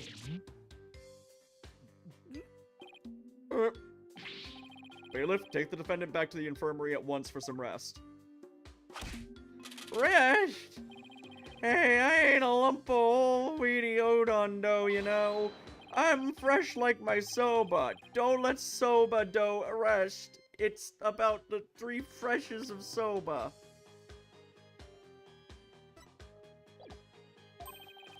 Grind the sheets fresh, cut the dough fresh, and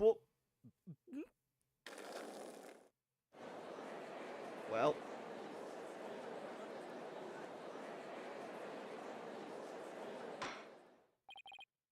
Good grief, what a defendant. At least Bucky wasn't the source of the perfume smell. Wait, smelly perfume? It looks like you remembered something. The phrase smelly perfume reminded me of a certain somebody. Oh, and who might that be? There's only one person that comes to mind. The phrase smelly perfume reminded me of this person.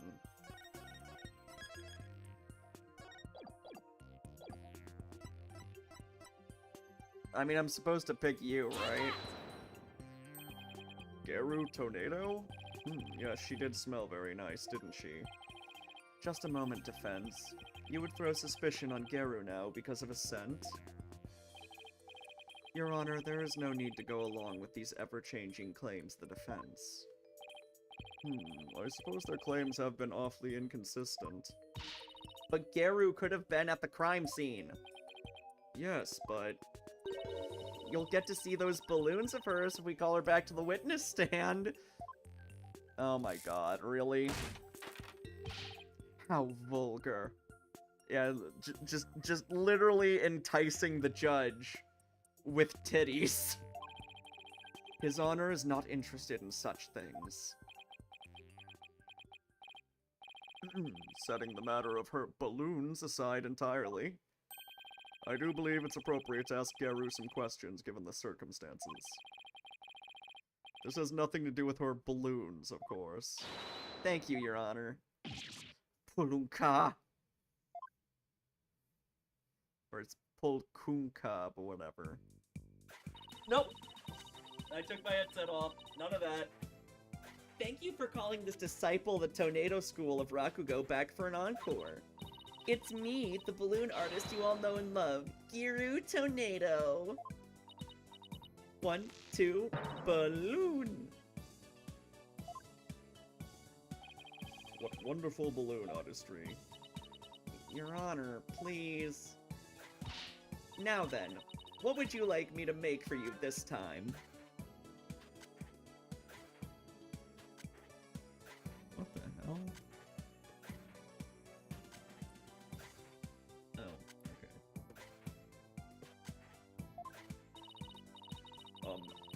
Sorry, judge voice, oops. Actually, I called you back for more testimony. But I'm all talked out. This case has left me completely deflated. What, you didn't find that funny? Anyway, what exactly is going on, Simon? It seems the person who murdered Master Tornado was wearing perfume. And you are the only person I could think of who wears perfume. Wait, you mean I'm a suspect now? Garu, you knew about Owen, right? Well, yes, I often played with him at Shisho's request. So that means you could have left that fake dying message, right? What? Just because I wear perfume and know Owen? You think I'm a murderer? Oh, how could you? The witness is absolutely right. With no evidence but the distorted memories of a small child. It is outrageous of the defense to accuse this woman. That's right. You don't even have any proof. You may step down from the stand, Giru. The defense does not have one scrap of evidence that connects you to the crime. Wait just 1 minute. I may not have proof, but Owen's testimony is still enough. Please feel free to leave, Giru. I'm so close. There must be something I can do. Well, if the prosecutor says it's okay, then I guess I'll be going now. Silence! Hoi, Garu, you're an entertainer, aren't you? Once you go on stage, it's your duty to complete your performance, is it not? So what are you doing, leaving halfway through? Oh, would you look at that? There's a bandage on Garu's forehead. Since we know that Master Tornado's killer has a cut on their face somewhere. Impossible. How did you know, Simon? I didn't. I didn't. Called it. But I had to take a chance and see for myself. Otherwise, your theory would remain a groundless accusation. Your Honor, Prosecutor Sudmati, the scent of perfume, an injury on the forehead. These things are completely consistent with Owen's testimony. In short, the mysterious individual Owen saw in the dressing room could have been Geru. Miss Sykes, does this mean you are formally indicting this witness for the murder of Taifu Tornado? Should your accusation prove to be false, I hope you are prepared to pay the price in full. Simon, what price is he talking about? I thought that should be obvious. Prosecutor Sad Monk is saying he'll see to it that you never stand in a court of law again. I must say, though, he knows how to make a trial interesting. Just whose side are you on, Simon? Simon is on Team Noodles. Go on, then. Into the deep end with you. You really have but one choice anyway. Well, Miss Sykes, I'm waiting. With regards to the witness, Geru Tornado, the defense wishes to... Yeah, I already know that she's the killer, so whatever. There's no reason for me to hold back. Not if I believe in my client. The defense wishes to formally indict Geru Tornado for the murder of Taifu Tornado. I have tried to be merciful, but now not even your pleas will reach the Holy Mother's ears. You have plenty of time to regret your decision in the pit of hell. Except I won't need to. The person who murdered the victim was not Mr. Wet. It was Geru Tornado. That bandage it's just from a silly slip-up I made while cooking yesterday, that's all. What kind of extreme cooking were you doing to cut yourself on the forehead? Well, what can I say? That's what happened. You also don't have an alibi for the period before 4 p.m., do you, Geru? But I really didn't know anything was wrong until Shisho was found dead. If you don't believe me, then with a twisty twist... Oops. Voice crack. And Bloon, there you have it, an adorable little kitty. Looks more like a dog to me. How could you suspect a cutesy little balloon artist like me, She could not be more transparent. Geru, I've been meaning to say this for a while now, but your tits are fake. Could it be that you don't have an eye for balloon art? Don't you think I know that? You didn't have to come out and say it. I'm the daughter of a great Rakugo artist. I never wanted to do stupid balloon art. I was supposed to be a Rakugo storyteller too, just like my late dad. But Shisho told me to do balloon art instead. I guess the victim thought she had no talent as a Rakugo artist either. Oh, you're still gonna suspect a poor little thing like me. Please stop trying to skirt the issue. It all comes down to the scent of perfume and the cut on your forehead. You and the culprit in Owen's testimony share these two traits. You're dead set on accusing me, aren't you? Well, here's what I have for naughty little girls like you, with a twisty twist twist! I'ma cut you, witch! Go ahead, make me testify all you want. That when the truth's revealed, it'll be your balloon or mine that goes pop. Got it? Oh my. Is this yet another hidden personality? Simon, is everybody in the Tornado School like this? How should I know?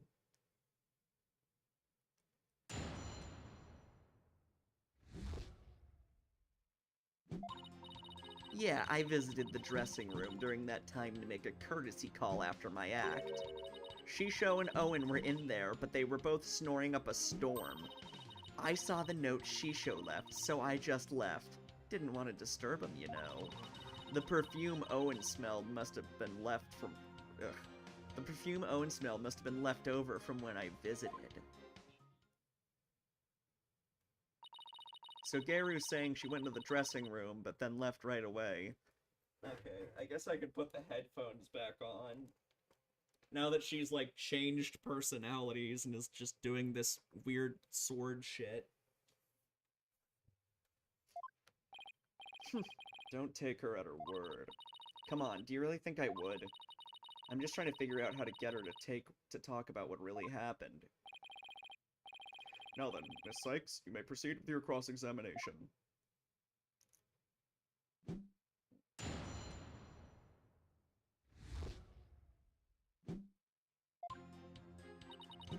Yeah, I visited the dressing room during that time to make a courtesy call after my act. Hold it! A courtesy call after your performance, huh? Come to think of it, Uendo mentioned making the same kind of visit. Yeah, a visit to your master before and after your routine. That's just common courtesy with us Rakugo artists and entertainers. So that means you paid the victim a courtesy call before your performance too, right? What did you see at that time? He was having a drink and getting himself into a festive mood. Also, like, this is two-faced female character number what in the Ace Attorney franchise? We literally had another one 2 cases ago. He liked to say that drinking gave him a silver tongue. So he was already drinking by then. Uendo wasn't there in the dressing room yet at that time. He must have gone in there during my act, because when I went back... Shisho and Owen were in there, but they were both snoring up a storm. Hold it! Could you describe how they appeared? They were both stretched out on the floor, snoozing away. Although I guess the last one kind of defied expectations a bit.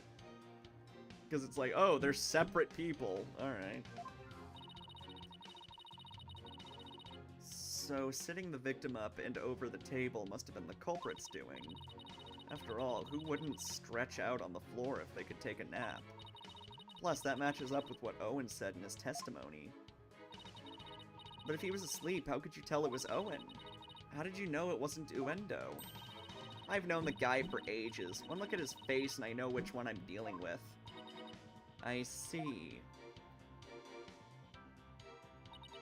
I saw the note Shisho left, so I just left. Didn't want to disturb him, you know. Hold it! Where did you find your master's note? I don't know. Can't remember.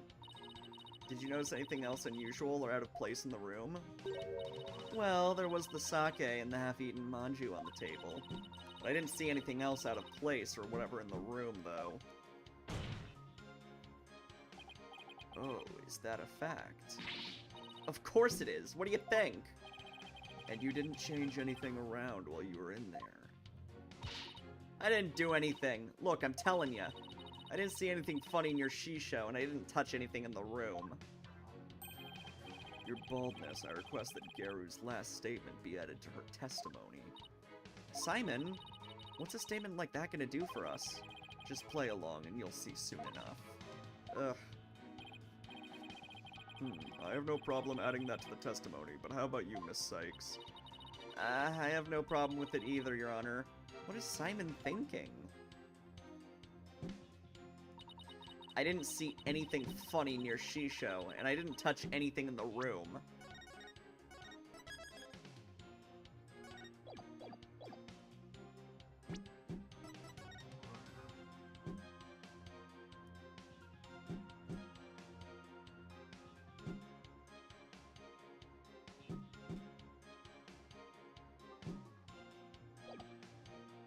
Is it the move table? Objection!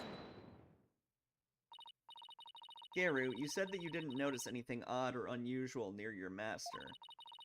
You also said you didn't touch anything in the dressing room. That's right, what about it? Then, I wonder who left that dying message with the Karuta cards. Oh, the cards. Good point.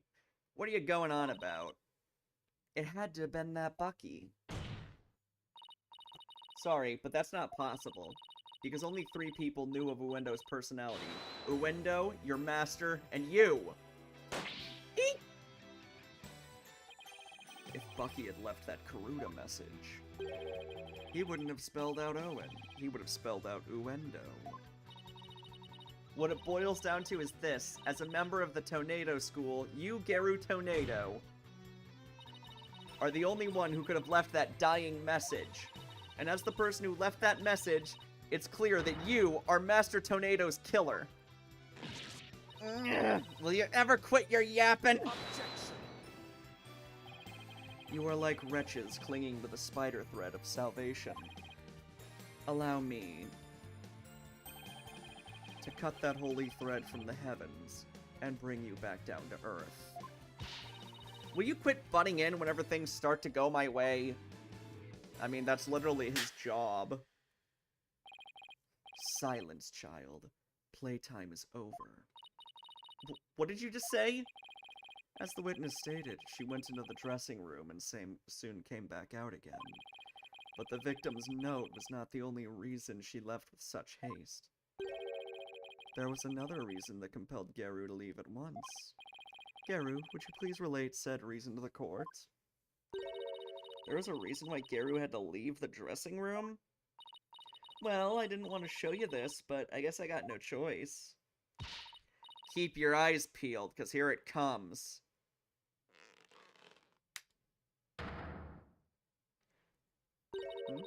Your hand is all swollen and red. What happened, Geru? If you must know, I'm allergic to buckwheat. What?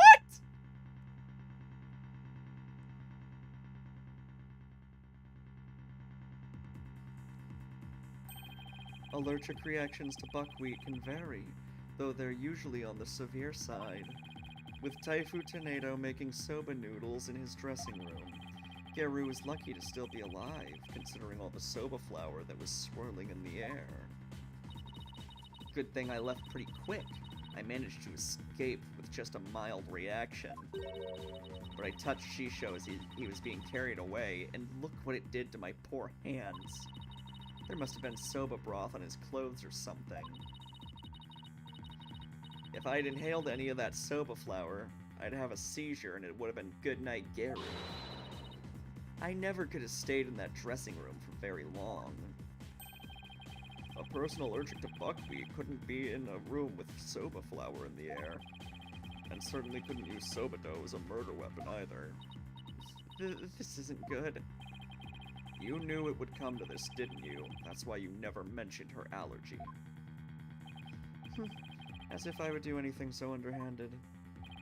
I was simply trying to protect the privacy of this witness. Well, he's more... At least Samadhi is more considerate than Edgeworth.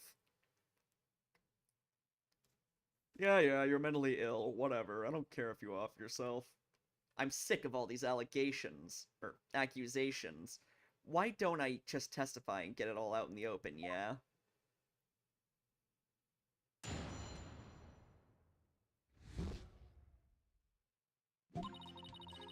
If I come into the slightest contact with buckwheat, I get an allergic reaction.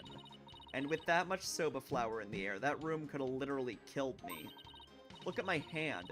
Just touching Shisho's body caused this much damage. There must have been some soba broth on his clothes. So I never could have committed that murder in the dressing room. I still can't believe it. Nobody told me she had a soba allergy. Did you know, Simon? Doesn't look like I knew. Protect the privacy of the witness, my foot. What a dirty trick. Now what do we do? There's only one thing to do. Put prosecutor Sad Monk to shame with your cross-examination. Right. No matter how small, I'll find us an opening and break her testimony down.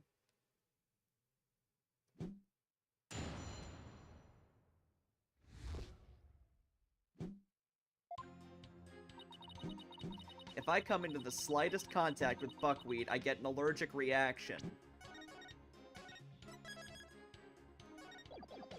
Hold it! You're not lying about this soba allergy of yours, right? Of course not. I need water.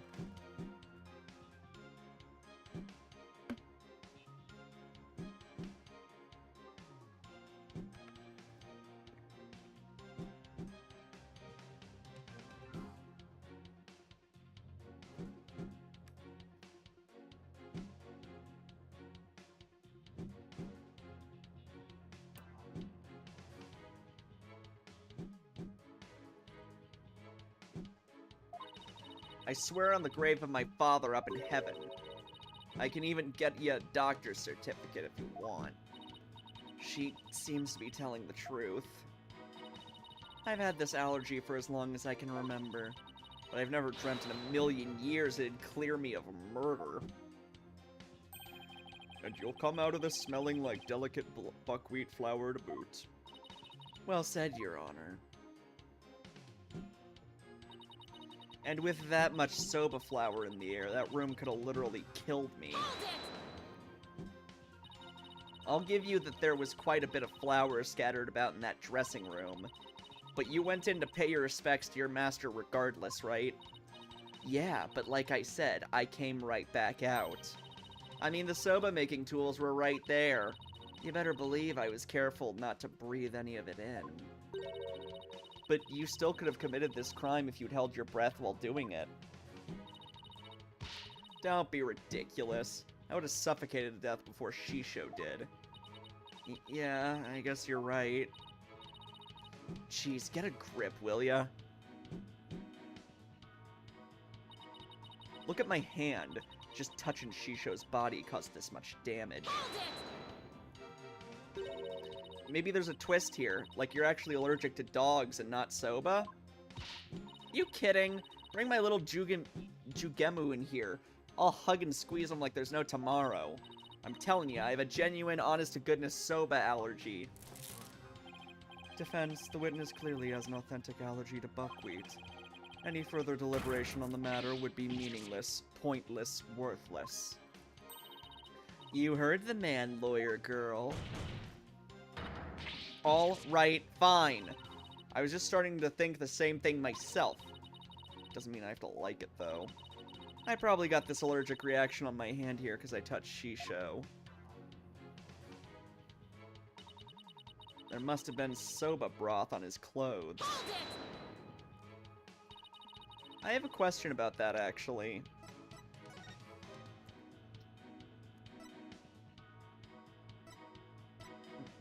Is there? If you're allergic to soba, does that mean you're allergic to the noodle broth, too? Well, the buckwheat from the noodles can dissolve into the broth, so duh. Touching soba broth can be just as deadly for me. Don't you know anything? What an amateur. I'm sorry. Do I look like a doctor to you? Look. Anything that has soba in it, or anything that has touched soba, is like poison to me. So I never could have committed that murder in the dressing room. So I just want to cover all my bases, but could the murder have possibly occurred somewhere other than the dressing room? That is out of the question. By even asking, you show your complete disregard for all we have discussed until now. Yes, I have to agree. The defense can't go around suggesting new premises without basis. Unfortunately for you, Shisho didn't take a single step from his dressing room around the time of the murder. Well, that is unfortunate for everyone. No contradictions. Garu could not have possibly committed this crime in a room where soba was being made.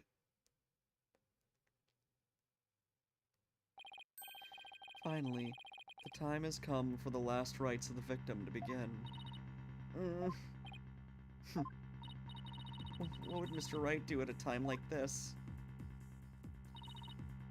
Off gets. There's only one thing to do. What are you smiling about?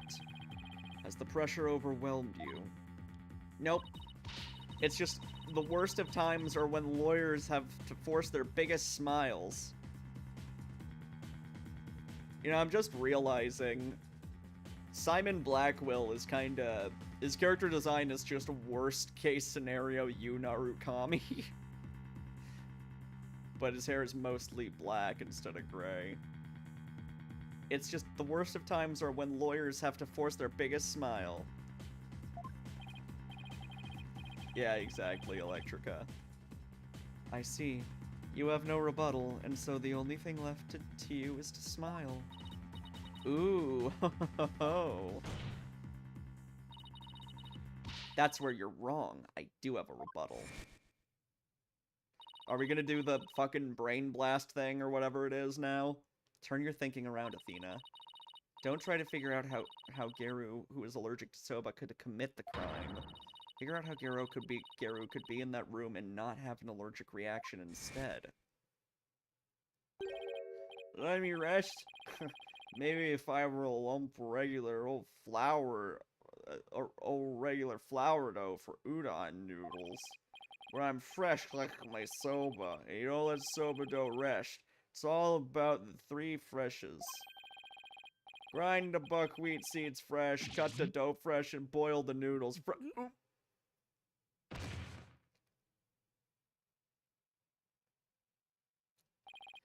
He's blacked out. It appears to have been written by the victim. Allow me to read it. Resting, do not disturb. Yes, that's the note I saw. After reading that, who wouldn't think Shisho was napping? If you must know, I'm allergic to buckwheat. Mon Dieu! What if that certain piece of evidence doesn't mean what we think it means? If that's the case, I might be able to prove that Geru could have committed the crime. No matter how hard you search your mind, you cannot overturn facts. Well, Miss Sykes, if you have no further objections, I'll hand down my ruling. True, I can't overturn facts. What if we got our facts about a piece of evidence wrong?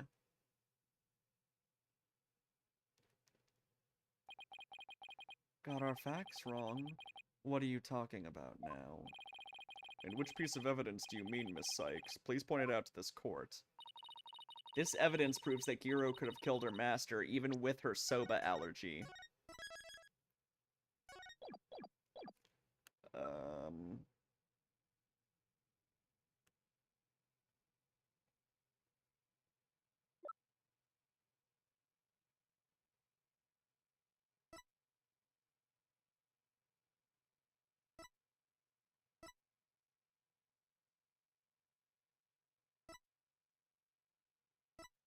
Oh, I just got the pun with Bucky. Bucky wet. Buckwheat. Ugh.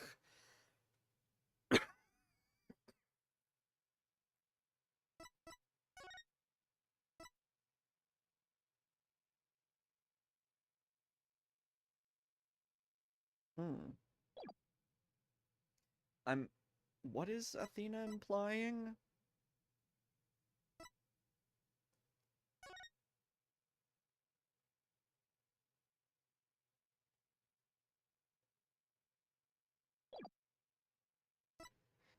How do I prove it's made with regular flour and not buckwheat?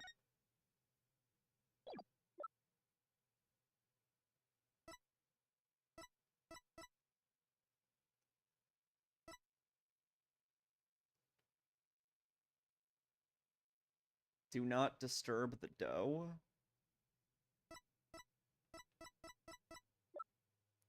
Oh. Oh, okay, that's what that meant. Oh my god. That feels silly. Take that! It's Master Tornado's note. Tornado's note. The note? Preposterous. What possible connection could there be between the witness's allergy and that note? The answer lies in the true meaning of this note. Its true meaning. This note does not mean I am resting, do not disturb, as we had assumed. But rather, it actually means this dough is resting, do not disturb it. Wait a minute, Athena, that doesn't make any sense. You're right, it doesn't. After all, as Bucky told us many times, you don't let soba dough rest. What's all this jibber-jabber got to do with anything? This is it. The home stretch. This note and Mr. Wet's words have led me to the conclusion that Master Tornado was... Make a break on the recording.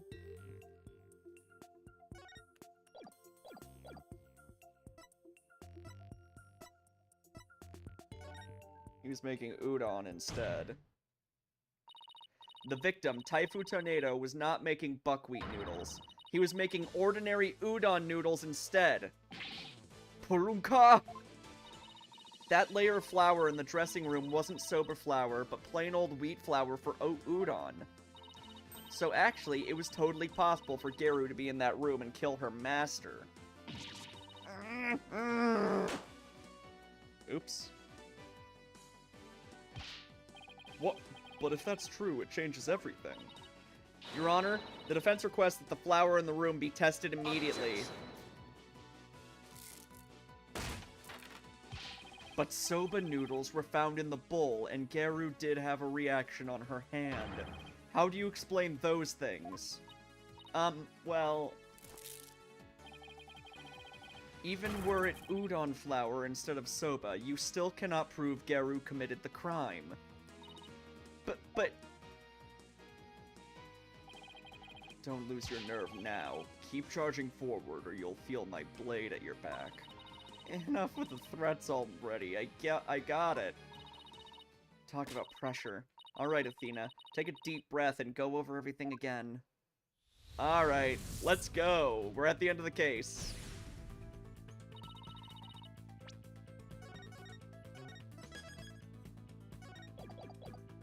I'm going to revisualize the case from start to finish. I have to find conclusive evidence that Geru committed this murder. What was Master Tornado making in his dressing room?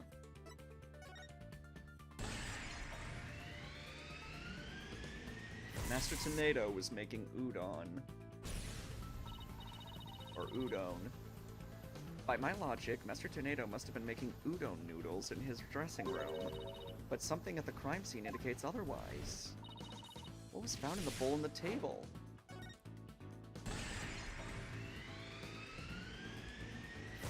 There was soba in the bowl. Even though the master wasn't making soba, soba noodles were found at the scene. So that means the noodles had to have come from somewhere. Wait a minute. One mysterious serving of soba noodles. That sounds familiar. Where did the soba in the bowl on the table come from?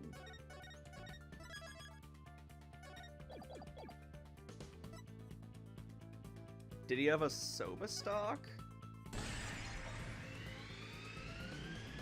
The soba was from the master's soba stock.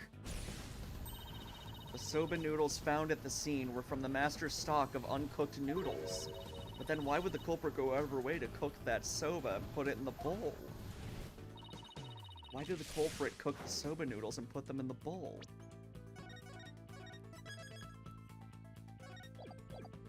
This is literally just a shitpost one. She likes soba.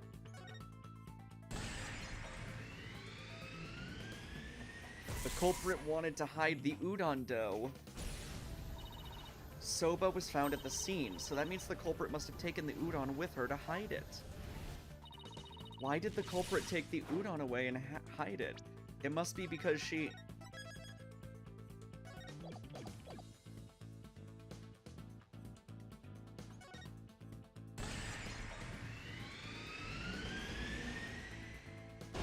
The murder weapon was udon dough. That's it!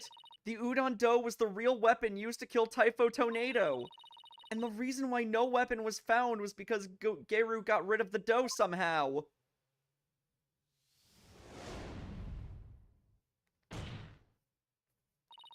The real murder weapon was the udon dough the victim made. If we can find this dough, that'll prove my theory correct. The dog? Yeah, that makes sense. She probably fed it to the dog. Which is not good for the dog. And undeniably prove Geru's guilt. Even if we could find this doe, what makes you think it would prove she is the one?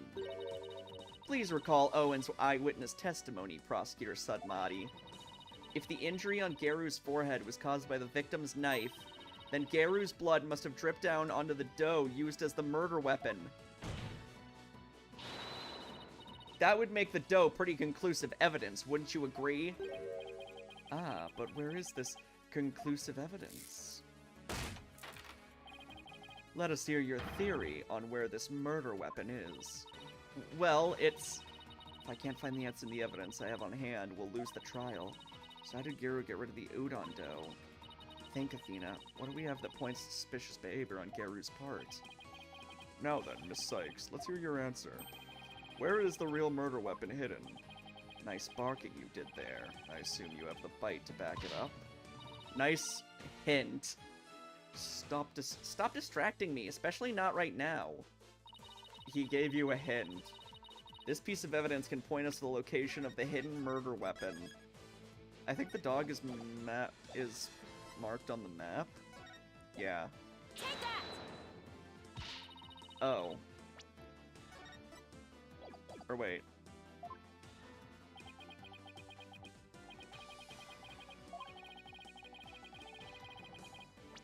Alright, never mind.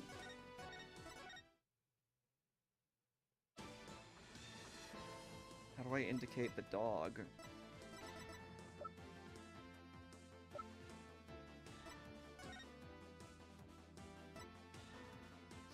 Simon must have mentioned... The dog buried his leftovers in the yard? Well, that's convenient. Take that! Garu? Huh? What is it? I'm just an innocent girl. I don't know anything about a murder. Stuff that cute act in your balloon hat. Garu got rid of the dough she used to kill Master Tornado in a bold and daring way. She did it right in front of Prosecutor Blackwell's nose by feeding it to her dog. No, I...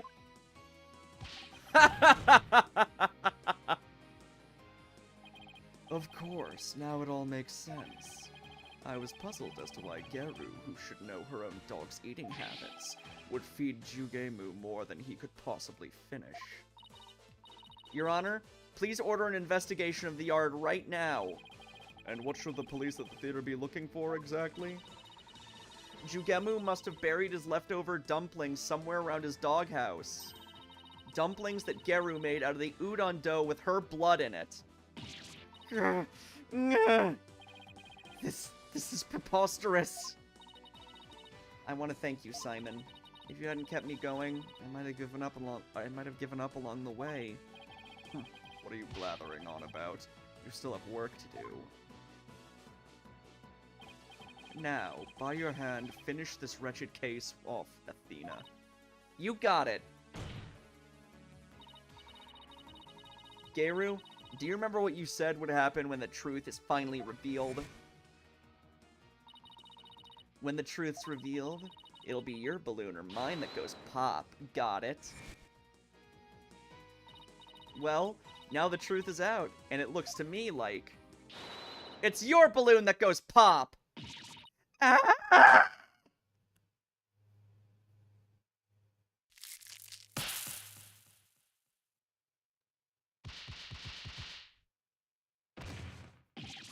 Purunka!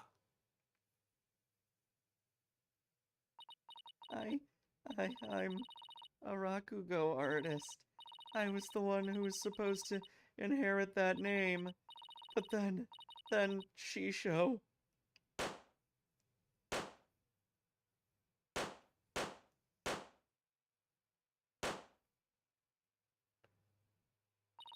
Why are my balloons bursting? Dad, are you mad at me? I've been a bad girl.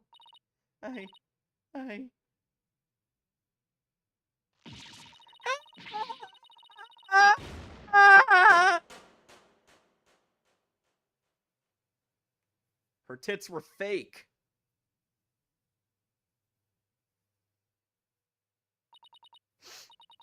Oh. Are you ready to tell us everything now, Geru? The whole reason I entered the world of Rakugo in the first place was to follow in my father's wonderful footsteps and inherit his stage name. His stage name? You don't mean Uendo Tornado. I knew I wasn't very good at storytelling, but I thought that if I did the stupid balloon thing like Shisho wanted, I'd inherit that name someday. But Master Tornado gave the name to his junior disciple. Yeah.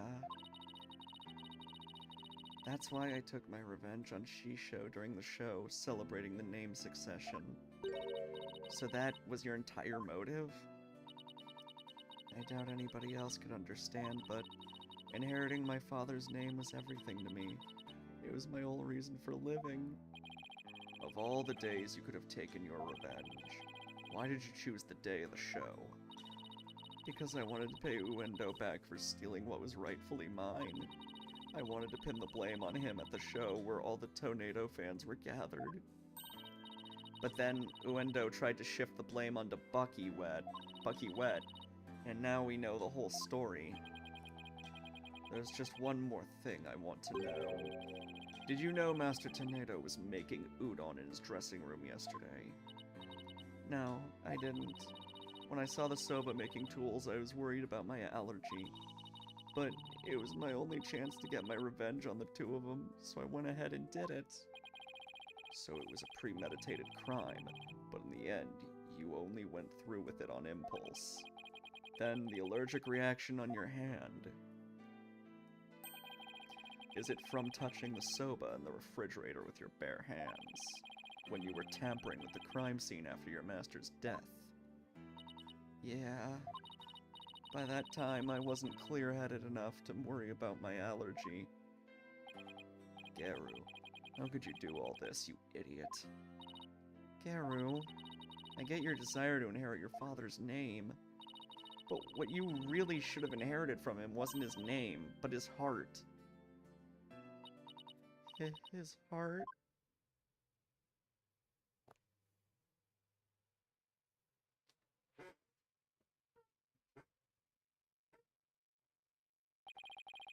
Do you have anything to add, Prosecutor Sadmati? Any objections? No, Your Honor. Miss Athena Sykes. Yes? That's the first time he's used my name. I shall be sure to remember your name. Really? It seems he finally recognizes you as a proper adversary. Thanks. That's all I ask, Prosecutor Sadmati. It looks like there are no further objections. Bailiff, please bring in the defendant.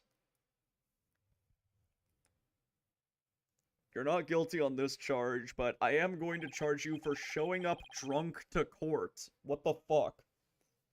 Ah, good. It seems you have made a full recovery.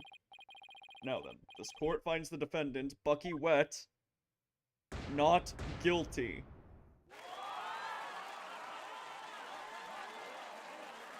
Alright.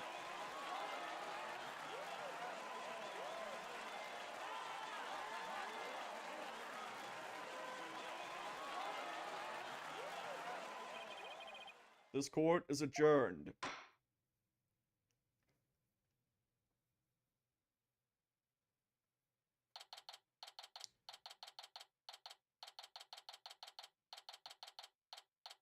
Well, that's the end of that case.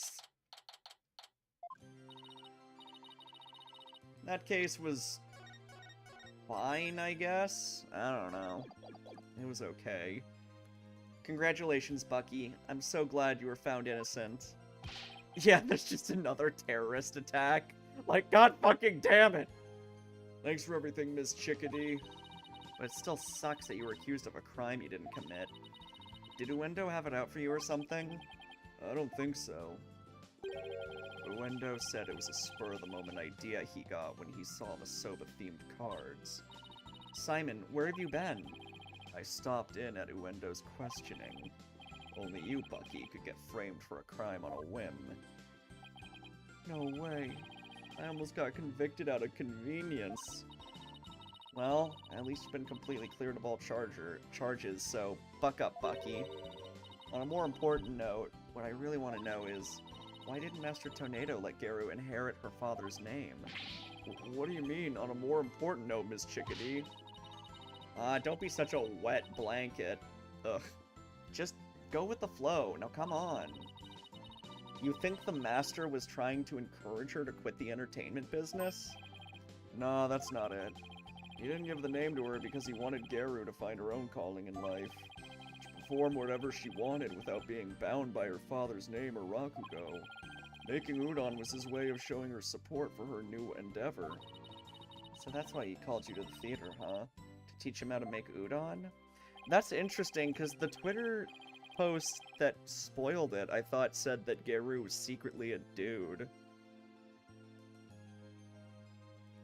Maybe that's just a thing that was, like, cut from the American version or something, I don't know. A more roundabout way I've never seen. But that's Master Tornado for you.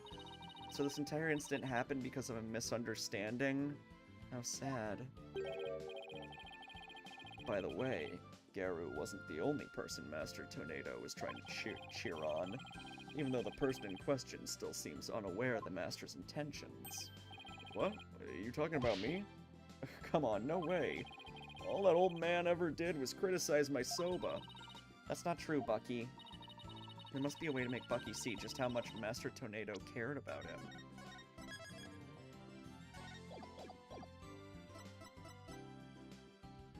Take that!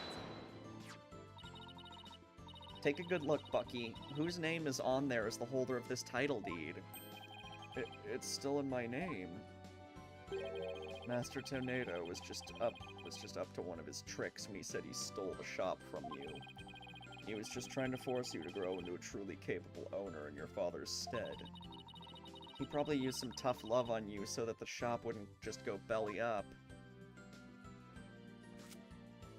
I see. I never knew. Oh, Mr. Tornado, I'm so sorry. Keep working hard, Bucky, and pay him back by living up to his expectations.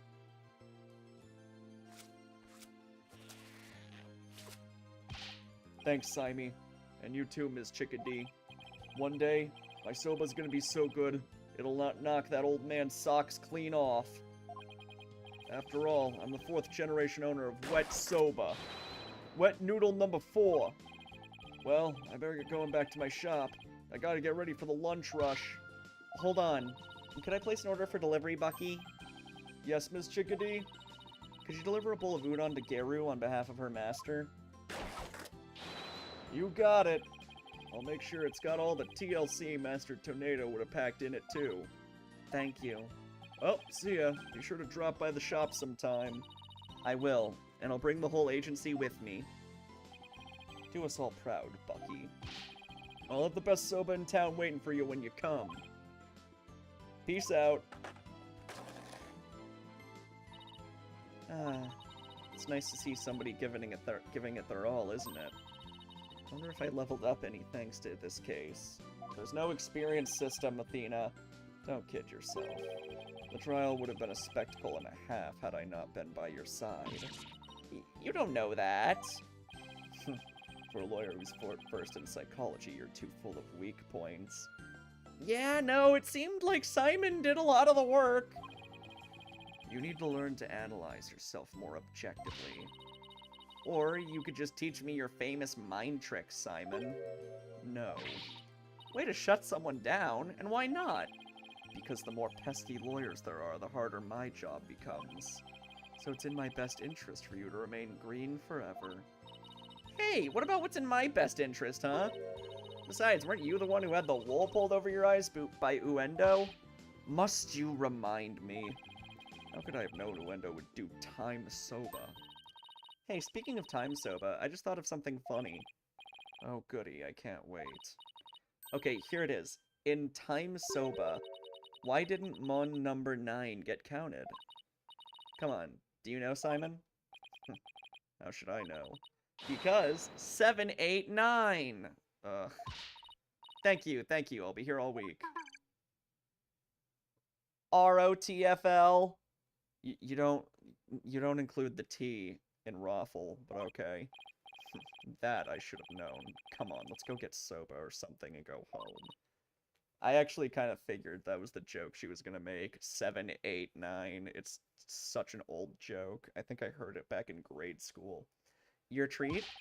I'll treat you to 50% of the tab. And don't forget, you still owe me for that manju. Really, Simon? It wouldn't hurt for you to pay for me every once in a while, you know. Quit squawking and start walking, Athena. Hey, wait for me! I may still have a ways to go as a lawyer, but just like Mr. Wright, Apollo, and Simon before me, I'm going to get there someday. After all, I've inherited their passion for our courts and the law. Je peux le faire! I can do this!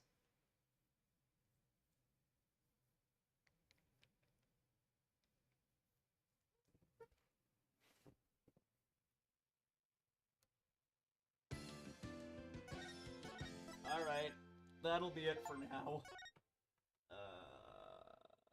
Oh, it's 7. This is when I usually start my next stream anyway. I'll take a break and then maybe play something later.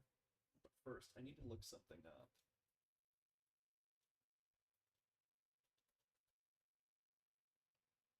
Oh, right, the bingo.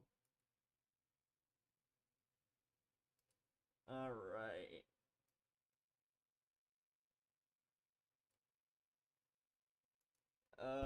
The breakdown animation was more boring than bizarre. You're still going? I literally just finished Das.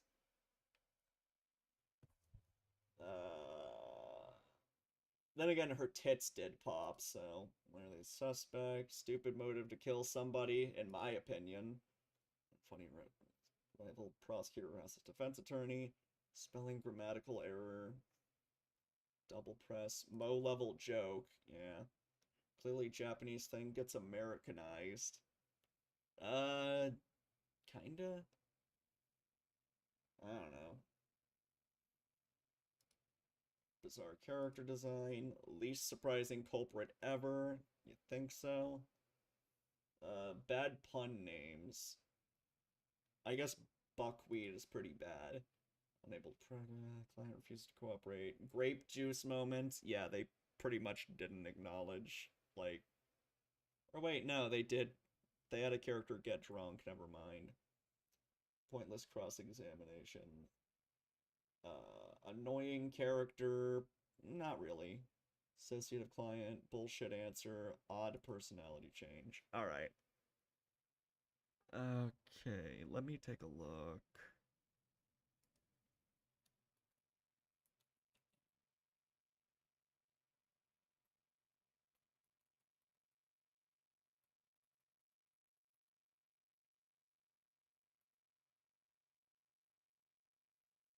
Good night, Electrica. Thank you for stopping by.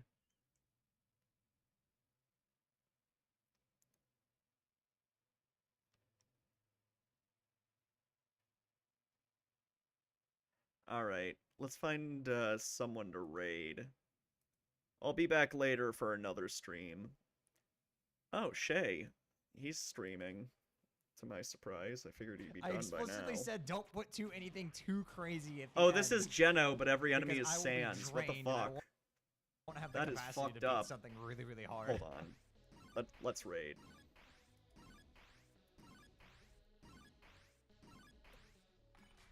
Let's go. Bye, everybody. It's been awesome, as always.